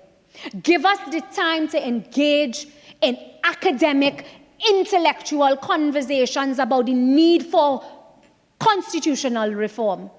Because that constitutional reform, you see the same institutions, the independent institutions that they come here and they talk about us not appreciating separation, the separation of power principle. That constitutional reform can strengthen the Office of the Director of Public Prosecution. It can strengthen the role and function of the judiciary. But come and tell us what your opinion is.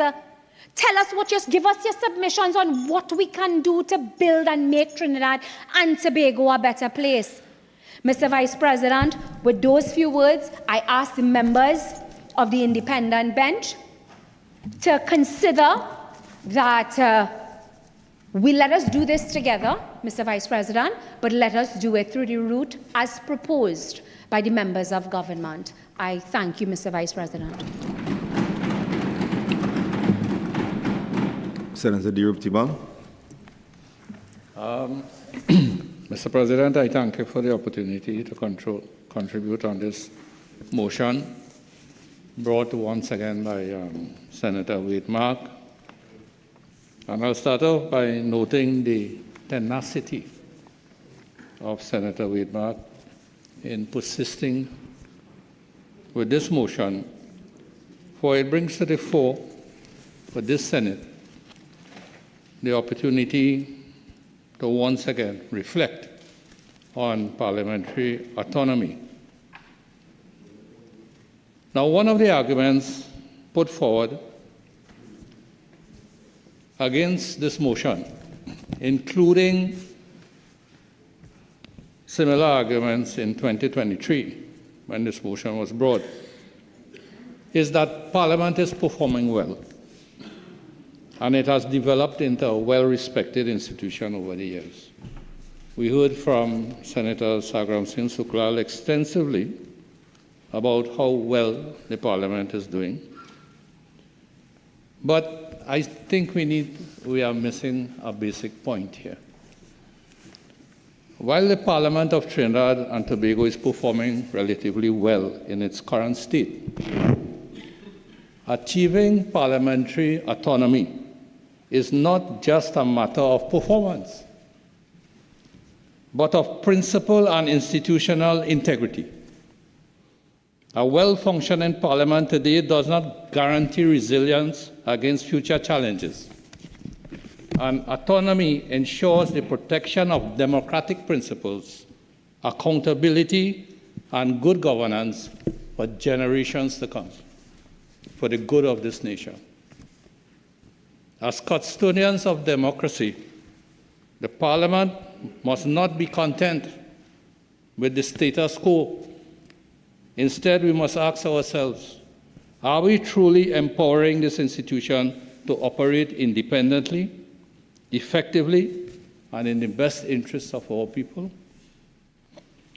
The dependency of Parliament on the executive for funding and administration, and even its legislative agenda, compromises its ability to function as a fully independent branch of government.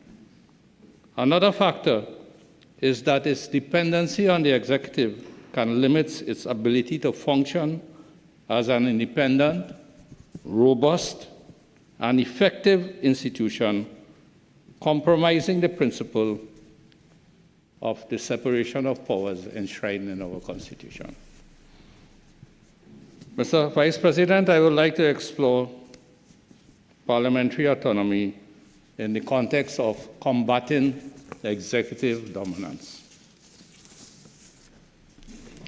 The current system places significant power in the hands of the executive, including control, as we have heard, over Parliament's budget and administrative and operational matters. This creates an imbalance in the separation of powers.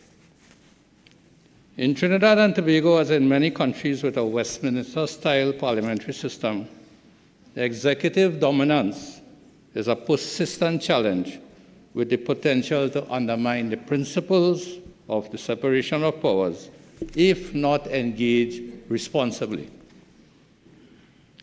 In the shaping of government policy, this concentration of power in the hands of the executive can lead to a situation where decisions are made unilaterally if adequate consultation of checks from other branches are not meaningfully sought. Now, some other factors contributing to executive dominance include the common practices by political parties in Trinidad and Tobago to enforce strict party discipline, particularly among members of Parliament. They are expected to toe the party line and support policies and positions of their party, thus limiting their ability to exercise independent judgment and oversight.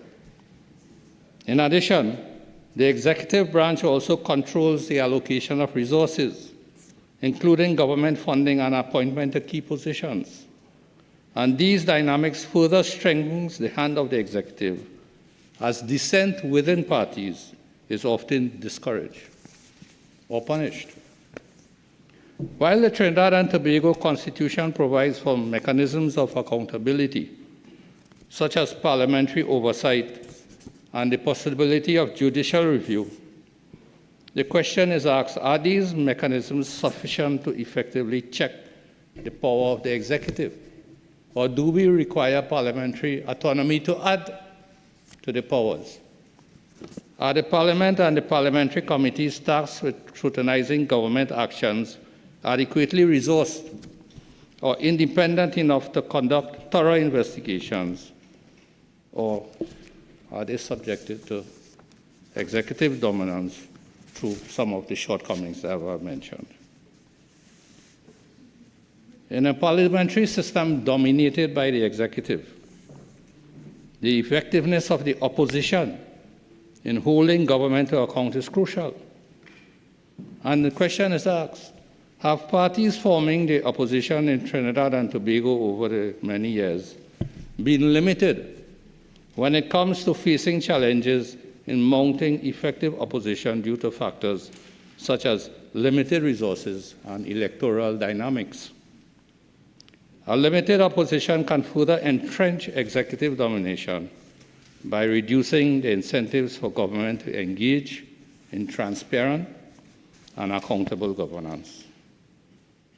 And the same question, in terms of limited resources, would apply to independent senators in the Senate and how it affects our ability to fulfill our role that we have taken an oath to fulfill. Effectively addressing concerns about executive dominance would require concerted efforts to clearly identify issues based on actual occurrences and measures to effectively address the identified issues. And any debate, any exercise to introduce parliamentary autonomy would inevitably have to address this. Executive dominance undermines the independence of Parliament, as it may hinder its ability to fully scrutinize government policies, budgets, and legislation without fear of financial or administrative repercussions. Parliamentary autonomy, in my view, would rectify this imbalance by empowering the legislator to act as a true check on executive authority, ensuring democratic governance has not been compromised. Mr. Vice President, I would like to look at parliamentary autonomy just for a short while on strengthening legislative oversight. For another key factor in the separation of powers in improving legislative oversight, and parliamentary autonomy will definitely contribute to this. We should be seeking to strengthen legislative oversight through the Parliament in scrutinizing and holding the executive branch accountable for its actions. Again, party politics come into play. Political parties play a dominant role in Trinidad and Tobago's parliamentary system. MPs are often bound by party discipline, which means they are expected to vote along party lines, limiting their ability to exercise independent judgment or challenge the government effectively. This party discipline can weaken the legislature's oversight function, as MPs may prioritize loyalty to their party over holding the executive accountable. Parliamentary autonomy would also address the issue of executive determining the legislative agenda by rebalancing the power dynamics between the executive and the legislature.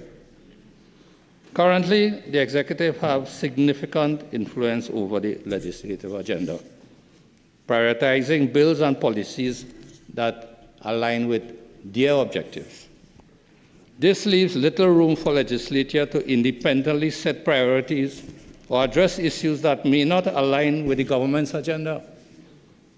Parliamentary autonomy would empower Parliament to have greater control over its legislative schedule, allowing members of Parliament, MPs, and committees to introduce, debate, and advance legislation based on national needs rather than executive priorities. It would also reduce instances of, I'll use what I have here, legislative ambush. Whilst I do not question the intent of the executive in any regard in introducing legislation, I do not question their intention. I'm sure it's based on good reasoning. But there has been several instances in this Senate in which some of us feel that we have been legislatively ambushed. The lack of parliamentary autonomy blurs the line between executive and legislature, and parliamentary autonomy legislation reduces the extent of this blur. In the context of addressing risk of partisanship and manipulation, Mr. Vice President, the dependence of Parliament on the executive for funding and administration can lead to partisanship in decision-making and susceptibility to manipulation. Autonomy ensures that a Parliament operates as a non-partisan institution, focused solely on the national interest rather than political convenience or executive priorities. This independence is critical for fostering trust in democratic institutions and ensuring unbiased decision-making. In the context of empowering our people, empowering Parliament to serve the people, autonomy would enable Parliament to better prioritize the needs of the people without interference, whether by allocating resources to public consultations, improving transparency, or strengthening oversight mechanisms and legislative processes, not just solely left up to the executive. MPs and committees would be more empowered with the tools and support they need to better serve their constituencies and to hold the executive accountable, irrespective if they belong to the party that forms the executive. Parliamentary autonomy in terms of mitigating the impact of political changes. And I'll just be brief here, although on this topic it's something I would like to expand a lot more on, but probably another occasion if it do present itself. In a system where the executive dominates, changes in political power can disrupt parliamentary operations and weaken institutional continuity. We in Trinidad and Tobago, we know about our electoral dynamics. We know about the electoral equations that really revolves around two major parties. And one of the factors that really impacts development and change and progress is the time it takes to adjust to changes in government. You know, because what we have experienced is that apparently governments, when they do change, the previous government did absolutely nothing good. And everything has to be changed. And we suffer as a nation due to lack of continuity. Now, parliamentary autonomy creates a stable foundation for governance, ensuring that the institution functions continuously and effectively, regardless of political landscape. In the context of tackling current weaknesses to avoid future crises, the Parliament's relatively good performance today does not negate the structural weakness inherent in dependence on the executive. It does not negate the structural weakness inherent in its dependence on the executive. Addressing these weaknesses now through autonomy ensures that the institution is prepared to withstand future challenges, whether political, economic, or social. And I know the Attorney General did mention about some of the risk of aligning with other countries who have adopted parliamentary autonomy and wholesale adoption of their models, which is not what I think is intended by this motion. But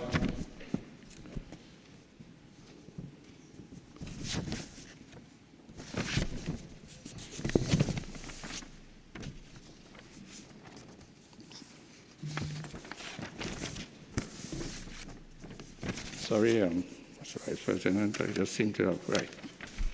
Trinidad and Tobago Parliament should strive to meet practices of Commonwealth democracies, many of which have autonomous legislatures that uphold the principles of independence and accountability. And I put this forward. By achieving autonomy, the nation would demonstrate its commitment to democratic governance and reinforce its international reputation as a progressive democracy. And we have made a lot of strides in this area. Parliamentary autonomy would reinforce our international reputation as a progressive democracy. Mr. Vice President, I listened carefully to the contributions, all contributions, but in particular the last contribution by Senator Sagramsingh-Sooklal. And as I sat here, I was wondering whether it's a debate about constitutional reform. And I was trying to catch the context of parliamentary autonomy within constitutional reform. But at times, it was not possible for me to do so. And I don't know. I wonder about the approach. And of course, I could be totally wrong. In that the approach is that we fix the whole when we have mechanisms to fix parts, especially when the fixing of the whole is an exceedingly ambitious exercise in the context of the history of constitutional reform in this country. Since I've been a little boy, I've been hearing about constitutional reform and the many attempts of constitutional reform.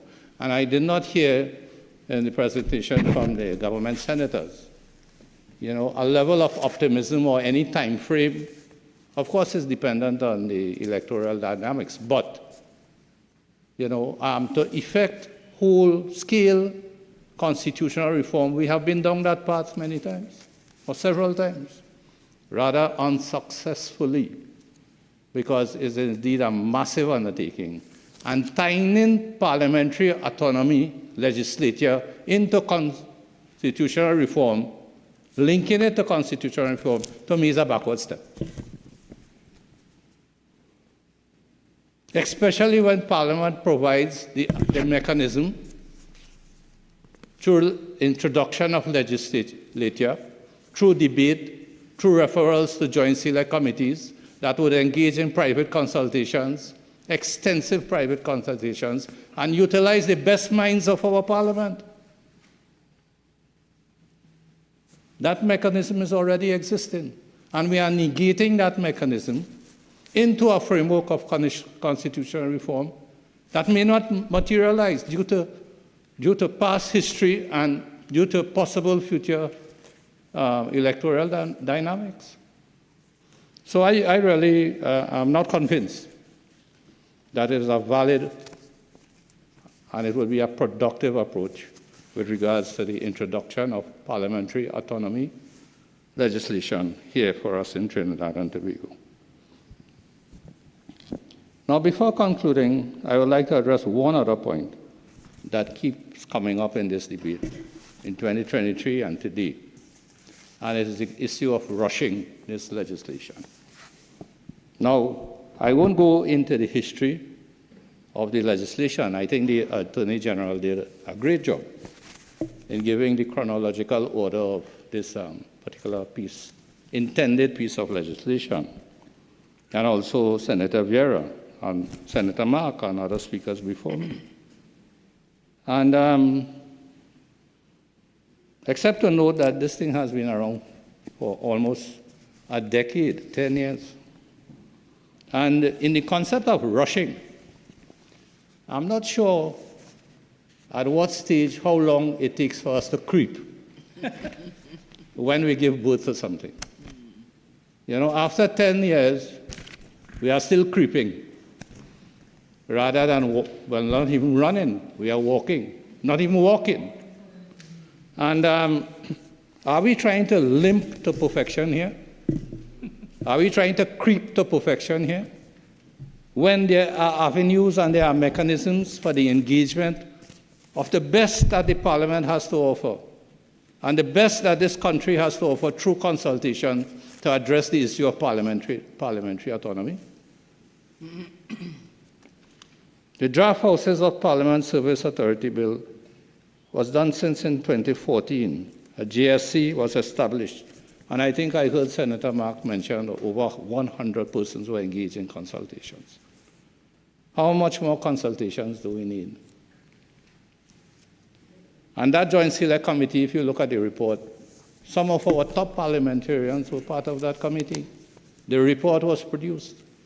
So I'm not sure, I don't understand, you know, the reluctance to move forward with this thing at a faster pace. Now, the resolution within this motion, we keep harping on 3 months, but Senator Lutchmedial did mention it is not, the resolution is not only about 3 months. It is 10 years in the making, which you have, you know, when you are handicapped and you're starting a race, sometimes you get a little advantage, they put you in front. You know, we have 10 years lead on this thing.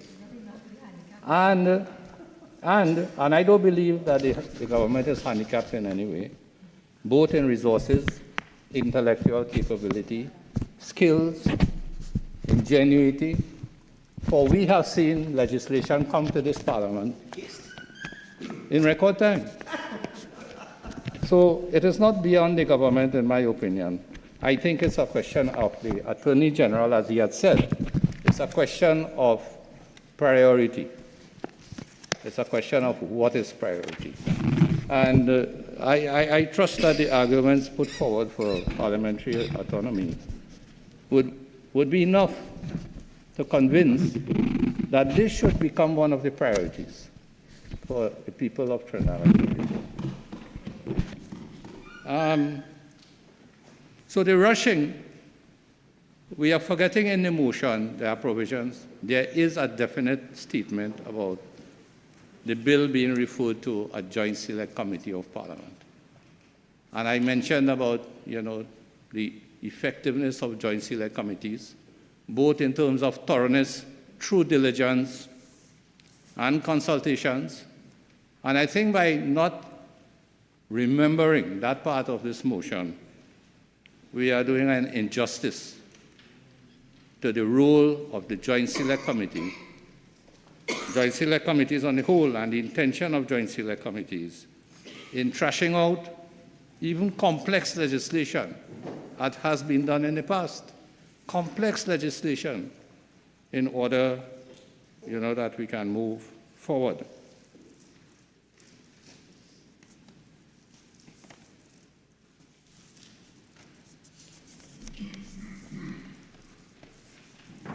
As I said, Mr. President, I will not get into the chronological history of this thing. It has already been spoken about.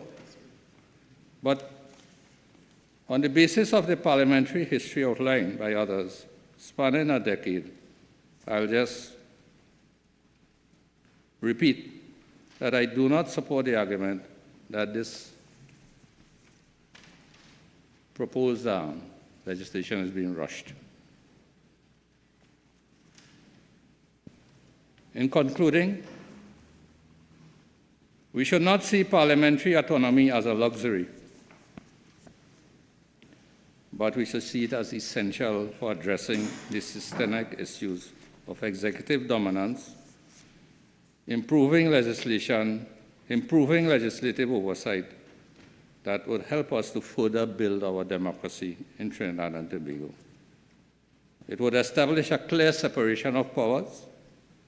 It would further establish a clear separation of powers, further empower Parliament to hold the executive accountable, and ensure that the institution serves the people with independence and integrity. By pursuing autonomy, the Parliament can secure its rightful role under our Constitution to be the guardian of democracy for future generations. I thank you. Senator Roberts. Oh, yes. Oh, yes. Thank you, Mr. President. Before I get into the motion, a critical motion to be debated here today, let me extend my deepest condolences to the sporting fraternity, to the football fraternity, on the passing of the great man from Point Fortin, Leroy De Leon, one of the most skillful, passionate sons of the soil who flew the flag high internationally, came back and gave his life to extending his skill, his knowledge, and his experience to bringing up and helping other young footballers. So condolences to the people of Point Fortin and Trinidad and Tobago, St. Benedict's College, and the National Football Fraternity. I want to also commend the pilot who managed to land a plane with one engine without fuel. Because Trinidad and Tobago has a great safety track record, and a lot of citizens were on that plane. And regardless of what the investigation will come, it took a level head, skilled to bring our people home and down safely, and he must be commended. Getting to the motion, the Honorable Senator Vieira said, by its inaction over the last 8 years, this government risks losing public trust, goodwill, and respect. Honorable Senator, this government has lost that a long time. People just waiting for it. Long time ago. So I wish them all the best.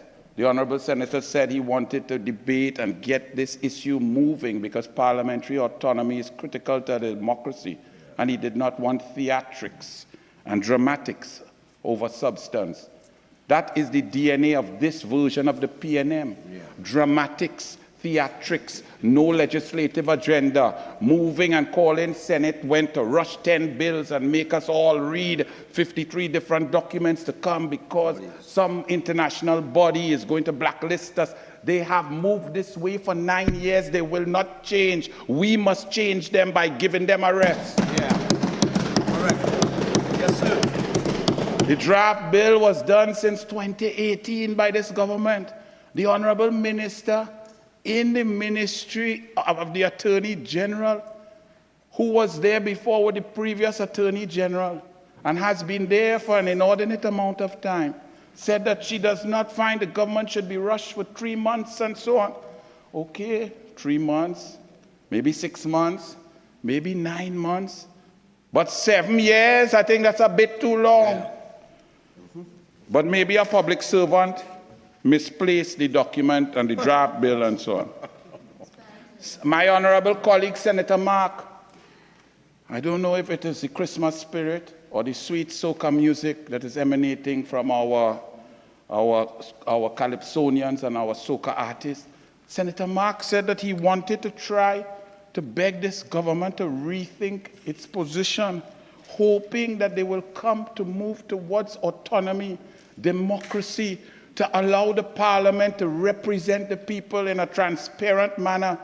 I don't know what is wrong with my honorable Senator Wade Mark today. That will never happen, as they say in Trinidad and Tobago. That and God face you will never see. This version of the PNM is the worst, most undemocratic, tyrannical, oppressive, dictatorial government in history. Right. Their track record is one of, as you think for yourself, They will bring down the weight of the executive upon you. They will deal with you in any manner, whether with privilege in this parliament or without. Just ask the Honorable Auditor General why didn't he know? Before we heard that the Auditor General was doing her work, well, I learned that it was a lady, because the PNM came here.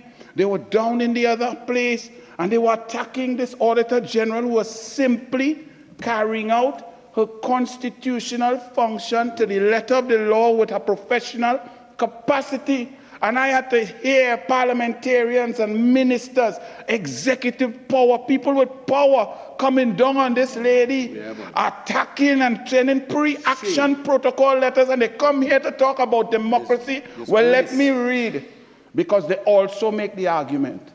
And I and Senator Vieira will see, and we will disagree and debate. Because I believe that in the Caribbean, in Trinidad and Tobago, we are great enough to chart our own future. We are intelligent enough, we are brilliant enough to succeed in any sphere across the globe. However, I guard jealously that relic of colonial past called the Privy Council. Why? Not for all cases, but for cases especially with a political tint, a political flavor, because we have seen and we have learned, and I'm not going to bore you with all the examples because the country and the media and people know about the persecution of the opposition by PNM forces and people in cocktail parties who are close together and can talk and quietly. We need, at least for cases with a political tint, to keep the Privy Council, Senator Vieira, because we've heard about cases involving the United National Congress and the EMBD, where a judge sat on a case for 4 years and then realized it was her brother who brought the case. This is, I am not making this up. This cannot be right. So I hold on to that, but I will read something from the Privy Council hot off the press. And it's so timely for this debate. Because if you sit here and you listen to the Honorable Minister in the Ministry of the Attorney General, you would believe that the PNM loves democracy, that the PNM fights for independent thought, that 9 can remain 9 versus 11 and not turn to 21-0 in just one booth. We would believe that the PNM allows freedom of speech, like Martin Luther King speaking to the masses. They would want the people to believe that all of them are free to do as they wish, when they know that this version of the PNM is the worst version of itself. In the Privy Council, where this government attacked an Auditor General for simply asking, please provide documentation for $3.2 billion, $3.6 billion, $2.7 billion, $1 billion expended. Please. Then Standing Order 46-1. This is the best example. He somehow starts to talk. So, Senator, I understand the point that you're trying to make, but you have to get to it faster. Okay. Because you're expanding weight outside of what we're dealing with today, which is parliamentary autonomy.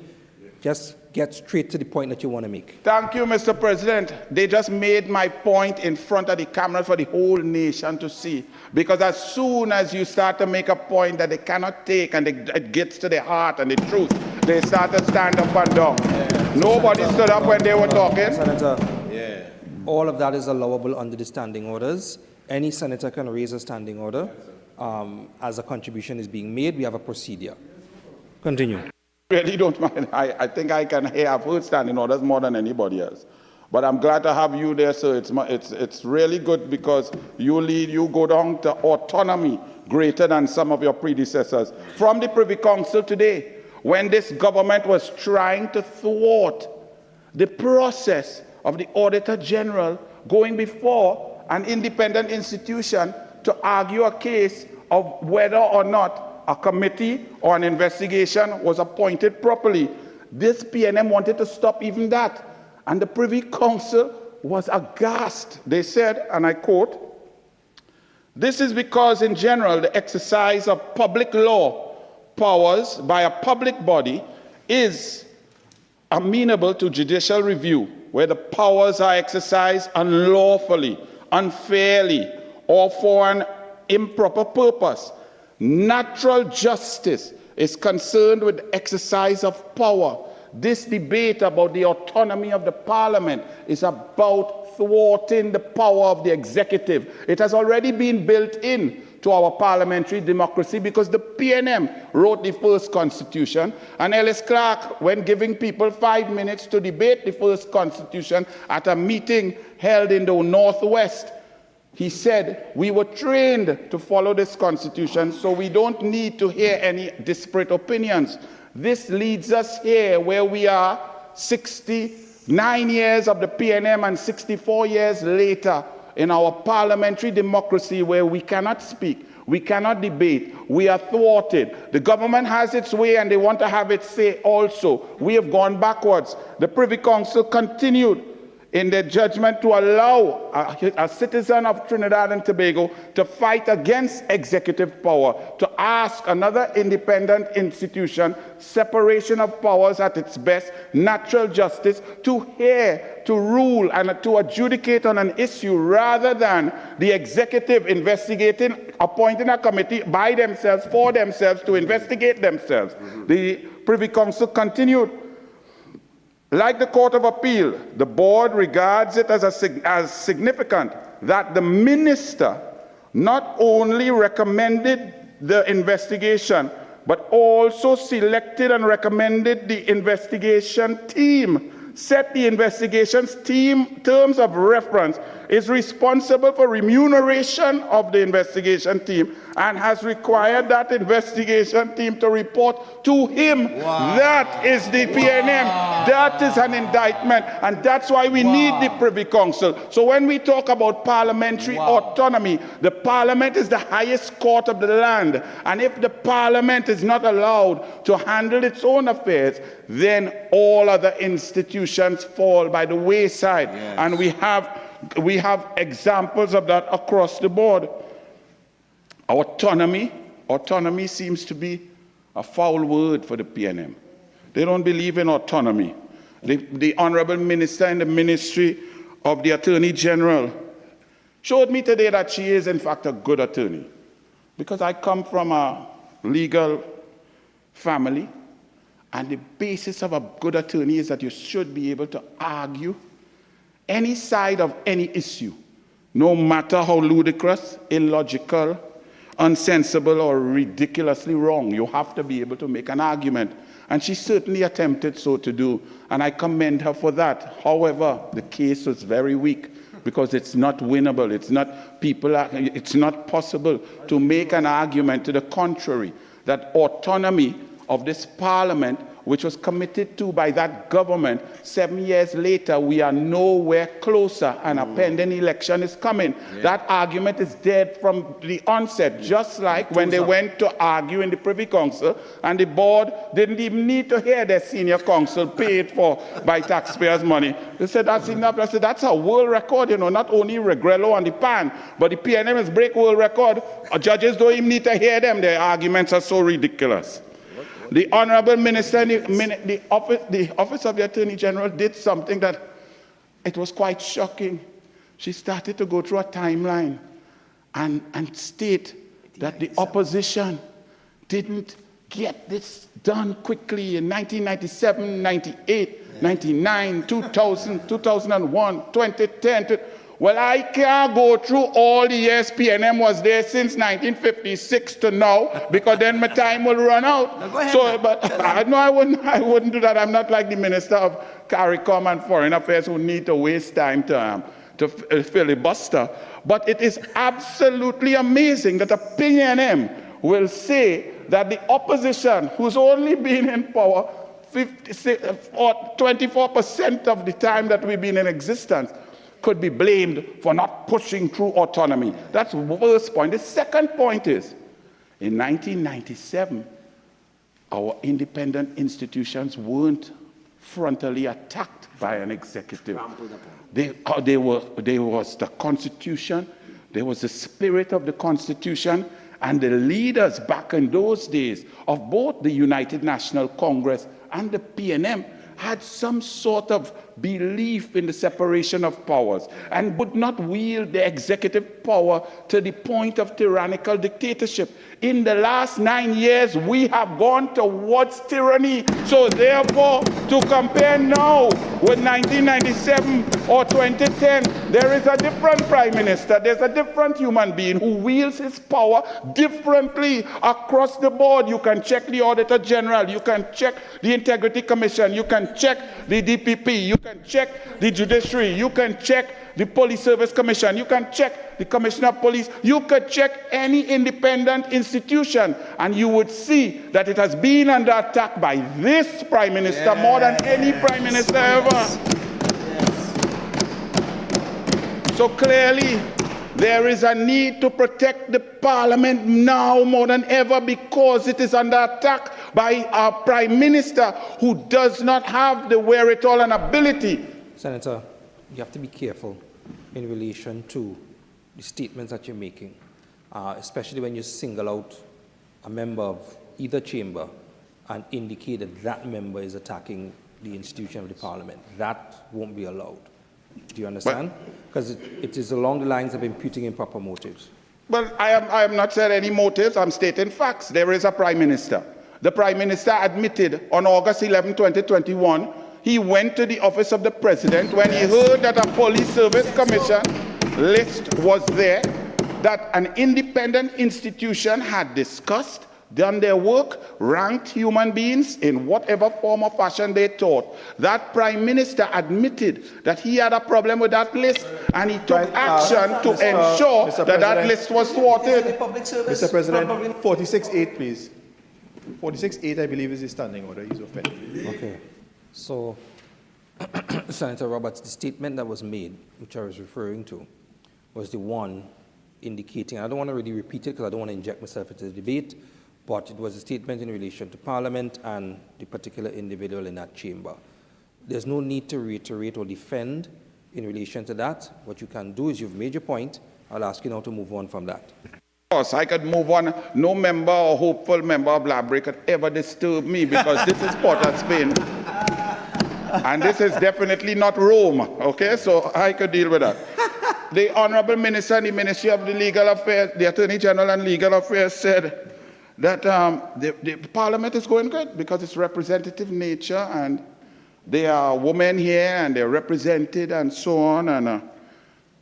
But she failed to take into account that while the representation may be superficial, that she could save the theatrics and the dramatics, because it was since 1961 into 62 up at Marlborough House that Dr. Williams promised, then leader of the opposition, Capildeo, that the boundaries, the Election and Boundaries Commission, the boundaries would be looked at because they said that they were gerrymandered in favor of the PNM. Dr. Williams made a commitment, just like this Attorney General did in 2018 to this Parliament and has not fulfilled it up to now. He just said, let us get this done.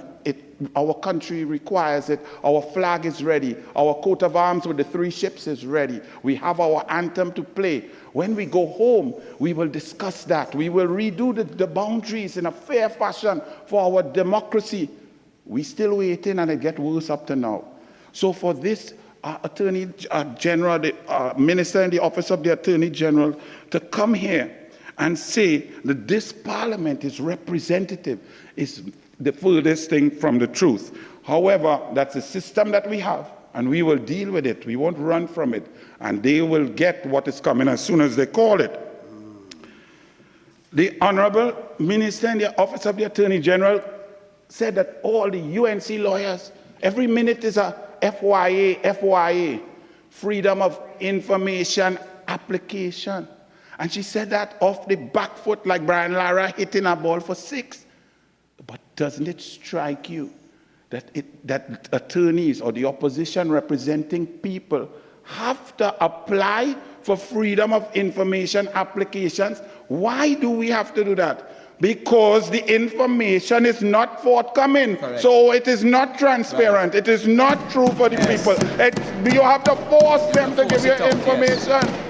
That is an indictment on the executive overreach, and parliamentary autonomy and power will ensure that this will not occur. Whoever is in power, and this side will be in power soon, but on this side, we believe in merit. We know that we are skillful. We know we are creative. We know we could move forward. And we know we don't need to control anybody in order to force things down the population throat. When you are not good, when you are not skilled, when you are not creative, when you cannot move legislative agendas forward, you need to control institutions in order to remain in power. That is the total aspects and qualities of a dictator. The track record of the PNM, it cannot even follow its own constitution. But they come here to tell us that our parliament is good, that our parliament is free, that these rules are being followed. Yet, they have to be forced to accept a prime minister selected by their sitting prime minister. And that sitting prime minister who says he's retired is now actively screening future candidates. I would love someone to explain that to me, because if you are gone, if you have retired, why are you sitting now to select who will be the future in the parliament? That is what they do in their constitution, and then want to come here and dictate to us and pretend. And he says, stay out of PNM business. I would love, I will give you a commitment, honorable member for Labre next time. When you are on the other side, I will tell you, we will stay out of PNM business. The only problem right now is that PNM business is national business, and I will be down in all your throat. Oh, yes. Oh, yes. But after the next election, I wouldn't care about PNM business. PNM could go on about their business. But right now, PNM business has our citizens under stress, getting pat down when a Caribbean Airlines plane lands in USA, cannot get visa. Senator, back to the motion. Parliamentary autonomy. Parliamentary autonomy. Yes, the parliament requires the Trinidad and Tobago Defense Force to protect it in case of any emergency. You need it, but now the Americans have pulled funding from the TT Defense Force because of that government. We are sending President Standing Order 46-1. When that happened? Today? When that happened, Senator Roberts? Today. Today, Trump.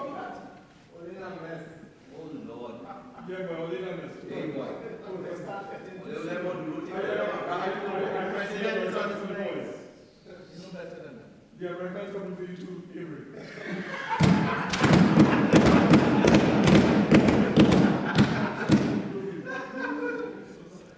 Before they arrive, you will deal with me.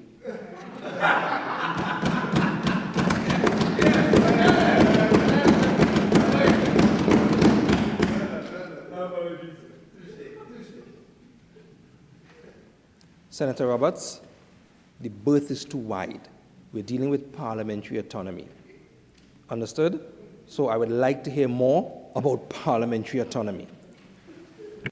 Thank you, Mr. President. When you weren't here, the Honorable Minister in the Office of the League, the Attorney General, said that they strengthened the DPP, and they talk about strengthening the judiciary.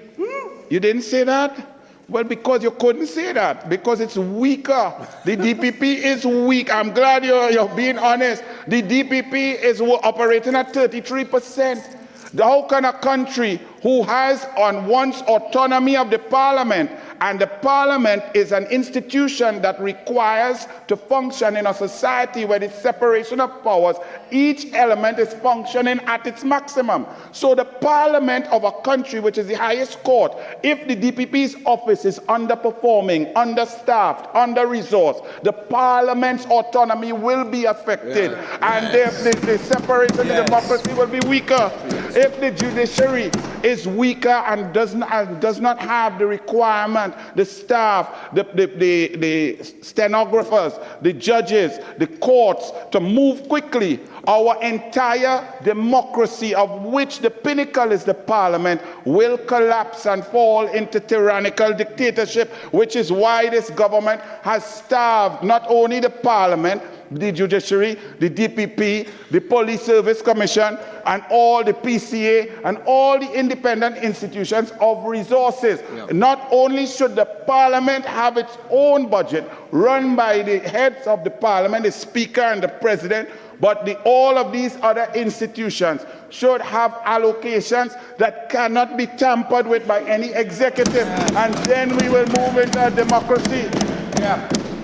But one in the executive cannot hold a big stick over the judiciary, and you have to come and beg me for money, and the DPP beg me for money, and I don't give you. That is not democracy. That is dictatorship, and it has gotten worse under this PNM over the 9 years. Oh, yeah.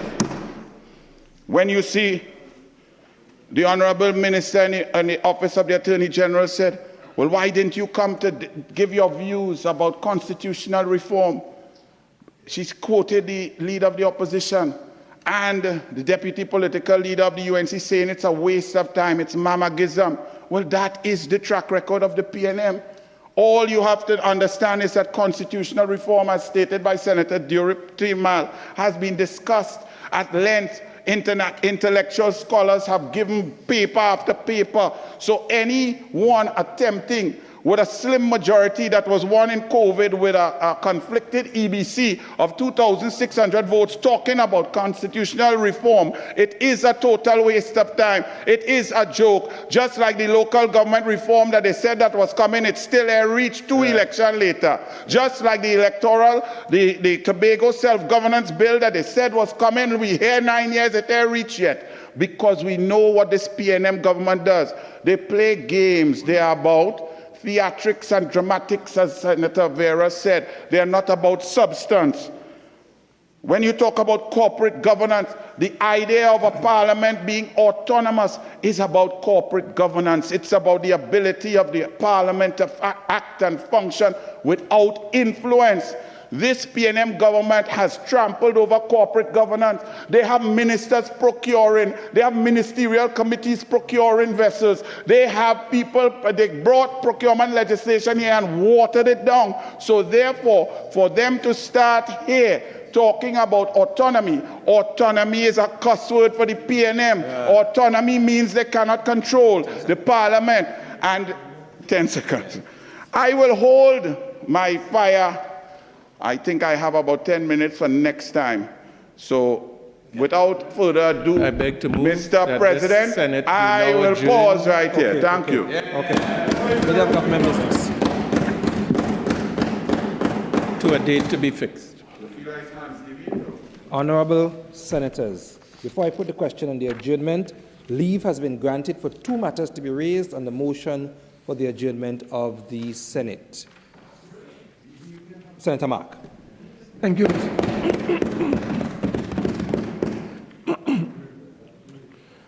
Mr. President, the matter I have on the motion for the adjournment indicates the need for urgent government intervention to address the growing deficit in the Petrotrin employees' pension plan. Ever since this plutocratic and kleptocratic administration took the unilateral decision to shut down Petrotrin on November the 30th, brutalizing and destroying the lives of over 10,000 workers, the plan, the Petrotrin employees' pension plan, has been in some grave difficulties. We don't know why they closed it down. Can't explain why, placing the lives of these workers in jeopardy. What we do know, Mr. President, is that since this administration shut down Petrotrin, Petrotrin legacy and the state, that is the government I'm dealing with here now, have not put 1 red cent into that Petrotrin employees' pension plan. And Petrotrin has been shut down for 7 years now. So if you do not put money into the Petrotrin plan, what will happen, Mr. President, is that you'll have consistent deficits emerging eventually. And they'll have to sell out assets of that pension plan to service the needs of the beneficiaries of that plan. So there is trepidation, there is fear, there is panic among workers as we speak today. And my information is that the current asset value of this pension plan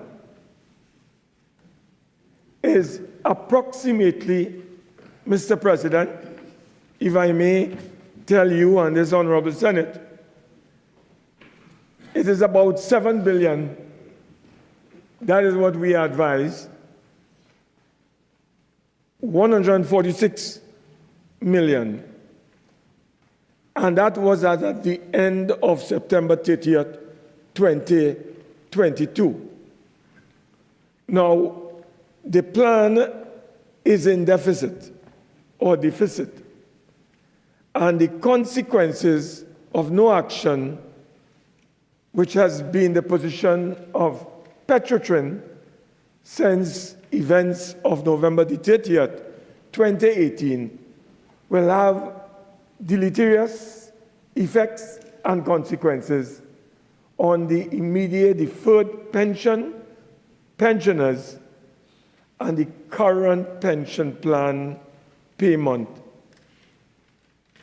Now, Mr. President, it is important to note that when we look at the current value of the pension plan, and we discovered that as at September 30th, 2023, right? That's the last one I have gotten. The market value of this plan is now reduced to $6.9 billion. So when Petrotrin was alive and well, and they shut it down on November the 30th, 2018, because of fake oil and thieving. You know what happened, Mr. President? That plan was $9.1 billion in value. Today, as we speak, that plan, from my information, is around $6.9 billion. So what you're seeing, Mr. President, is that over a 7-year period, the plan, the pension plan, has been in deficit, in deficit, in deficit. And the government is sleeping, or maybe sleepwalking, while this plan continues to fall and devalue. And the people who are going to suffer at the end of the day, if the government does not pump money into that plan. In fact, Bacon, Woodrow, and D'Souza indicated in their actuary report that the government needs to pump about $260 million a year in this plan, if this plan is to survive, Mr. President. But the government has done nothing, Mr. President, to pump money into that pension plan of the workers. Now, our information is that the amount of active pensioners in that Petrotrin employees pension plan currently stands at around 7,188 individuals as at the end of September 30th, 2022. And in addition to that, Mr. President, you have a deferred pensioners are now about 1,700 127 individuals. So the number of pensioners we understand who have died between the last two actuarial reports or valuations as at the end of September 2022-2023 is over 586. Now, Mr. President, this matter is extremely important, and that is why I have taken the opportunity to raise it at this moment so that the Minister of Finance, who has had his own independent actuarial report. Senator, you have 2 more minutes. He has had his own independent report done. And then you had the Bacon, the Souza, and Woodrow report also on this matter of the state of the pension plan. We are advancing in this parliament today that the government needs to come clean and tell Trinidad and Tobago and the pensioners in that Petrotrin pension plan what is the state of play. Because we understand that the plan could end up zero if we continue how we are going in the next 15 years. Right now, Mr. President, as I wind up, all the foreign assets engaged in that plan are being sold to pay beneficiaries. And the local side of it, which is about 60%, is soon to begin that sale in order to satisfy beneficiaries. So foreign assets are being sold and domestic assets are about to be sold. And that will have severe consequences for the stability of the workers' pension plan. So the government has a duty and a responsibility because they are the ones who shut down Petrotrin. Yeah. And if they shut down Petrotrin, they cannot allow the plan to go belly up. So we are calling on the government to tell the country, tell the workers at Petrotrin and their representative union, the OWTU, what is the current status of the pension plan. And if this thing continues as it is going, it may go belly up if the government does not pump money into it. And what will be the plight of these thousands and thousands of pensioners and their families? So it's on that basis I have brought this motion and this matter on the motion for the adjournment. And the workers are listening. They are listening. The pensioners are listening. They want to hear what the Minister of Finance is going to tell them this evening. Thank you, Mr. President.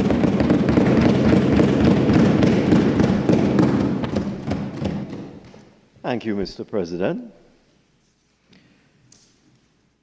It is a fact that the Ministry of Finance commissioned an independent valuation of the Petrotrin Employees Pension Plan. Now, this plan, when Petrotrin was still an active enterprise, was one of the largest pension plans in the country. The numbers quoted by Senator Mark, for example, he referred to a value of the plan as of 30th of September 2022, correspond with the numbers that I have. What the actuaries have told us is that between 2019 and 2022, the plan performed better than expected, and the contribution requirement that had been estimated previously was reduced. And it is expected that over time, there will be continued reduction in the estimated contribution required for this plan. Years prior, the estimate was that the plan would last until the year 2045. So at the present time, as using that estimate, there are sufficient funds in the plan to last for the next 20 years. But I want to stress that the actuaries have indicated that the plan has improved between September 2019 and 2022, and there is going to be another actuarial evaluation at the end of September 2025.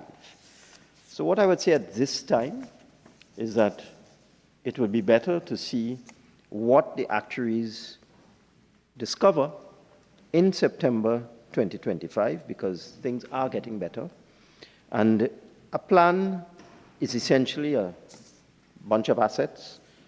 Just to deal with one of the comments made by Senator Mark that the foreign assets are being sold off and so on, the information I have is that as of September 2022, the total foreign assets were $2 billion, total foreign assets at that point in time. So essentially what I'm saying is that there have been projections and estimates and so on that previously indicated, that contributions were required to ensure that every beneficiary in the plan received their pension. But at this point in time, the plan has at least 20 years life in it. And the actuaries say, let us see what it looks like in 2025 September, and then see what contributions would be required from the government to ensure that every pensioner gets their pension, if any. So that is the situation right now. It is improving, okay? Vieira. Thank you, Mr. President. At the opening of the 2024-2025 law term, the Honorable Chief Justice, not for the first time, highlighted a critical issue: the judiciary's lack of autonomy over its administrative affairs. Now, in the grand architecture of democracy, judicial autonomy stands as its most unyielding pillar, a bulwark against the tides of corruption, tyranny, and injustice. Without an independent judiciary, the very promise of fairness crumbles, leaving the vulnerable at the mercy of unchecked power. It is within the sacred halls of impartial courts that citizens find refuge from oppression, where laws are shielded from political manipulation, and where the truth, however inconvenient, is allowed to triumph. Judicial autonomy is not merely a procedural safeguard. It is the soul of justice, ensuring that no authority, no matter how mighty, stands above the law. Now, I'm not suggesting that the judiciary lacks independence in this country. As is well known, judicial independence refers to the freedom of the judiciary from external pressures and influences from other branches of government and from private interests. It ensures that judges can make decisions based on law and evidence without fearing repercussions, external interference, or influence. Our Constitution provides that the law is sovereign and that the courts are the final arbiter of all legal disputes. And so far, this remains the case.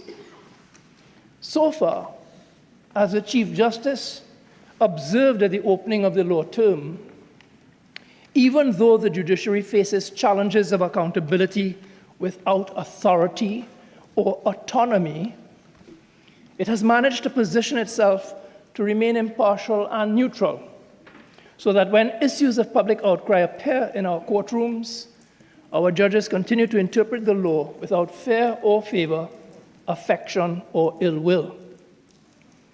But it begs the question, why should the judiciary have to position itself at all? Are we selling ourselves short when we take judicial independence for granted? In the face of repeated cries and complaints from the judiciary about the need for autonomy? When the judiciary lacks the ability to govern its own internal affairs, like budget, staffing, and organization, without interference from other branches of government? when the judiciary doesn't have full control over its day-to-day functions, but must depend on other branches for operational decisions, isn't that a weakening of the judiciary's role as a counterbalance to the other branches of government? As I see it, judicial independence and judicial autonomy are two sides of the same coin. They should not be one without the other. They are interconnected. When, as the Chief Justice rightly observes, that those outside the judiciary presume to, but do not understand court operations, the unique nature of jobs within the organization, and the judiciary's specialist staffing needs, when such persons lack the ability to recognize relevant experience for compensation purposes in standardized positions, when such persons lack a proper or sufficient understanding of the needs of the judiciary, and yet can impose uninformed policies or views on the judiciary, it smacks of insensitivity on the part of the executive, and it doesn't augur well. Now, I would posit that without a proper framework for enabling judicial autonomy, we are hamstringing the judiciary in its operations. And if this chink in the separation of powers is allowed to fester or to widen, it can undermine the systemic and structural safeguards envisaged by the Constitution. It cannot be right. It cannot be right for agencies outside the judiciary to have control over the salaries of judicial officers or be able to determine the terms and conditions of contracts of employment for the judges, magistrates, and their support personnel. How can we extol the critical importance of an independent judiciary while at the same time being tone deaf to the complaint that agencies outside the judiciary are being allowed to micromanage an organization they do not understand? This is an unacceptable situation. And it's not like we don't know, because successive Chief Justices have long been complaining about this. It's time to sit up and to take notice. It's time to give the judiciary complete control over its internal operations, processes, and staffing needs.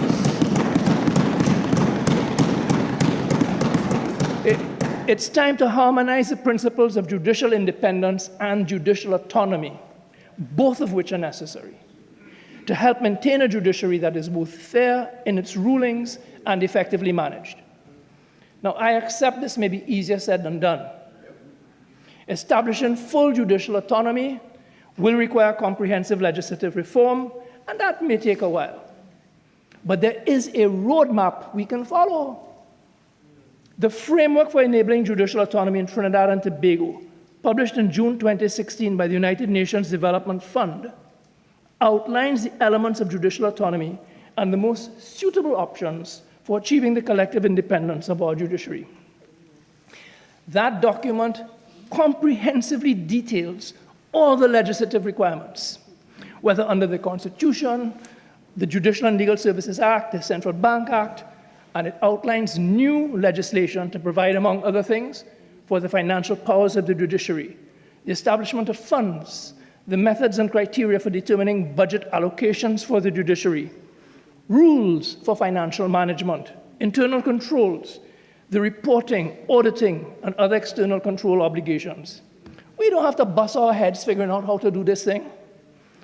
Long story short, the research and the groundwork is already there, neatly laid out for us. The only thing required is political will. For those who like the yardstick, comparative yardsticks, consider South Africa's post-apartheid constitution, which enshrines judicial autonomy by giving the judiciary control of its budget, allowing it to manage its resources independently. Or look at the Canadian situation, where the judiciary manages its internal administration, including staffing, without external interference. There's no gainsaying the fact that judicial independence and judicial autonomy are intertwined. Judicial autonomy requires the judiciary to manage its resources, projects, programs, procurement, and facilities construction. This doesn't have to be a 10-year development plan, as there are hanging fruit we can easily harvest now. For example, just by actualizing the two notes before Cabinet that the Chief Justice referred to. One, requesting the ability to recognize relevant experience for compensation purposes in standardized positions. And the other, requesting the rationalization of jobs within the judiciary's establishment. Those notes concern policy changes easily implemented by the Cabinet. And I'm not alone in calling for judicial autonomy. The Law Association has emphasized the importance of financial autonomy for the judiciary to manage its resources, projects, and programs effectively. And according to an opinion column of the Sunday Express dated 22 September 2024, I quote, "It is high time that the government starts to listen. As the CJ noted, by all means hold us accountable, but give us the ability and the resources to make it happen. Do not ask for an imposed responsibility and demand accountability without granting authority and reasonable autonomy." The other important principle is that the judiciary must be independent of political pressures and seen to be so. That cannot truly happen as long as the government is pulling the judiciary's purse strings. End of quote. Now, earlier in this sitting, we debated the need for parliamentary autonomy. Both Parliament and the judiciary should be autonomous. Our systems and institutions should advance in a coordinated fashion. Let me end by saying that government has a duty and a responsibility to the judiciary, particularly in maintaining its independence, integrity, and ability to function effectively. This is essential. This is essential for upholding the rule of law, democracy, and human rights. I thank you.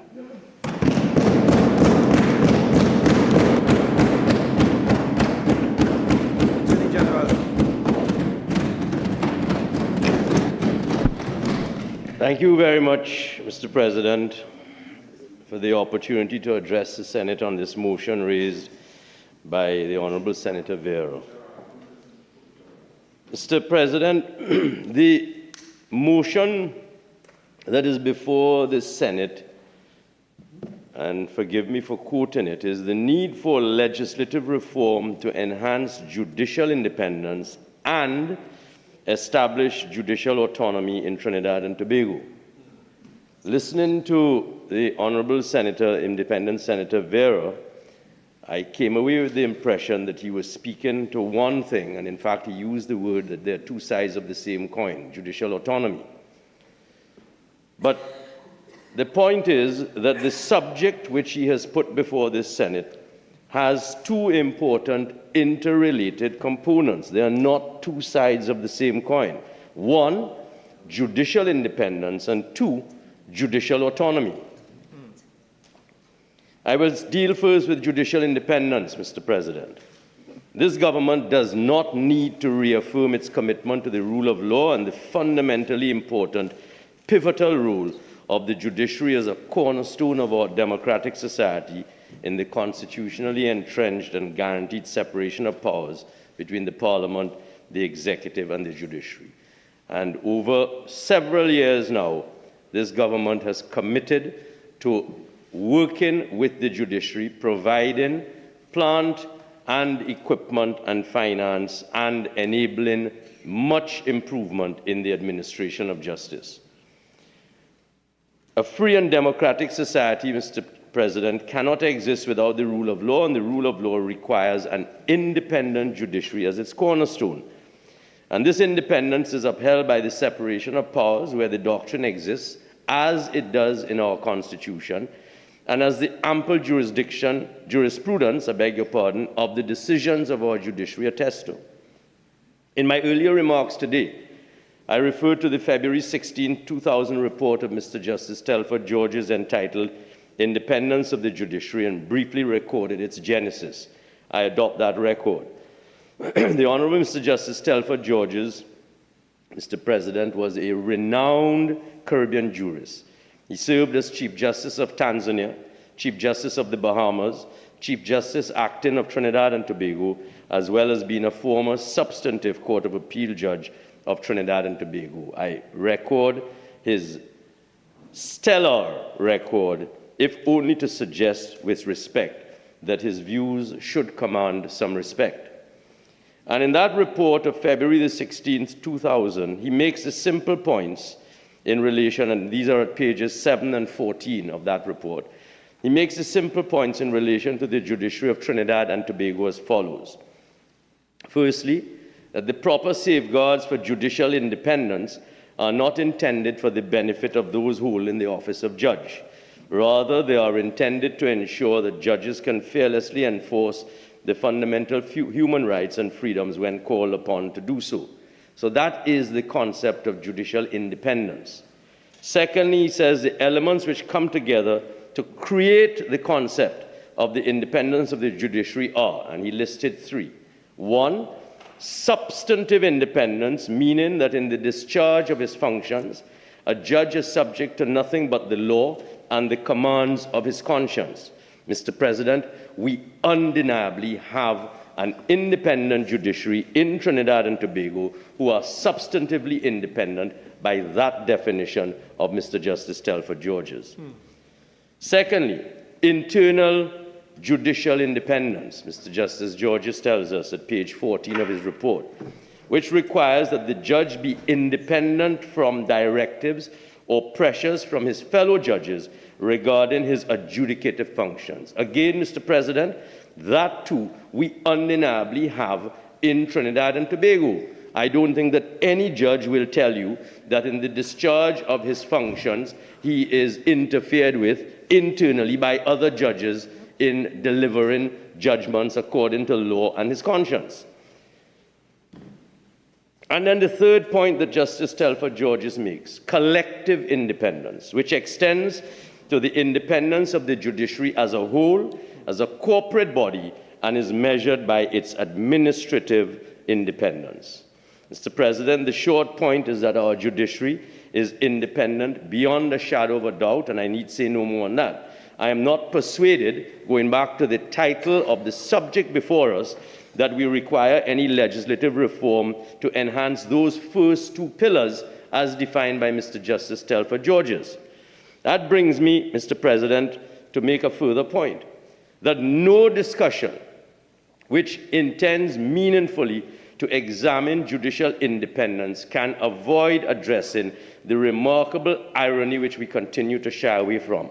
How can we be emphasizing judicial independence when we continue to cling to the skirts of the Privy Council instead of affirming our dignity and our confidence in ourselves as a people by making the Caribbean Court of Justice our final court of appeal? Prime Minister Basdio Pandey was Prime Minister of this country which signed on to the treaty that created the Caribbean Court of Justice. And yet, having so signed and affirmed, as a nation, we continue to be in breach. And on this motion, I call on the United National Congress opposition to join with this government to give us the vote to make the...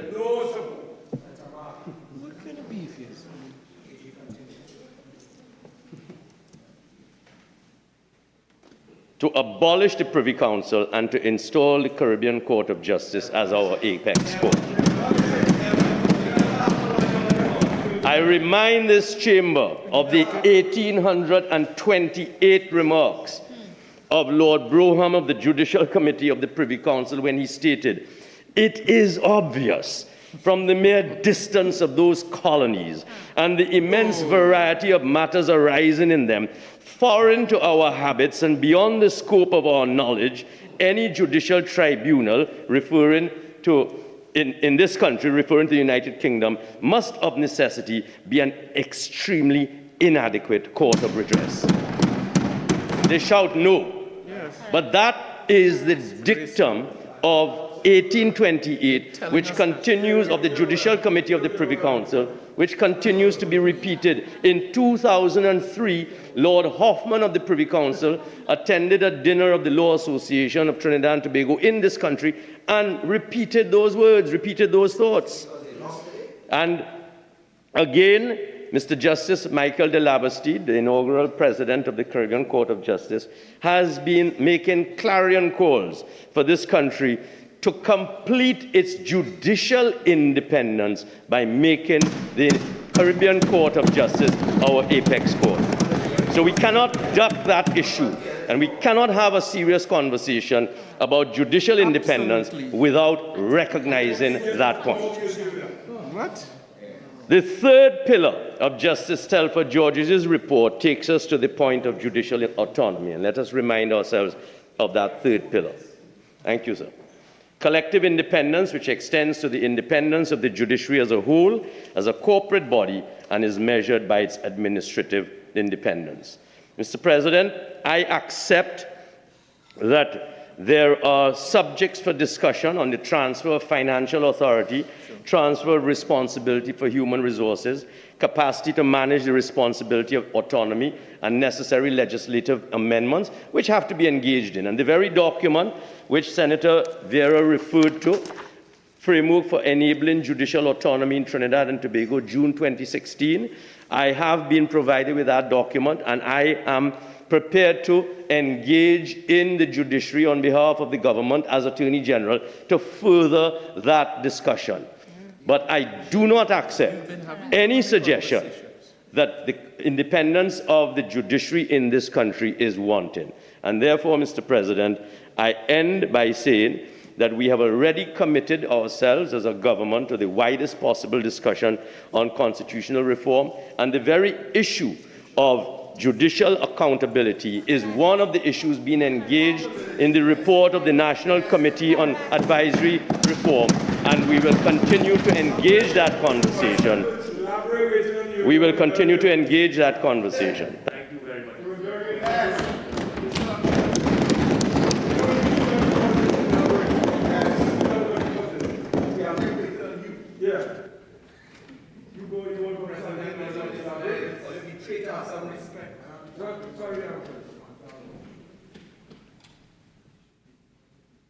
I believe you want to stay here a little later.